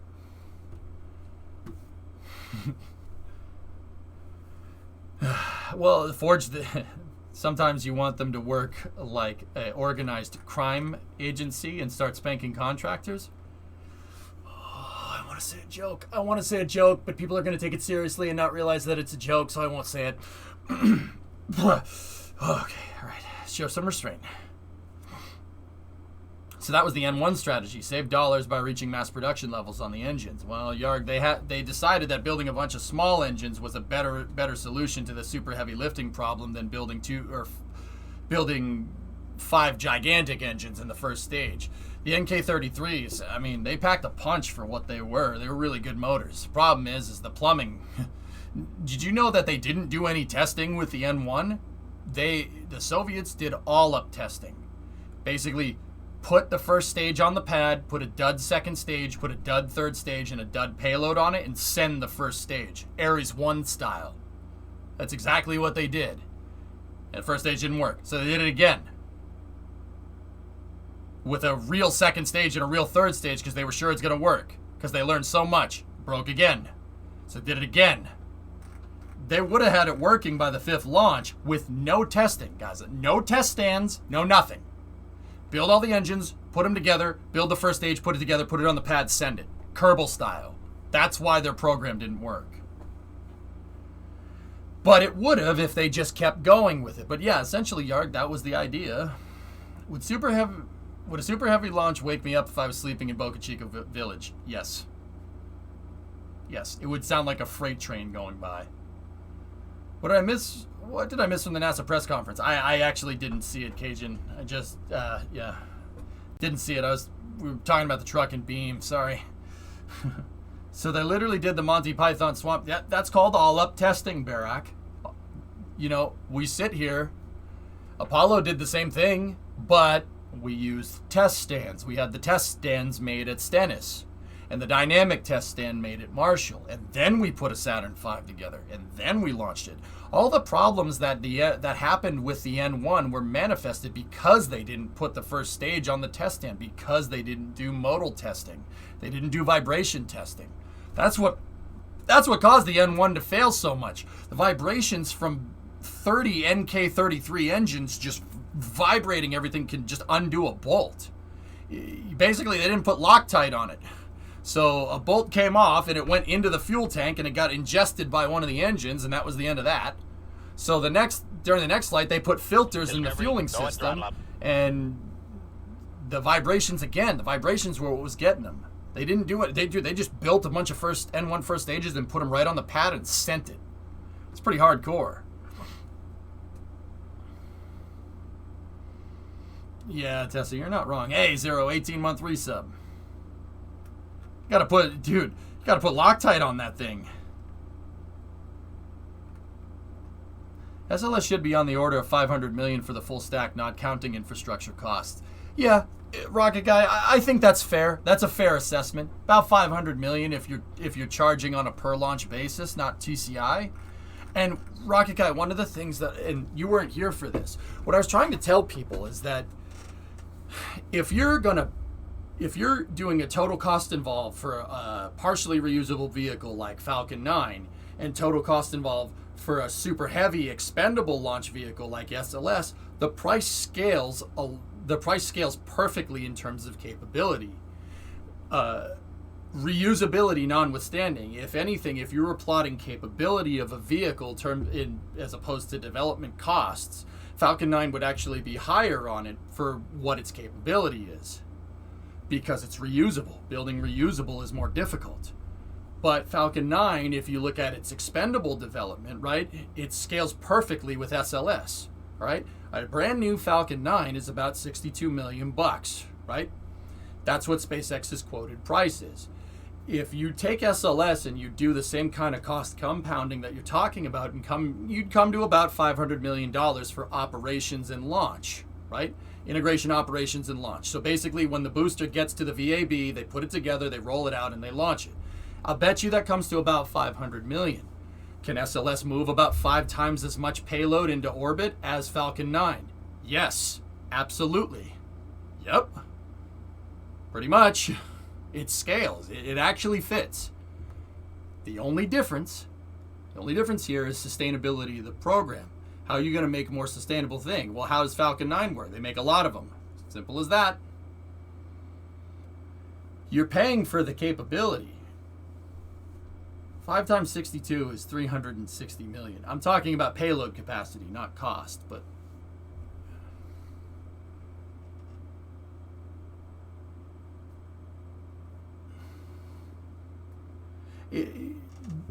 if you look at Falcon 9's payload capacity, I'm talking about capability, not cost. It came here, I'm not, you see, you're always like, well, no, Falcon 9 is it. I understand that Falcon 9 is less expensive. What I'm talking about is scaled capability. And also, just let me finish, dude. Hear me out. Falcon 9 is quoted at 62 million because they make a lot of them. They mass produce it. That's what I'm trying to tell you. Mass production is the only thing that's going to bring the cost of rocketry down. Full stop. If you're looking at, hear me out, that's what I was just trying to say. If you're looking at one Falcon 9 Block 5 launch, and you're comparing cost of launch to one SLS Block 1 launch, the capability scales pretty dang well. Not so much on cost. However, the research and development for Falcon 9 tacked onto the launch costs, R&D for the SLS tacked on with launch costs together. If you go total cost involved on both of them, it's graded exponentially on a curve. It scales right with the difficulty of building super heavy launch vehicles. Now, what's the difference? Falcon 9 is reusable. And once again, Falcon 9 bucks that trend. It's actually more expensive because it's reusable comparatively to an expendable rocket of the same class. What is the only difference here? Falcon 9 has that super low launch price because they make a lot of them. You have safety and you have mission assurance through reliability. SpaceX tests every engine. They test every single one. They test every Falcon 9 core. They test every Falcon 9 second stage. They test everything over and over and over and over again. Mass production is what brings that cost down, not capability of the vehicle, right? Capability, the price goes up. Falcon 9, I've heard through the grapevine, right, and this is EJ's sources say, I get it, that it was on top of the Commercial Orbital Transport's funding contract that made Falcon 9 1.0, SpaceX dumped an additional $1 billion into Falcon 9 reusability and then a number of money on top of that for Falcon Heavy. You want to compare Falcon total cost involved price with all that development, it'll scale just fine with SLS. It'll look exactly the same. And what I mean exactly the same, I mean the scale is the same. And Kimmer, this is what I was trying to tell you earlier. But once again, what's the difference? The difference, and once again, this isn't a jab at SpaceX, guys, so don't get all super defensive. This is reinforcing SpaceX's argument, believe it or not. If we want to make SLS more sustainable, one, we'd have to move to a reusable architecture, or two, make more of them, just like what SpaceX did with Falcon 9. How many Falcon 9s have we expended over the years? You have to start somewhere, right? If we make more SLS, the price is going to go down. You make more Falcon 9s, the price goes down too. The only thing that's going to make rockets more reusable, or not more reusable, more sustainable, is either A, mass production, or B, reusability, or C, both of those things. And that's Elon Musk's words, guys. That's not just mine. But if you're looking at development costs for a vehicle versus the capability, SLS scales in line with pretty much every other vehicle. What's the difference between Falcon 9 and SLS? Well, one, SLS is a lot bigger. But SLS is going to launch 3 times right now, three flights on the books. That's it. Elon himself would say you need to go faster. We need to go faster, and we need to pursue more reusability down the road, because he's right. Got to build. That's the only way you're going to get around this problem, and even then, that requires a huge chunk of change to get to that point where you can mass produce rockets. Case in point. Discovery, go at throttle up. 24 expended launches. By the way, Elon Musk did spill out the cost structure for the new Falcon 9 during the last Barcelona conference in June. It's supposed to be 60% for the booster, 20% for the second stage, 10% for the fairings, 10% recovery operations. But what about global warming? Don't rockets add actual costs of CO2? Well, not SLS. SLS doesn't have carbon emissions, Dunpeel. It's hydrogen motors. There's no carbon emissions there. You can't have carbon emissions if you don't use carbon in your combustion process.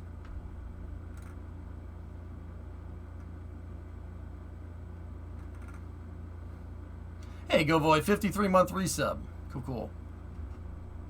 So you're saying the price performance is the same for them, assuming you're looking at total cost involved. Yes, Synerd, it is. It is. What's the difference? I'm not saying that SLS is a better rocket than Falcon 9. People are getting confused. Falcon 9 is an infinitely better design. If you can scale it, then it gets like Starship and Super Heavy. That'll put SLS to bed every day of the week, and I think they're going to do that. Mass production is the key, and Elon will say that himself. This is from the OIG report from 11/14/19. NASA agreed to pay an additional $287.2 million above Boeing fixed prices to mitigate a perceived 18-month gap in ISS flights anticipated in 2019 for the company's 3rd through 6th crew missions, and ensure the company continued as a second commercial crew provider.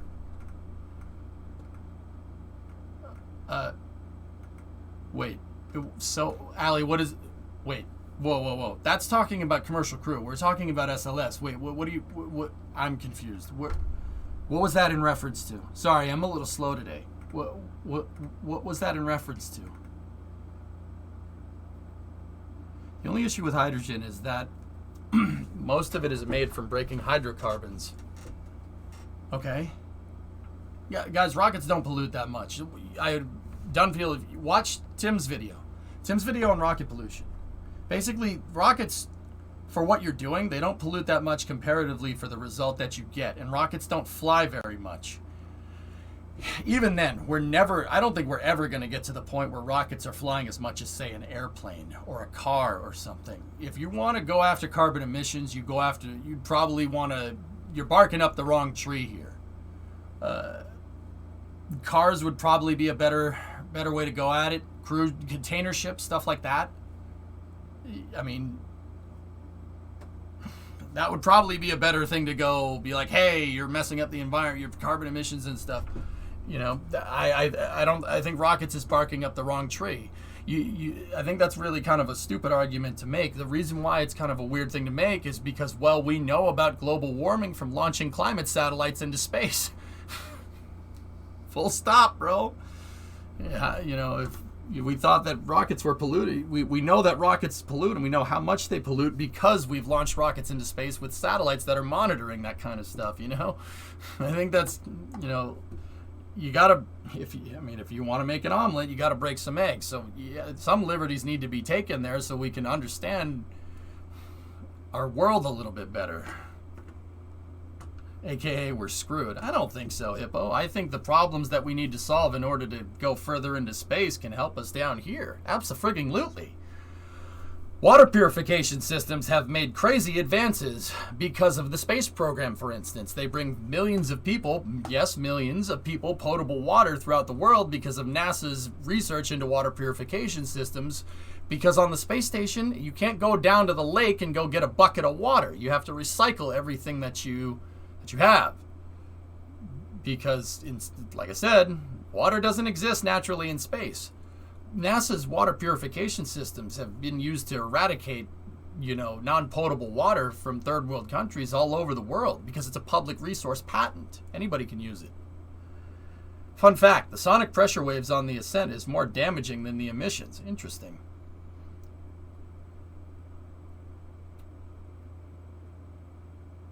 Yeah, Barak, strange, huh? Well, friend, I saw some concepts of sail container ships looking pretty awesome.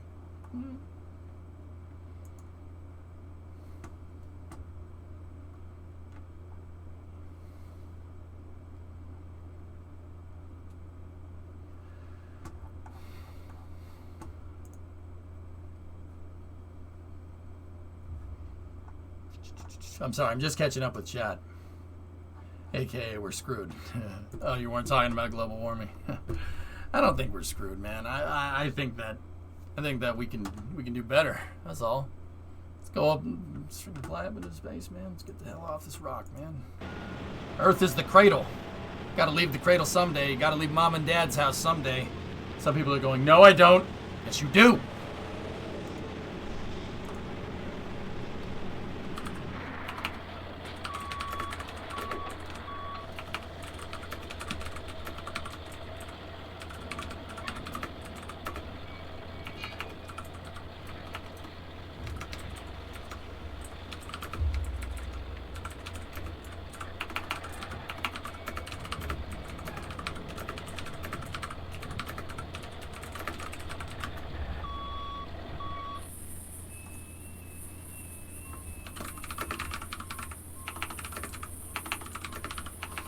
Give me 1 second, guys.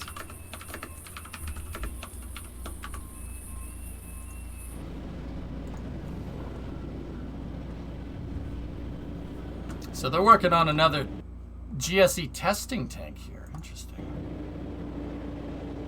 Certain places are screwed, like lowland Florida. I don't think so, double nuts. Dude,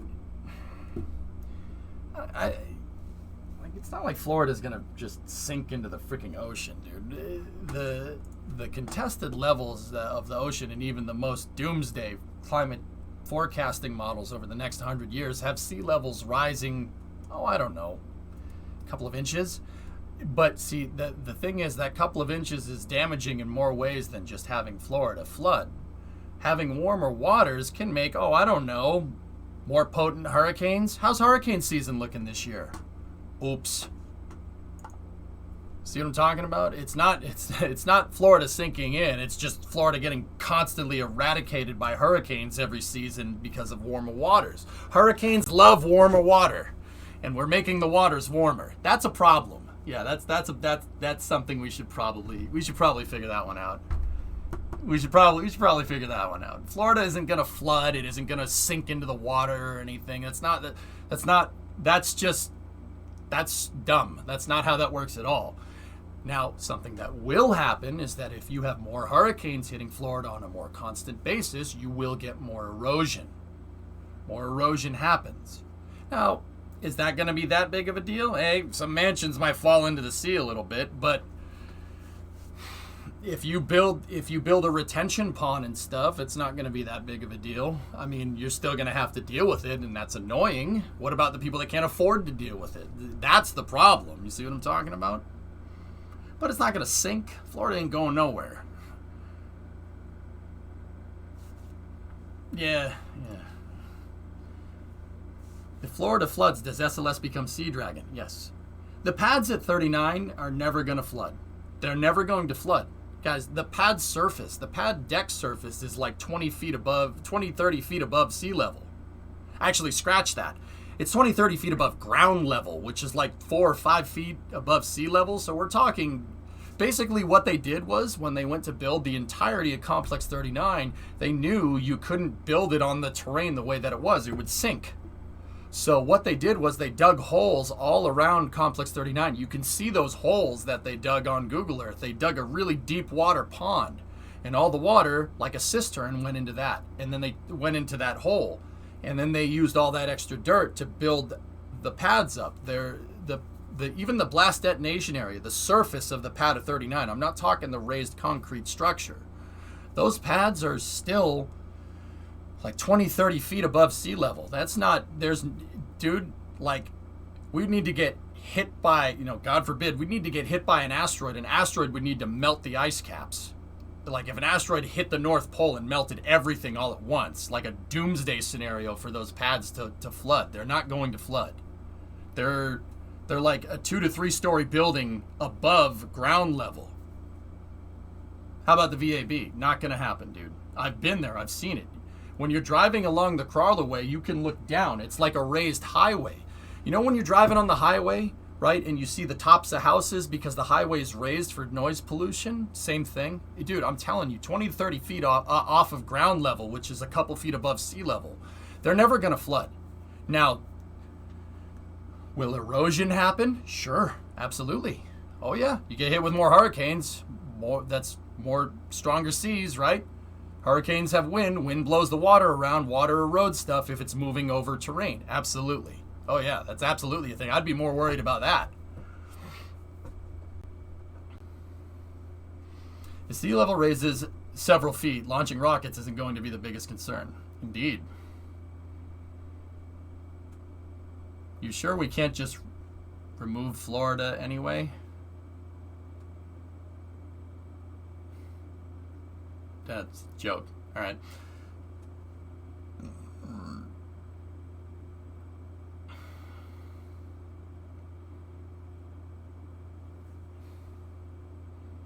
Florida's dope, guys. Florida's awesome. I don't know why people hate Florida so much. Just put it on jack stands and shovel some dirt. Yeah, like this. Yeah, it'll just float away. Just like Guam is going to sink, right? Who understands? Now, who understands that reference? That's an old reference.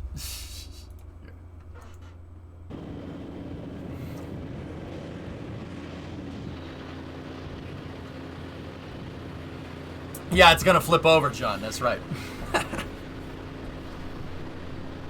So what you're saying, guys, you know that if we lose Florida, there's no more apple bottom jeans, no more boots with the fur, no baggy sweatpants, no Reeboks with the straps. Is this what you want, you freaking fricks? As a former Floridian, it's a nice place to visit, but the job market there sucks unless you want to cater to tourists and elderly retired folks. I lived there, Quartinos. I liked it. Yes, those are terrible. Kralani, I'm disappointed.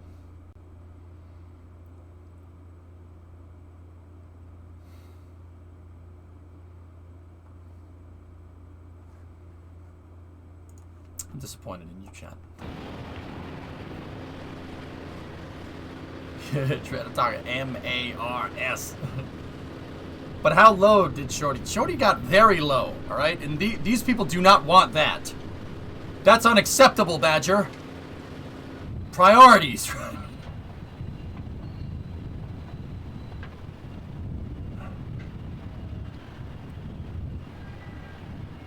What's up, Funky? How you doing? Think both? Yeah, Mutter, right? Florida's dope, dude. I will die on this swamp. Not hill, because there's no hills there.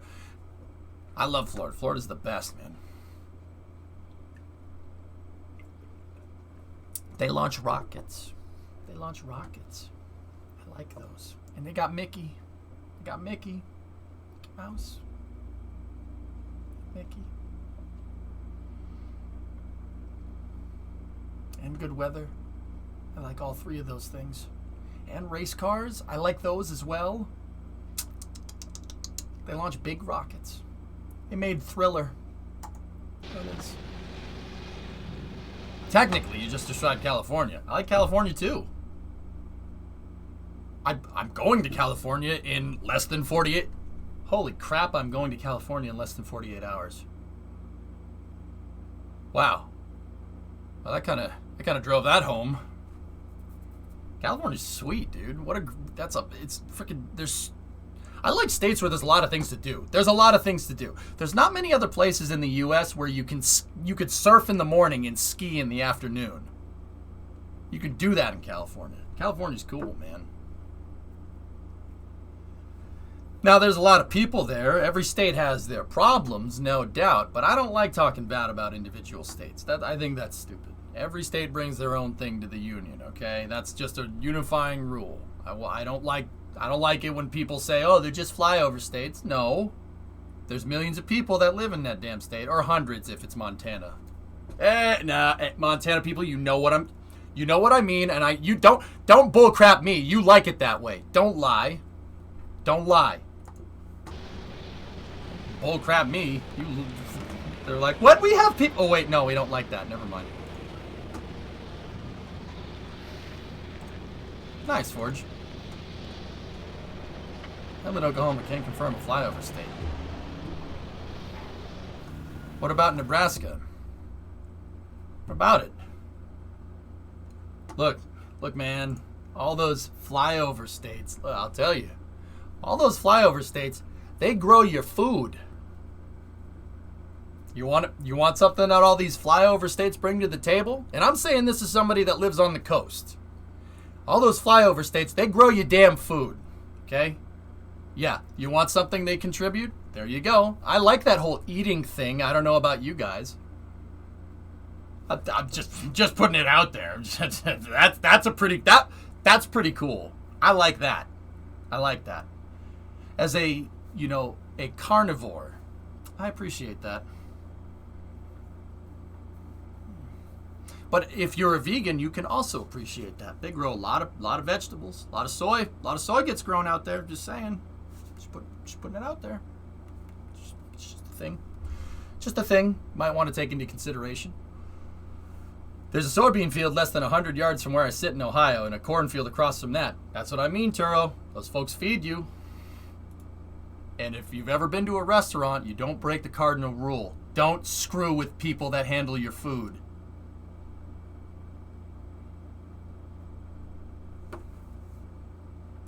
Am I right or am I right?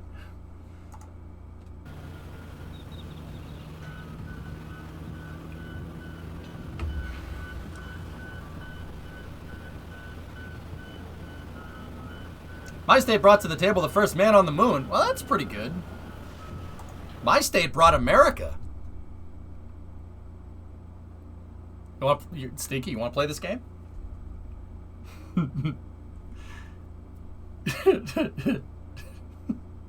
I'll give it to you. You got me there. I mean, that one.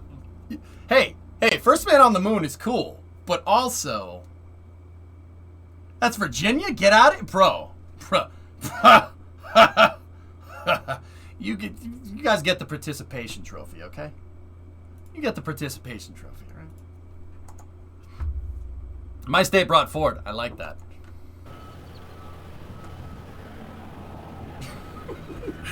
Proceed, says he won't talk bad about states. Proceeds to immediately do it in the next segment of the stream. Just giving you guys crap, man.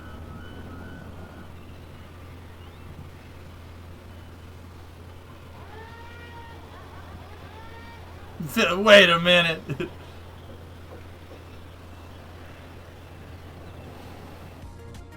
Your state brought Jim Bridenstine. And Hippo, where's Jim from? Oh, one of those flyover states, right? Yeah. Do SpaceX recycle, reuse crashed Starship steel? I think they send it back to the steel plant to be recycled. Stainless steel is pretty recyclable. Most metals are, broke. Actually, does anybody know of a metal that isn't recyclable?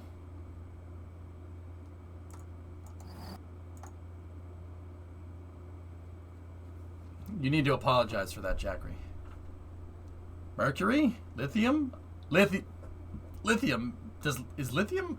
Okay, idiotic EJ question. Is lithium a metal? Yeah, I guess it is, isn't it?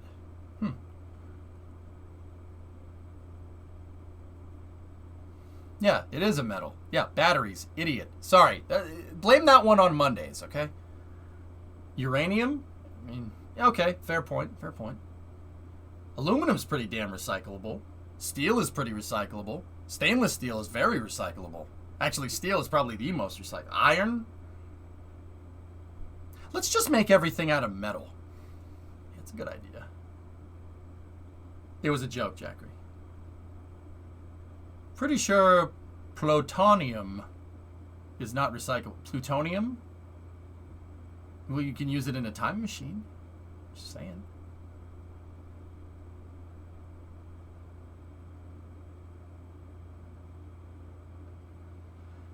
Lead isn't recyclable, apparently. PB.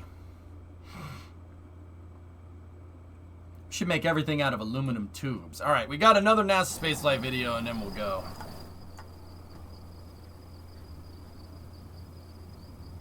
Diamondium dread. God, what are you, stupid or something?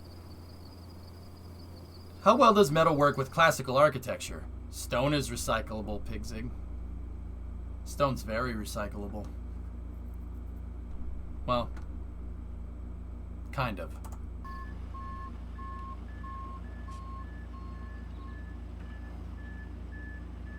Yeah, there you go, John, right?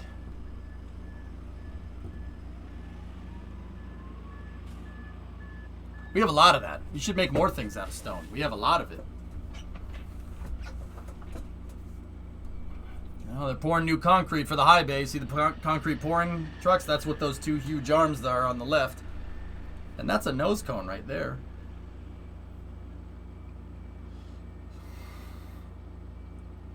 Altio. Yeah, I know. My state gave you heavier than air-powered flight. No, North Carolina. No shuttle. You're welcome. And the Wright brothers were from Ohio, Green. Sure. You know why the Wright brothers invented powered flight? They were just trying to get away from Ohio. Straight up. What is stone exactly? Stone is like a... Well, it depends. There's all different types of stones. And I don't want to piss off any geologist here. Stone is an amalgamation of all different types of things. Yeah. And different amalgamations of elements equals different types of stones. But there's 4 stones that are very unique, that represent 4 elements. And they come in a case with 4 stones.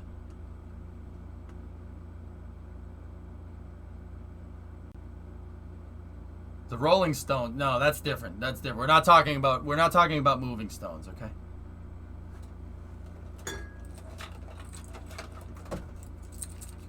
Multi-pass.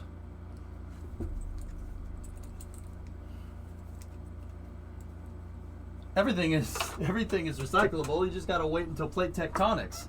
Have you tried just waiting a million years, Fivehead? There was a fifth element, if you remember. There was a fifth element, but I'm pretty sure the fifth element wasn't a stone. I mean.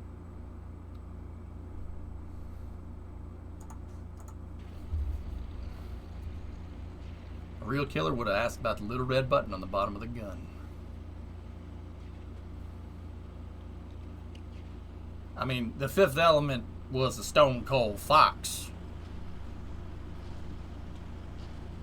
Oh! Oh! Oh! Oh! Oh! Oh! Oh! Oh! No! Stop that! You stop this now! Oh.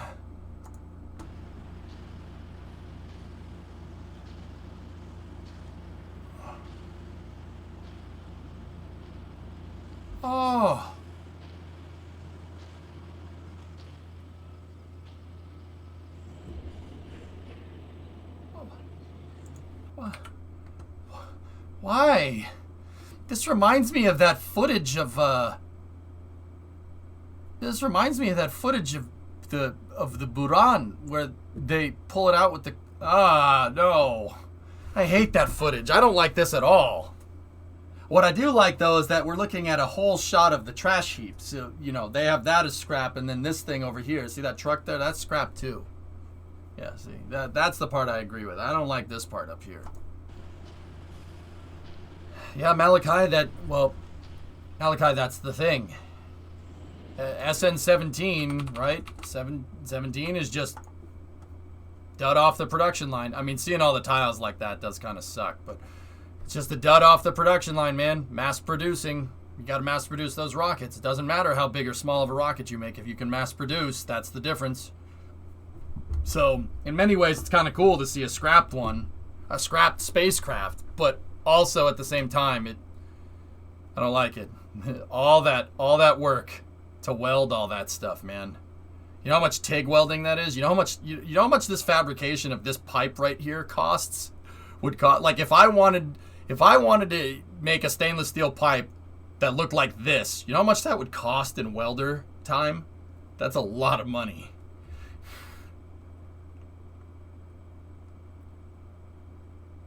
I haven't heard anything, Tars, not yet.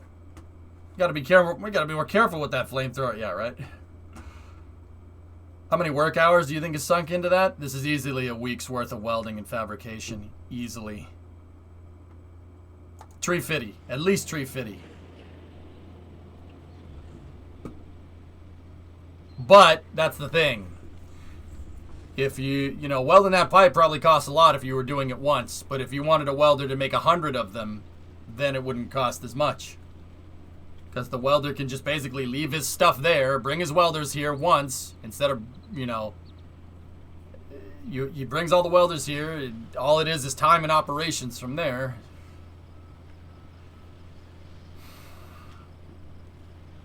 And then there's the fitment jigs. Yeah, hey.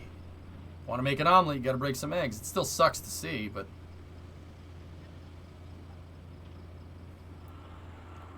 The sheriff is there. What's the sheriff doing there? He's policing the road. Make sure nobody blocks the road, Dunpeel.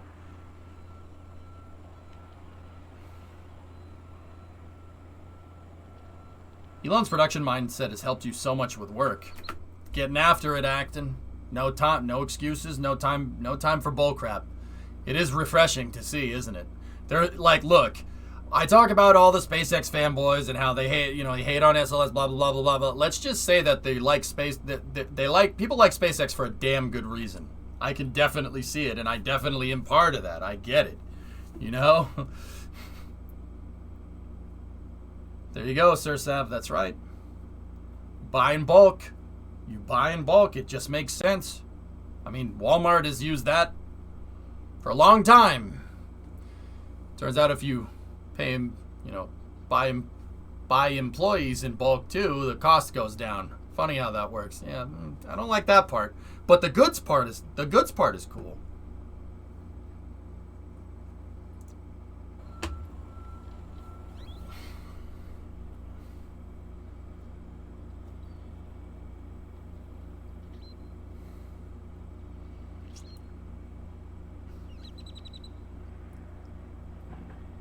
Don't forget the X-raying cost. That's right, Lucifer. And you have to back purge the weld because it's stainless. You don't back purge the weld. You don't back purge the weld when you're welding stainless steel pipe. It'll crystallize on the inside and the weld will fail. It'll rust from the inside out. I agree, Synerd. NASA should have done that 2 years ago, man. 20 SLS cores over the next 10 years. Let's go. 2 missions, 2 mobile launchers. That gives each lunar mission, each Artemis mission, a year to assemble that stack. That's plenty of time to build an SLS. Easily. How do you X-ray something that huge? The X-ray stuff is like a little ultrasound thing, dude. They weld it, right, and then they'll cool it, and then they'll inspect it with the X-ray machine. It looks like a little ultrasound. Do you know that it's illegal for NFL players to own a duck? It's a personal foul. Wouldn't that be a chicken?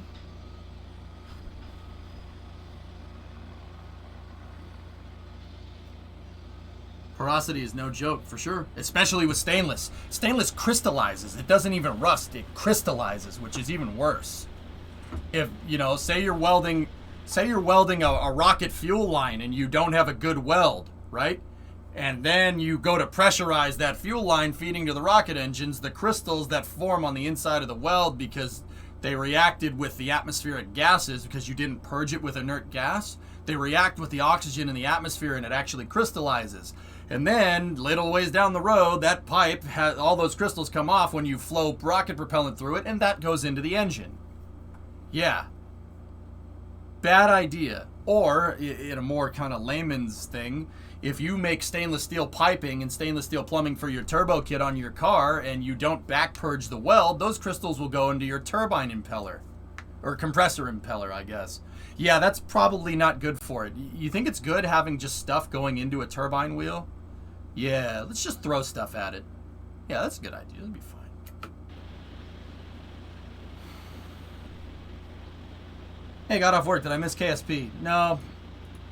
Oh, I like that picture, though. It's a cool picture, Limprod. There's the GSE right there. Space News running a little late.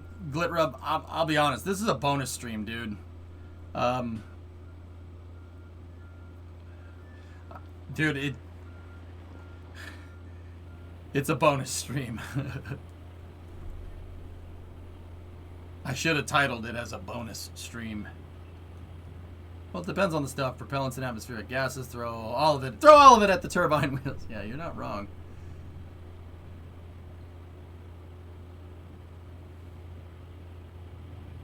At least the guy that feeds Miami's mascot serves a youthful porpoise. Yeah.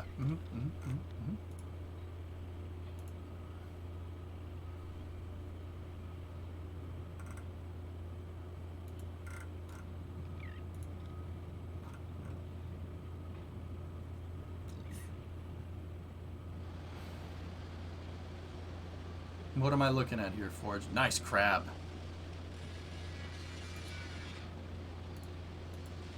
That was cool. Did you see the date for the Atlas launch got delayed? I did. Internet was down for a while. Did you see these SLS pictures? Oh, yeah. We had a nice long conversation about SLS, dude. Hopefully I clarified up some pain points for some people. At least I'm trying, dudes. I'm trying.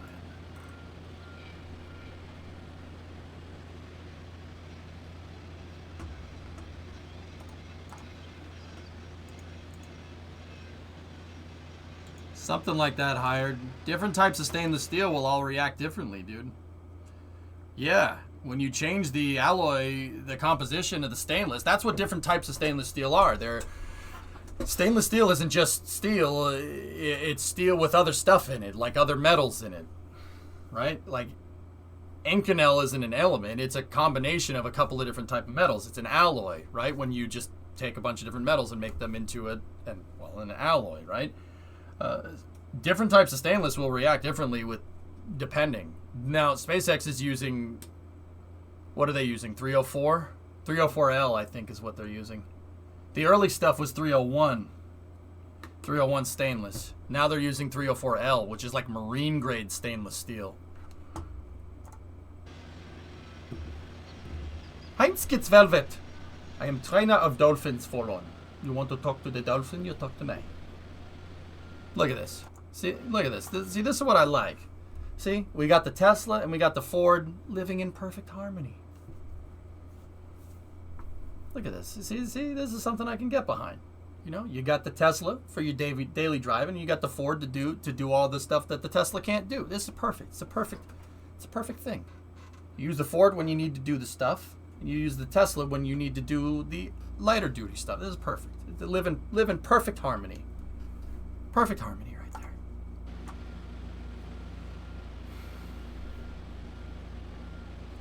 I'll take both of those. Can I take the Model 3 police car? I want that. I want that.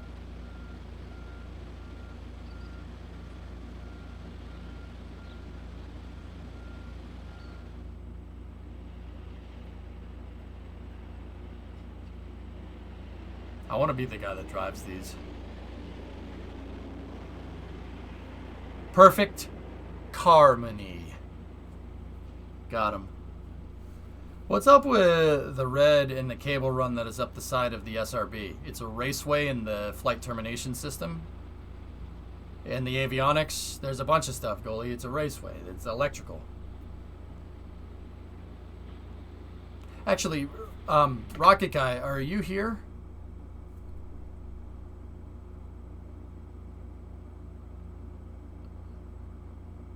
Yeah, that's right, Thomas. He got an upgrade to a folding chair. Good for him. I wonder if Rocket Guy's still here. He was lurking a second ago. On the SRB. Yeah. Flight termination system, Goalie.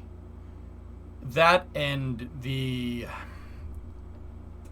SRBs have a bunch of stuff down at the bottom, dude. Now, this is what I wanted to ask Rocket Guy. Okay, let's take a look. We'll pause the Starship video for a second. You're looking at... Oh... Now, this is a picture I can get behind, man. All right, so what is this red? So... Okay, the red tape is just painter's tape, dude. That's just painter's tape. It's just painter's tape that's holding that has a protective cover over the wires. This is the raceway right here.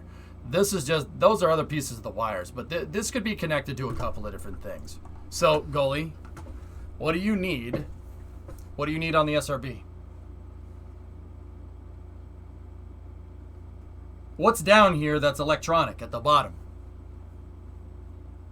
Separation mechanism, maybe? But that could be ground side. You have the booster nozzle in the aft skirt, which needs electrical power. There's an APU down here for the gimbal. There's a hydrazine power unit down here, if I'm remembering correctly. I don't know if SLS uses a CAPU on the SRBs or if it's just using shuttle designs. So check this out. How this thing works is actually really cool. Inside of that aft skirt on the SRB, so the cone part at the bottom, there is a hydrazine tank. So monomethyl hydrazine, okay? And it's inside of a pressurized system with a helium tank, right? Or a nitrogen tank. It could be either one. I bet you it's nitrogen. So, yeah, data logging as well, Blizzard. That's right. Red usually indicates GSE removal before flight stuff. Like, once again, Novus, that's just painter's tape. It's just red painter's tape. But it's holding plastic over the wires so they don't get damaged. So the hydrazine APUs, and once again, these are the shuttles SRBs, and I'm gonna go ahead and make an assumption here that these are probably similar. So what it does is you have a helium tank that releases helium into a hydrazine tank. Now the hydrazine tank is spherical, and then on the inside of the hydrazine tank is a rubber bladder. So it's like a balloon that's inflated inside of a tank. Inside of the balloon, and the balloon is touching up against the tank wall. Inside of the balloon is hydrazine. And then there's a little bit of a gap between the bladder and the outside of the tank. When they want to generate power for the SRBs, what they do is they open up that helium tank, and that helium tank fills in the medium between the outside of the tank and the bladder. So it squeezes the balloon. Like if you squeeze the water balloon, it doesn't pop. We wouldn't want that. But it squirts the hydrazine out of the tank. And the hydrazine is behind a valve. It'll pressurize the system, right? And you have to open up the valve, and that valve will go through a catalyst. When the hydrazine reacts with the catalyst looks like an air filter in the line almost, right?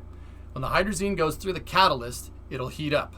When it heats up, it expands, and that expansion drives a turbine, and that turbine is attached to an alternator. That's how they generate power. Or it could be attached to literally a PTO. It could be attached to a PTO, which will control the hydraulic gimbal. So it is a hydraulic power unit, so it's probably not for generating electrical power. I bet you it's for generating PTO. It's generating hydraulic pressure. Will the draft programmatic environmental assessment for KSC for back in the day still be able to be available for reading? Oh, I don't know. When the EPA didn't exist. Brocoiler, the EPA was established in 1970, so hell if I know.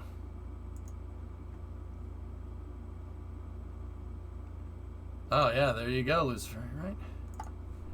Look at one of the aft skirts. Yep, that's what this stuff is right here. All this fun stuff right there. So there should be 2 pressure vessels in here. Yep. Double redundant. It's a double redundant system. In case one fails, the other one can pick up the slack. There's your 2 hydraulic actuators. Should be a reservoir somewhere in here if we can zoom in. There's your hydrazine tanks. Right there. I don't know where the helium tanks are. Maybe the helium tank is inside of this. Who knows? I mean, it would take... This image is purposely, like, degaussed. It has a Degaussian filter on it, or it's just low res on purpose. Like, they do this, I swear. It looks like it's just low res, like it's been compressed, but they it up, you know? But that's the system that I just described right there. Now, where the turbine is and everything, I have no idea. It's somewhere in here, and then there's a metering block, like similar to how your brakes work on a car. This thing could be open loop, it could be closed loop. I have no freaking clue. There's 1,000 things in here that I don't know. What I do know is that that's a hydrazine tank. And that's about it. And it's in double redundancy. Now, I'll bet you these are this is hooked up in parallel. So you could lose one of the pumps and both the gimbals will still work, because you can't lose the SRB gimbal. You lose the SRB gimbal.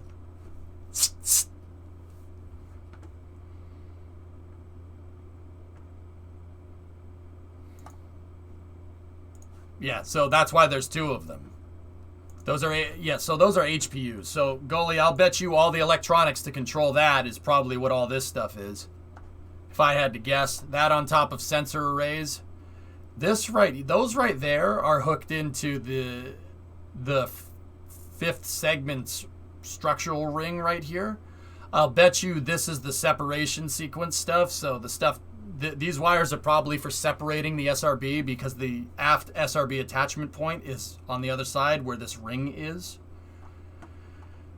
But yeah, all the tape that's there is just holding plastic covering over this stuff so it doesn't get wrecked. See last pulls. It's probably those cylindrical parts beside the tanks. Yeah, Louiso, that's my guess. Yeah. Here. What's your last? Let's take Discovery, go at throttle up. Here, let me take a look. Okay. Oh, here it is in a little bit more detail. Okay, so your reservoir is right there. You have okay, so there's your pump. There's the APU, auxiliary power unit. Hi, Brimo. I just want to come say hi because I'm back. Hey. So there's your distribution manifold, and then there's the check valve. That's the filter. It's a giant PTO. And then there's your actuator. And okay, so you have a hydraulic accumulator here as well. Omerb! Hi Bremo, bye Bremo. This stuff wasn't on the shuttle. What's the difference for cable management? It wasn't on the shuttle? Do you know that for sure? Do you know that for sure? This is Coggers. Yeah, Brim. Pretty cool. The cylinders are that's your reservoir, Louiso. So it's a giant PTO, but there should be another bladder tank in here. There should be a helium tank somewhere, because there's hydrazine inside of this bladder tank. But I don't. Maybe it is inside of there. Who knows? Maybe they vent tank into tank. I have no idea.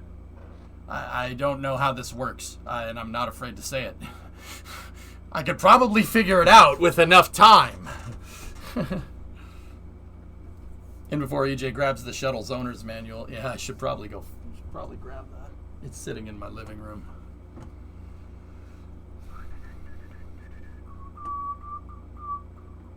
So this is basically a power steering pump. A power steering pump on your car does the exact same thing.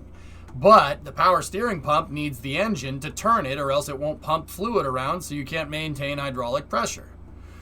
This thing uses decaying hydrazine to generate power.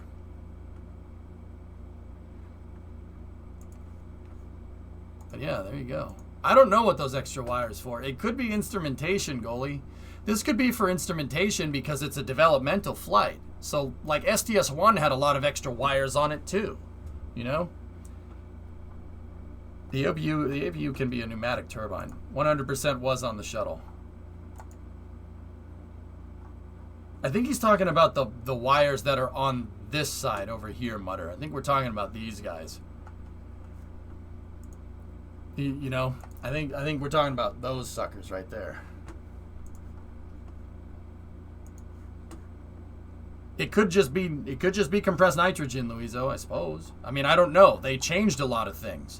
The shuttle used hydrazine to start its APUs because it tapped off the hydrazine from the ohms pods, if I'm remembering correctly. It's been a while, dude, and I never worked on the shuttle program. I've learned about the damn thing. I know that SLS uses GN2. It uses nitrogen. Because nitrogen is not hydrazine, it's a little simpler, and it's a one-time use thing. But I'm pretty sure the shuttle tapped off of the ohms hydrazine for its APUs to generate electrical power. It used decaying hydrazine. There was 3 of them built into the back of the shuttle. Do I need the SDK installed? Nice. All right, anyway, let's finish up the NSF videos. I did not work on the shuttle program, Smim. No. I didn't say that. I did not work on the shuttle. I've never worked on a space program or any aerospace project. I'm self-taught. I've read about it. I read a lot. The shuttle owner's manual is open source. Anybody can go and get it. It's 1,000 pages long. But it tells about every single subsystem of the shuttle. And don't get me wrong, I've read a lot of it, but I did it a long time ago, so I don't really remember. I wonder what it would cost to get a shuttle APU. They didn't make many of those things. Yeah, there's 3 HPUs and then there's 3 APUs. That's right, Sinerd. Yeah, you're right, now that I'm remembering. Yeah, that's right. The shuttle had 3 HPUs and 3 APUs in the back. And SLS has 4 core stage auxiliary power units. It doesn't have any... It doesn't... No, the SLS... Oh, now there's CAPUs. There's 4 CAPUs on there. And...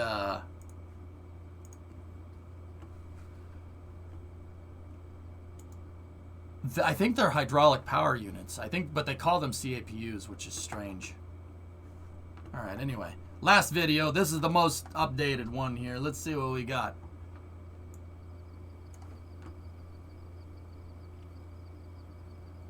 They did, Spaceman. They used the CAPUs, nitrogen. These CAPUs were using pressurized nitrogen, and they vented the nitrogen to turn a turbine wheel to make the hydraulic pressure. They're modified from the shuttle APUs. Yeah, that's right. The shuttle used, like I said, hydrazine. Hydrazine is bad for you. These ones use nitrogen. The reason, like I said, the reason why the shuttle used hydrazine is because the shuttle was already carrying hydrazine in the ohms pods. You might as well use it because it's there. Use what's there, right? Raptor 67 being removed from Booster 4. Gee, I wonder what happened.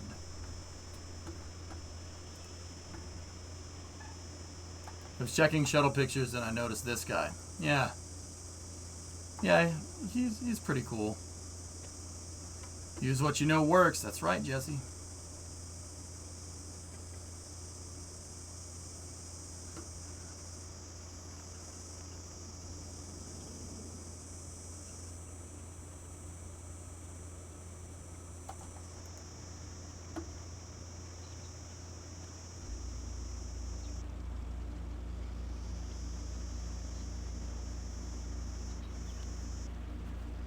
I want to know why they found a bug. I want to know why they're taking this off. What did they notice with this engine to make them do that? How many attachment points roughly does the Raptor have to mount it to the engine plate? One. See that top flat piece right there? That's it. Just one. You need to have one, Roke. So that type of Raptor engine is an RC engine. So it's a Raptor center engine, meaning it gimbals. Okay. The outside engines on Super Heavy are Raptor booster engines. Those are RB engines. RB engines do not have a gimbal. But actually, RB and RC engines use pretty much the same exact mounting system. The only difference is that the RC one has pivots built into it. So think of like a universal joint. It's a universal joint right there. That's what a gimbal is. Gimbals are something that kind of come from the oil industry, I mean, amongst other things. Gimbal is basically, you have a hinge that looks like a U, like this, that pivots this way, and that's attached to another piece, right, a carrier piece, and that carrier piece has another hinge on it like this, so you have both axes of movement. In that particular case, that means the engine can do this. It works like a universal joint on a car. Now, SpaceX's is hollow. SpaceX has their liquid oxygen line going through the gimbal with a little bit of flex tube. But one takes 4 bolts to mount the Raptor. But if it's a gimbaled motor, there's 2 more attachment points. You need your attachment points for your hydraulic actuators so the thing can pivot. Now you need 2 hydraulic actuators like we just saw with the SRB. It's not that far off. It's pretty much similar design. Gimbal actuators are gimbal actuators. It's an extremely powerful hydraulic engine. Why is it, or a hydraulic pump? Why, or a piston? Why is it extremely powerful hydraulics? Well, it needs to move a rocket engine around. You know how firemen, you need 3 or 4 firemen to control a fire hose? Yeah, you'd need like 500 people to try and control one of those things, to try and move it around, and even then it's probably still not enough force. How I like to explain it to people is the rocket engine is like a freaking fire hose, man. It's really difficult to control it. Those hydraulics need to be super strong. So there's 4 bolts for the gimbal attachment flange right there, 2 pilot dowels, 4 bolts, and then there's 2 bolts that bolt the hydraulic actuators to the side of the Raptor. So 6 bolts. Very, very, very strong bolts, but 6 bolts. Yeah, more like 5 million, Forge. I mean, it was just a number to generate an insane image in people's heads. It's a lot more than that. The amount of force that those hydraulic pumps have could lift a tank up. That's a what the hell?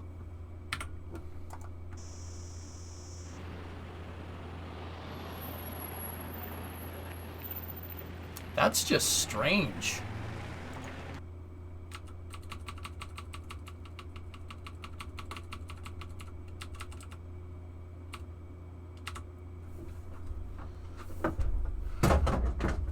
Why'd you knock over my stuff, chat?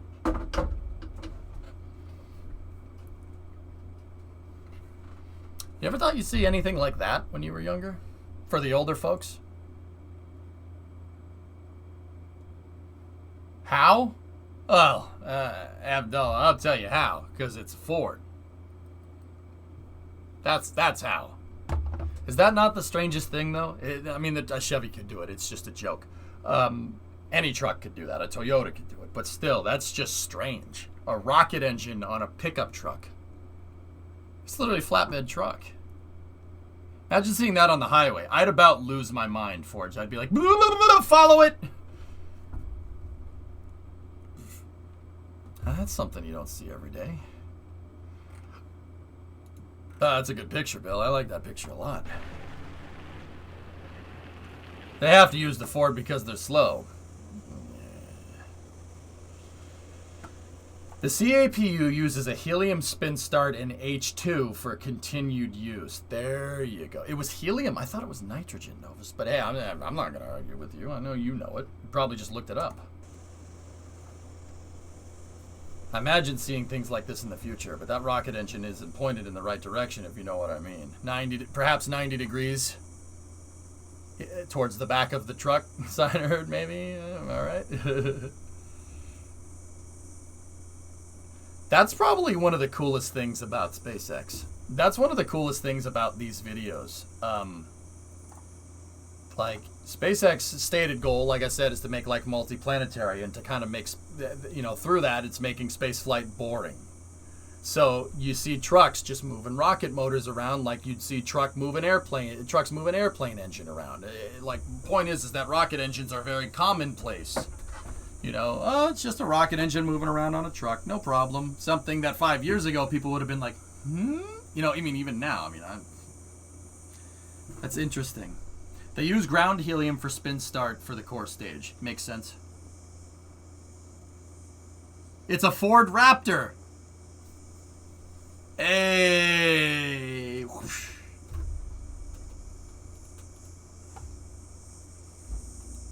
Yeah, Mudder, look at that. Oh, she's a beast. It's a Ford Raptor. Is it not? Is it not?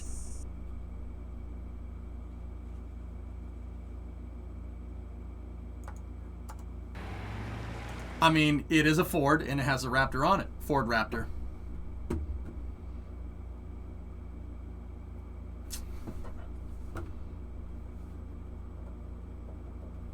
I mean...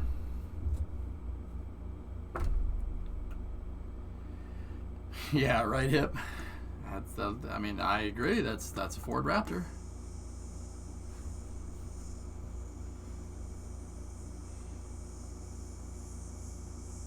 Yeah, it's just attached on a pallet, Winter Scythe. I mean, it's a pallet that's designed for the rocket engine, but still. Jeez.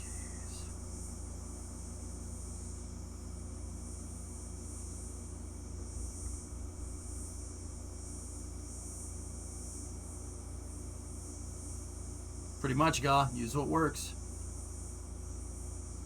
Just keeps going and going and going and going. Actually, you guys mind if I back it up just a little bit? I want to see something. So, SpaceX has, if you look, they have platform segments that are hollow, that basically have nothing on them. And then they have platform segments where they clearly have installed grating and stuff. I'm trying to see what segments that grating is on. Let's take a look. So, that one's hollow. That one's hollow. That one's not. That one isn't. And I don't think it's any coincidence that that one definitely isn't right there. See how dark it is? It's right around the quick disconnect arm. That one definitely isn't. That one's hollow. That one is totally hollow. There's nothing there. Nothing there. Nothing there. Nothing there. Some scaffolding and bracketry is right there, but that's... that's just at the segments there. There's teeth on the side for the cladding, I think.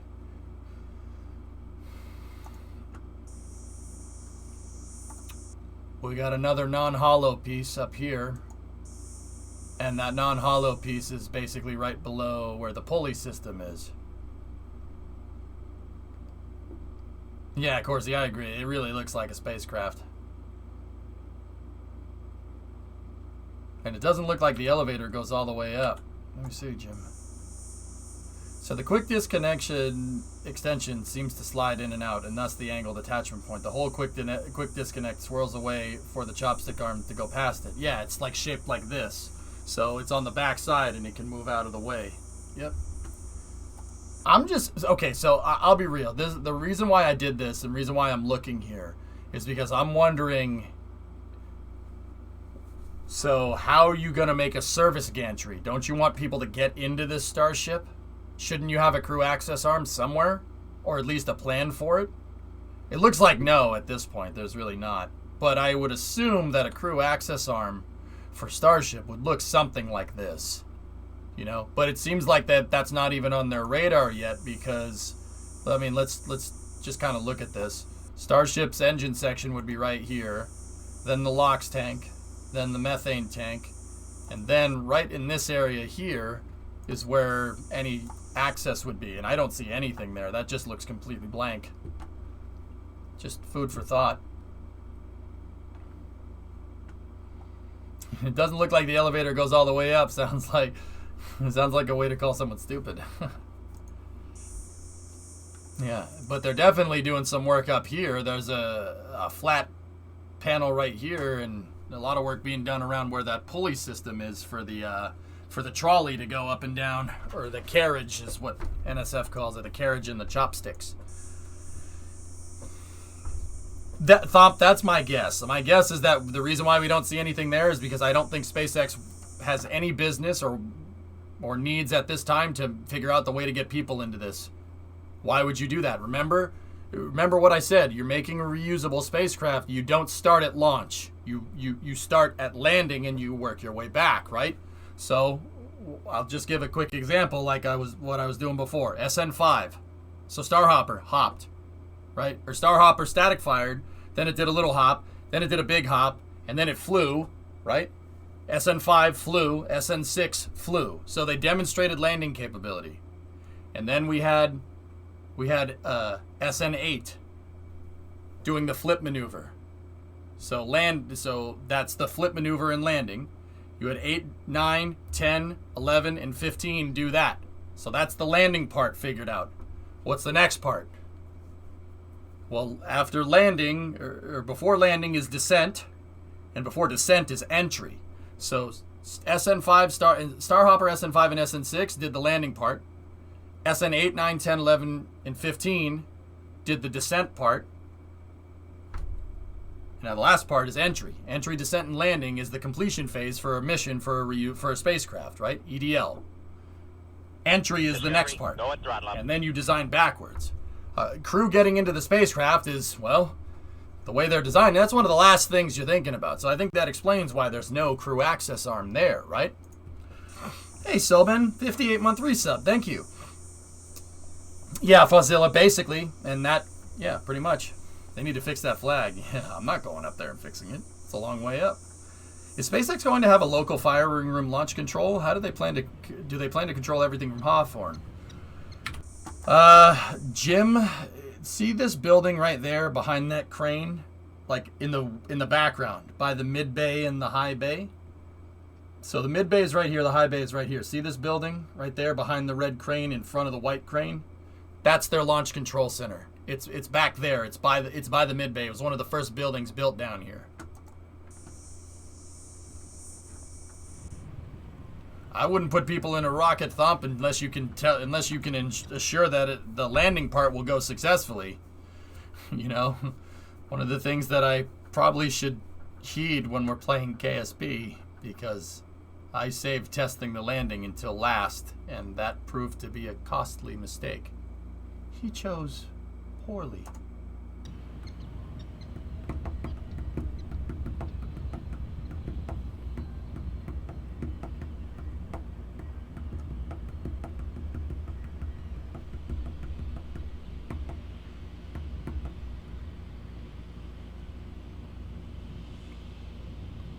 Poorly is a way to put it. Yeah. The Last Crusade.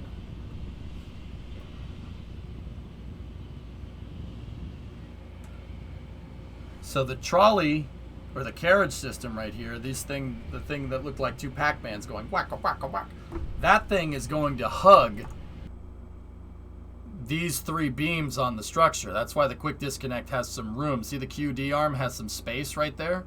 It's for the carriage to go up and down independently of the quick disconnect arm.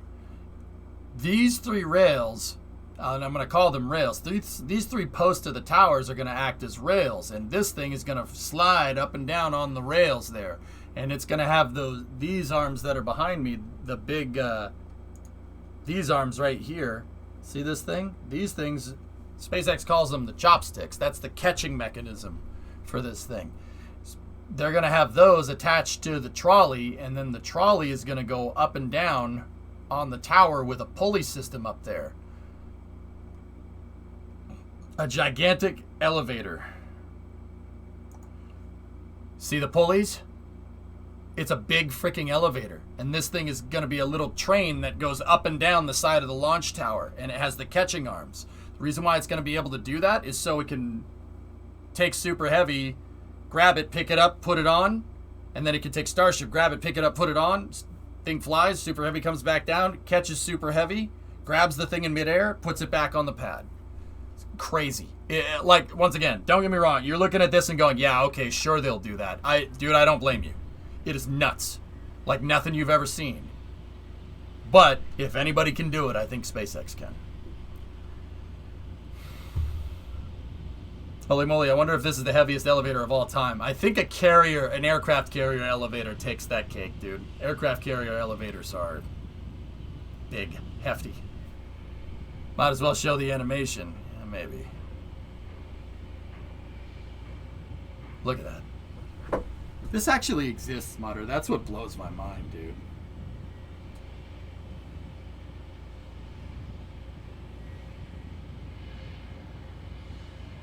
Yeah, and we saw that they're going to take CryoShell 5 and they're going to sleeve one of these stainless steel containers there. 10 years ago, having a rocket go to space and come back down and land by itself was nuts. Heck, Chief, 5 years ago, that was still ridiculous, man. But yeah, I mean, that's why I like the shuttle.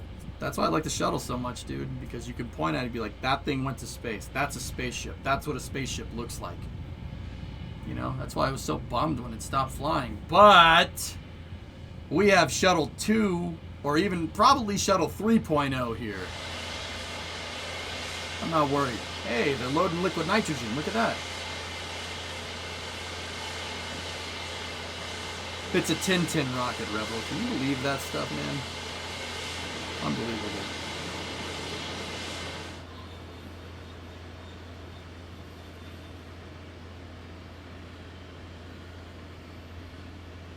There's one of the catcher arms. It's lying on its side.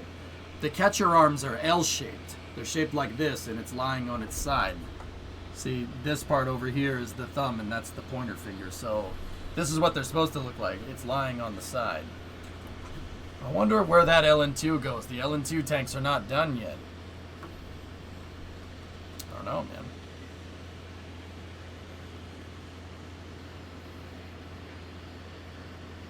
Yeah, it feels strange. Well, let's think about it here. Let's think about this for a second.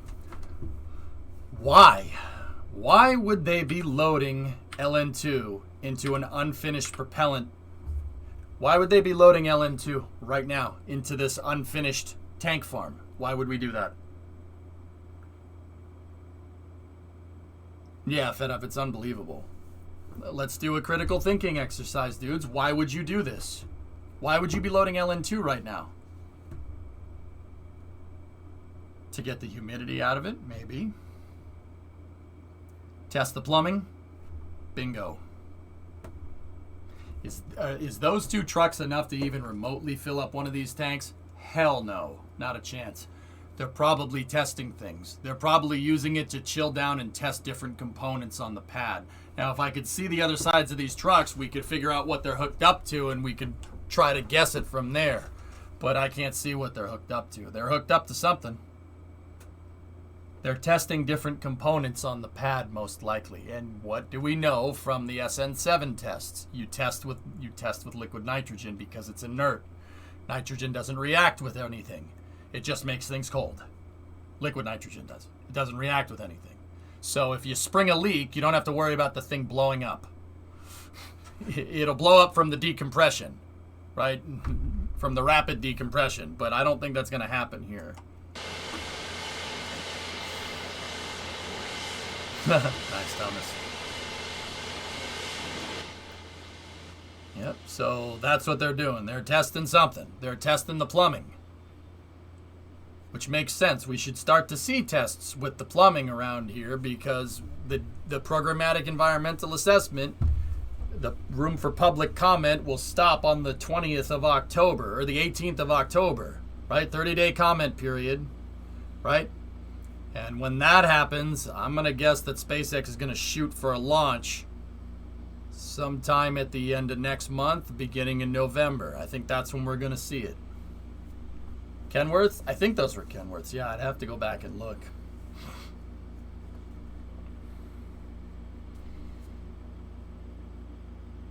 NSF is guessing a tank test is this evening. Oh, there you go. Hey, look at that.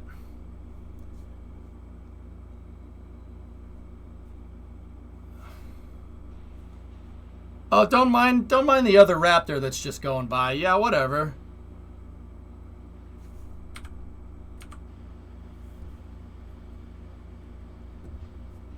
Oh, it's such a beautiful day. Oh, look at this. The sun's out. Everything is good. Oh, this is great. Look at how nice. Yeah. What's good about it? Get on your thing. Get to work. All right.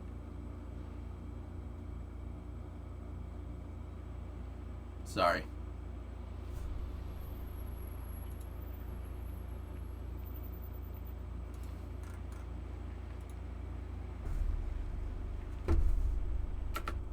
Ah, yes, another Ford Raptor. He goes by like a Dalek. Yeah, you're not wrong. Sorry, Sergeant Plumber. Yeah, what's a good day about it? Get back to work. Oh, okay.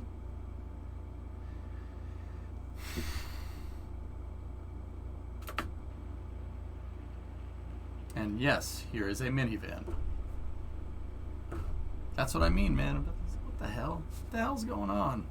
What's going... That... Alright. That's a thing that exists. Hey, nice Gladiator. Jeez. Hey, that guy ran over the parking cone. I don't think the security guard cares.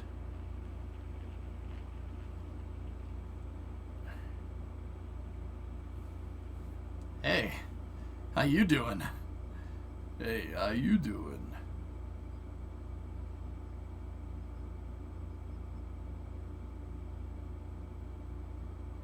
Exterminate. Yeah, right. Yeah. Would that truck be approaching max weight limits with that thing? No. Nah. Euler is... No. That's a Super Duty. No way. Not even close. So... This thing right here. Okay, so what you're looking at is a Super Duty with a fifth wheel bed on it. This thing could tow a trailer. Like, and I'm not talking like just a little, oh no, like a semi-truck trailer. You could put a semi-truck worth of payload behind this. That thing, for all intents and purposes, is a semi-truck. The next step up from one of these with American cars or American trucks is one of these things. That's the next step up.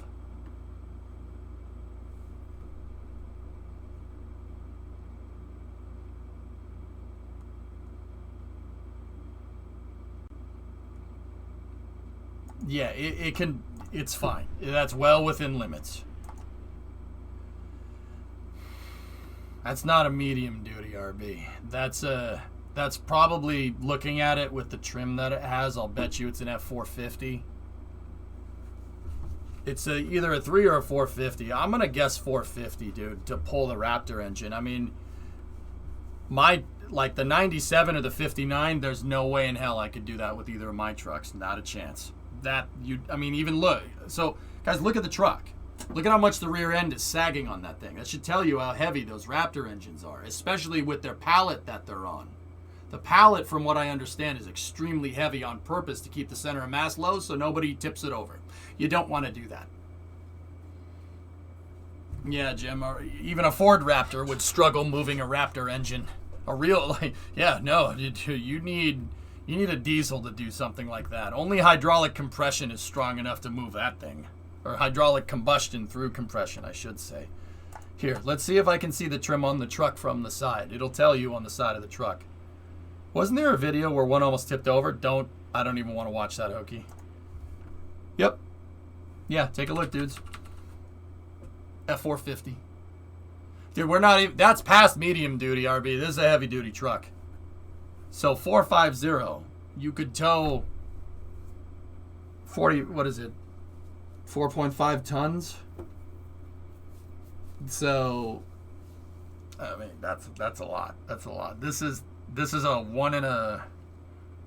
Okay, so let's see. 250 is 3/4 ton. 350 is 1 ton. This is 1 1/4 ton, 1.5 ton truck. That's a lot. I don't think your 7.3 could move that. Well, this is a 1 1/4. Your 7.3 could probably do it, Sawyer. Yeah, could probably do it. So these numbers denote payload mass or payload weight. That's what the numbers on the sides of the trucks are. So you see 1,500, 2,500, 3,500, or 150, 250, 350, 450, etc., etc. That's how much you can carry on the back. That's not towing capacity. Towing is different. We learned about that at the beginning of the stream.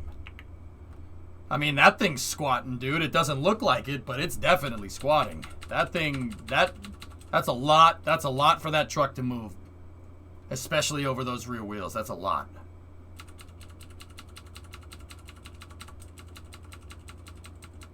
I mean, that thing could. You think that Toyota Tundra could pull the space shuttle? That thing could pull a space shuttle across like 1,000 miles easily. I mean, it's a semi-truck, guys. It just looks like a pickup truck. So pickup truck manufacturers make one cab. They make one cab, and then they put it on a bigger and bigger and bigger and bigger and bigger and bigger and bigger frame, which can hold a bigger and bigger and bigger and bigger and bigger and bigger and bigger engine. And there you go. But the cab stays the same. That's why it looks like a pickup truck, but it's a semi-truck. That's a lorry or a ute from the rest of the world for all intents and purposes. That's a beast mode of a truck. I mean, that thing's probably 100,000 easily for a truck like that. Oh yeah, 100 grand. But you could literally tow your house around with that thing.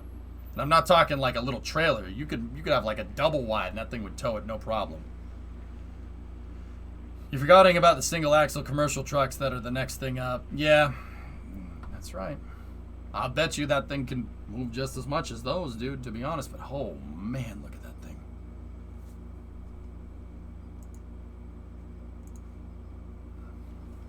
The 2022 F450 starts at 51,000. Hey, actually, Okie, that's not too bad. That ain't too bad, dude. 50 G's for one of those? I mean, that's not bad considering the capability that you get. Ford recommends no more than 7,000 pounds in the bed for the F450. Well, yeah, it starts at Burgle. That's also true. You want one that's hooked up, 100 G's. Well, there's my next truck. Yeah, right. Oh, look at that thing. It's so clean. What about your credit card? Yeah, right. I mean, 7,000, so what's 7,000 pounds in kilos? So 7,000 divided by 2.2, 3,181 kilos. Not bad. Yeah.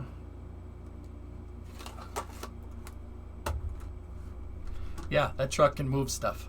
3,100 kilograms. It's no joke. It's a lot of mass to move. I'll bet you the Lightning could probably move one of those, Hokey. But, yeah, an F-150 Lightning could move that, no problem. The question is, how far do you want it moved? How far you want it moved?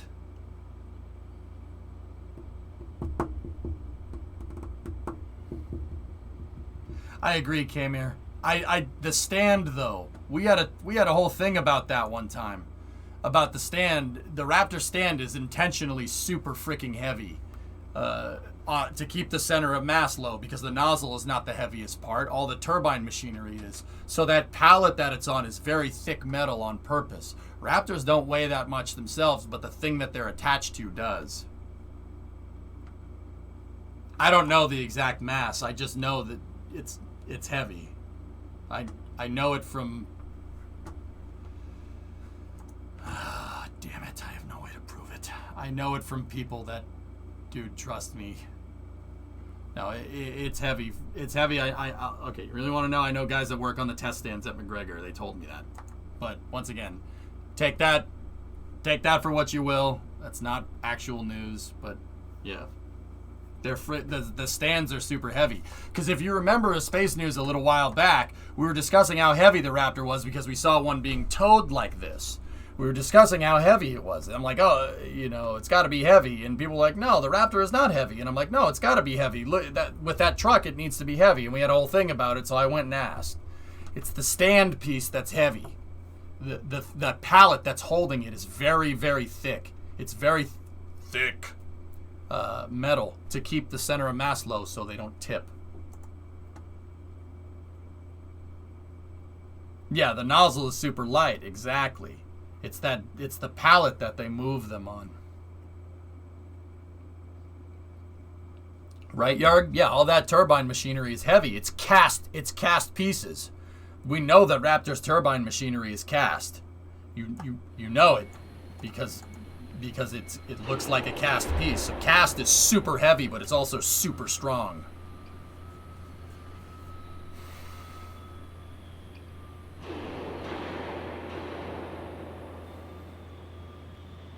It's crazy to me. That's crazy to me. They're installing engines on a launch pad, on a booster that's on a launch pad that's under construction.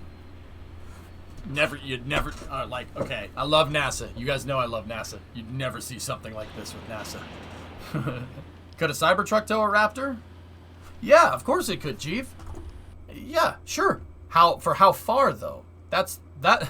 What you just touched on right there, you know, is the thing between like people that think EVs are the future and people think that diesel aren't going anywhere. I don't care. I don't want to talk about it. I just like trucks. I don't care if they're electric or gas or diesel. It doesn't really bother me. But yeah, of course, Cybertruck could pull that. Sure, no problem. You see what it did to that F-150, dude? Yeah, I could move that Raptor easily. The question is how far before the batteries get hot. There's that whole damn battery energy density problem, but Tesla's trying to fix that, dude. I'm telling you, man. Those 4670 cells, dude. It's a big deal. It's good. That's game-changing stuff. Hey, Raised, 41-month resub. Propane is where it's at, I tell you what, boy. Mutter, your Texas is showing. I didn't know you had any. So a Raptor weighs less than an F-150? I mean, yeah. 1,300 kilos? Yeah. I mean, Cameron, what did you say? 1.3 to 1.5 tons, so 1,500 kilos maximum estimate. I agree with that. That sounds about right. Nice bumper. Oof. Wrecked. Hey, so Ray's had a 41-monther in there. All right, I already got that. Cool. What is this? I don't know. Yeah, I have no idea. It's a column, and that column has a plate on it, and that plate has a huge gusset on it. And that's about it. It's used to hold up something heavy. Some people are guessing it's for the lightning tower. It could be. Yeah, that's not a bad guess.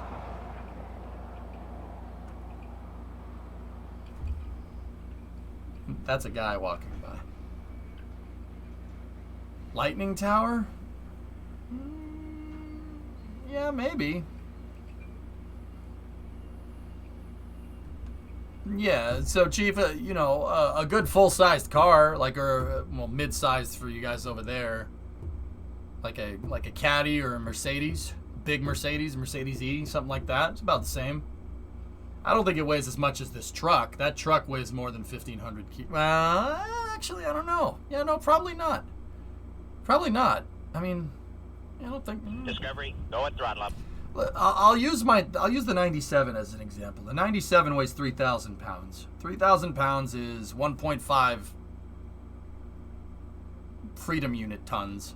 So 3,000 pounds is what, 1,400? No.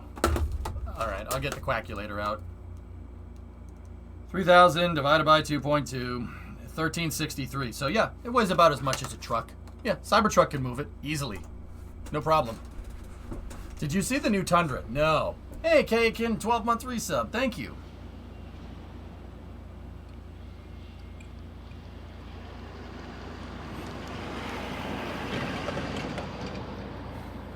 Thanks, Pi. Dude, I'm ready to get on that project, man. Temporary road closure of Remedios Road. Remedios. Under the authority granted to the county judge pursuant to government code, the local government code, and the transportation code, Judge Eddie Trevino hereby orders that Remedios Road be closed to protect the health and safety during a small tank test from 9/18 from 12 to 12.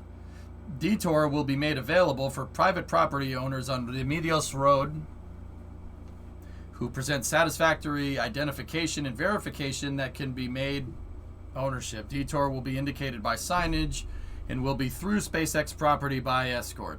Yep, okay. Remedios Road is the road that goes around. So like there's Highway 4 at Boca Chica. Highway 4 is on the south side, right?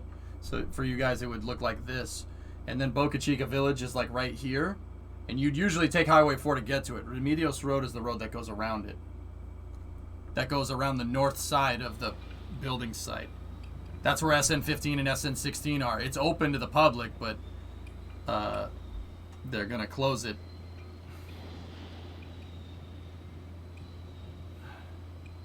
When are you leaving for the trip again? Wednesday morning, Pi. A Cybertruck could move the Raptors on the moon or Mars. Now you're thinking with portals. Or starships. Yeah, see? There's Remedios Road and there's the two starships. It's a lot of noise for a Tesla, jeez. And you asked about launch control. Someone in chat, see where it says Stargate? That's launch control. Oh.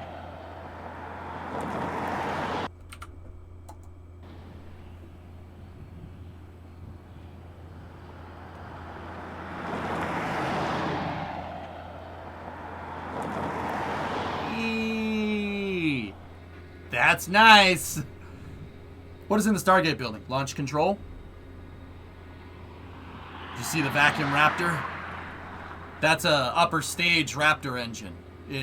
There will be 3 of those on SN20 when it goes into space. 3 regular ones, 3 regular Raptor engines for the landing part, and 3 of those for on-orbit propulsion. Everywhere you look, there's rocket engines. Zelix, I just think it's ridiculous how the rockets are just towed around on trucks. They're just towed around on trucks just like any other component. That's nuts, dude. You wouldn't even see people doing that with airplane engines. It's crazy. I mean, yeah, you can.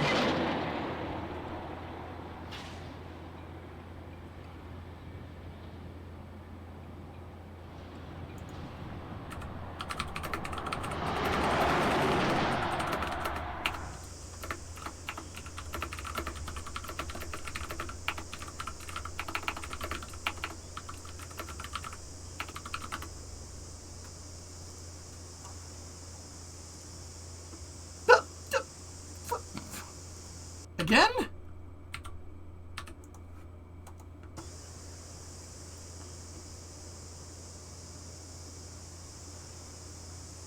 Now, look at that friggin' truck. See, that guy's fifth wheeling with the Vector engine.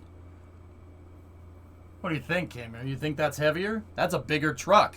Well, it's not. It's not a bigger truck. It has a different bed on it. That guy's towing. He's towing the trailer. When you tow the trailer like this, your payload capacity goes up because that means all of the mass isn't pushing on the truck tires, it's pushing on the trailer so you can carry more. Right? Look at how big that frigging engine is. That thing is friggin' freaking massive. It has to be much heavier, but I haven't seen any numbers. Well, I came here. I'll tell you just by looking at that. That's very similar to the truck that we just saw moving a regular Raptor around, but it was moving it on the bed. You need the fifth wheel in a gooseneck trailer for this. That tells me that that's way heavier. I'd say 2 tons. That's my wager. 2,000 kilos for something like that. I'd say right around 2,000. That's a heavy frigging engine. Look, guys, look at the suspension on the truck sagging. All right, you know how I can see that? Look at the angle of the trailer. The trailer's down like this. The truck is straight. These trucks don't come leveled from the factory. They come with a slight rake. See, your boy knows that. So that's the same truck right there. All right, it's the same truck. Look at how it's slightly tilted forward.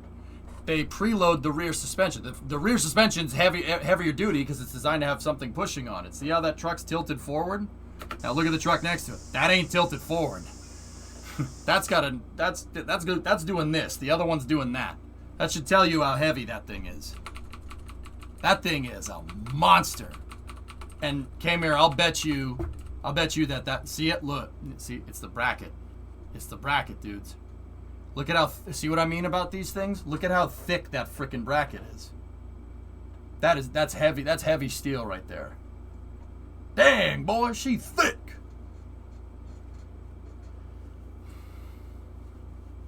I mean, judging by how much that trailer is sagging, whatever combined weight of the engine and the bracket is enough to make this thing sag. That's a lot of mass, dude. It's a lot of stuff to move. Look, the trailer, that trailer should be like this, and the truck should be like this, but instead it's like that. That's beast. That's a beast mode of an engine.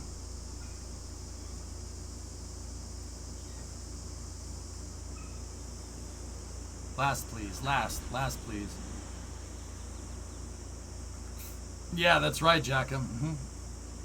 Is that a Space Raptor engine due to the larger nozzle? Way bigger expansion ratio on upper stage engines, Chief. Yes. Exactly. Any idea how the combustion chamber is produced? Honestly, Hellfish? No. I know it has milled copper channels in it. That's about it. My guess is it's a combination. I mean, okay, what would you do? If you're a machinist or you're, trying to make rocket engines, the rocket engines need to be as light as possible, but with something like this, it needs to handle an extremely high chamber pressure. So you need something that's really, really, really strong. Not necessarily the lightest, but it needs to be really frigging strong. I know that some of the turbine machinery is cast because we've seen NASA spaceflight with these awesome pictures of these things up close. You can see the casting lines on them. Some of the turbine machinery is cast. I don't know about the throat. I'm guessing probably some kind of Inco or something. So it's probably forged, maybe. Could be forged, could be cast. I don't think it would be billet.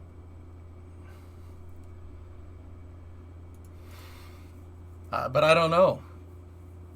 Crew is here. Inspiration 4 has raised $225 million as of right now. Where are they? What is that a picture of? My bet is that a lot of the mass is not just the engine, but the support structure they are using to stabilize the engine bell during transport. Just look at the steel under the bell. Yeah, Jacka, that's what I said. The bracket is what's heavy. The engine isn't heavy. But you need the bracket to transport the engine so it won't tip.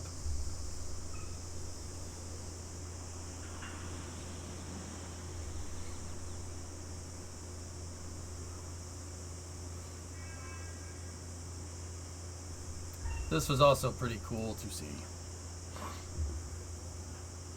Yep, John has a patch that's been to space.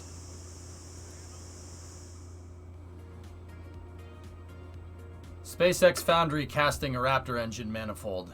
Oh, that's an engine manifold, though. Alright, guys. Well, anyway. SpaceX moving all kinds of stuff. And in the latest video, the video that we'll probably watch a little bit tomorrow. I'm going to stream, but it's going to be a short stream tomorrow. We'll probably see them move the QD. Discovery, go at throttle up. Yeah, see, the trucks can't, none of the trucks can move that. They had to use the SPMTs. With the SPMTs with counterweights on them as well. Should tell you how heavy that thing is. Hey, MGB, 36 months, go K33. That's right, man. That's right. Oh, boy.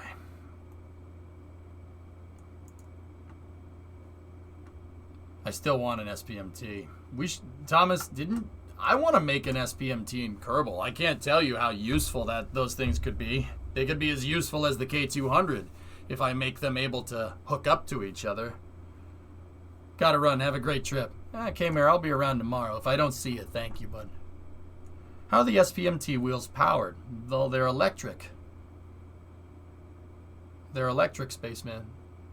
There's a diesel generator on the back. Here, check it out. So the cool thing about SPMTs is that they're modular. It's right in the name, self-propelled modular transport. So you can take them and you can bolt them to each other like a Lego kit. And then on the back, you bolt up your power pack, and then you attach the hydraulics and the electrics. And on the back here is a giant diesel generator. And the diesel generator is what generates the power and PTO, the hydraulics, for these wheels. Those wheels use electric motors for spinning, and then they use hydraulics to be able to change the ride height. So this thing, the SPMTs are basically a diesel engine. Like a diesel locomotive, like a train locomotive almost. But instead of having the diesel generator on the top, because they need to lift stuff up, it's bolted to the side. And this thing bolts up on the same mechanism that these things can use to bolt to each other. So you could just stack like 6 of them in a line and put the diesel generator on the back, and then you have a modular transport. These things are actually really cool. They would be really, really useful in KSP for integration and stuff. Can we imagine making like a moon version of these things to move stuff around on a moon base? The pallet system that we made in KSP is kind of similar. Segmented, eh? Yep. Yep. All right. Stone Oboe, 21 months. All right, fellas. Guys, I'm a little bit on the tired side. I'm a little bit on the tired side, so I think I'm gonna stop for the night.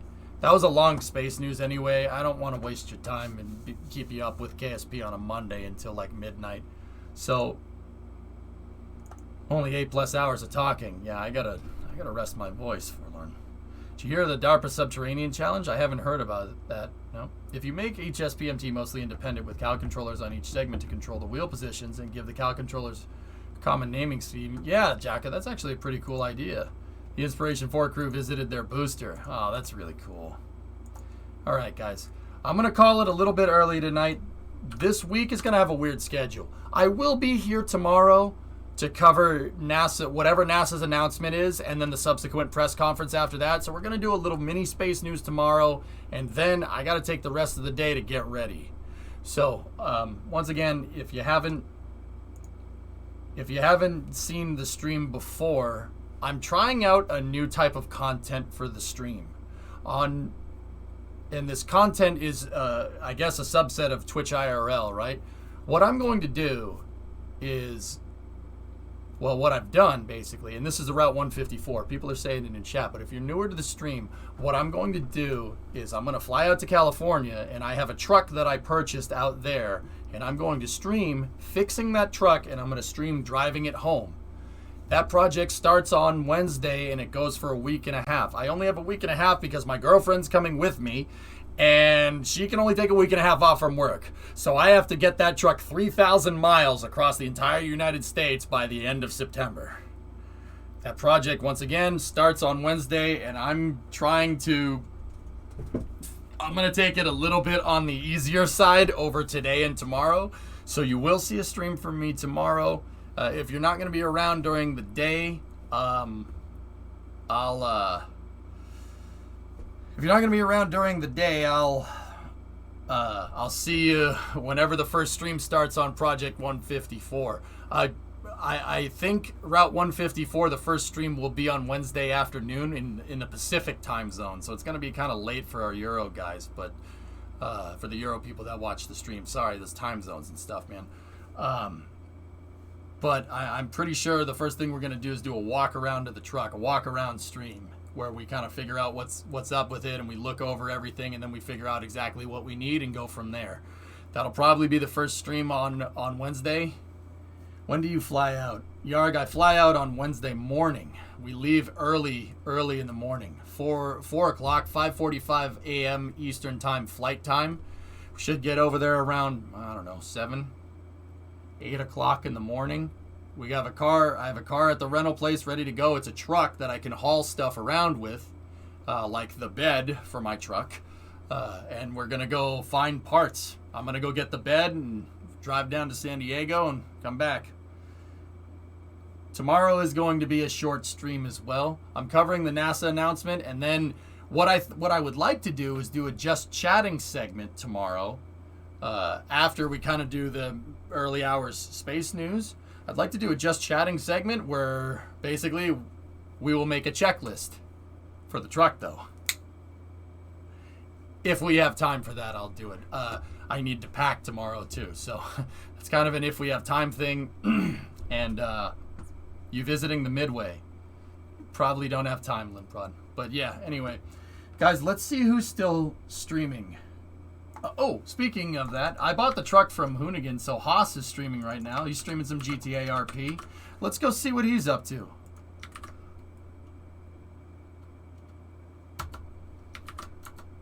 Go see what Haas is up to.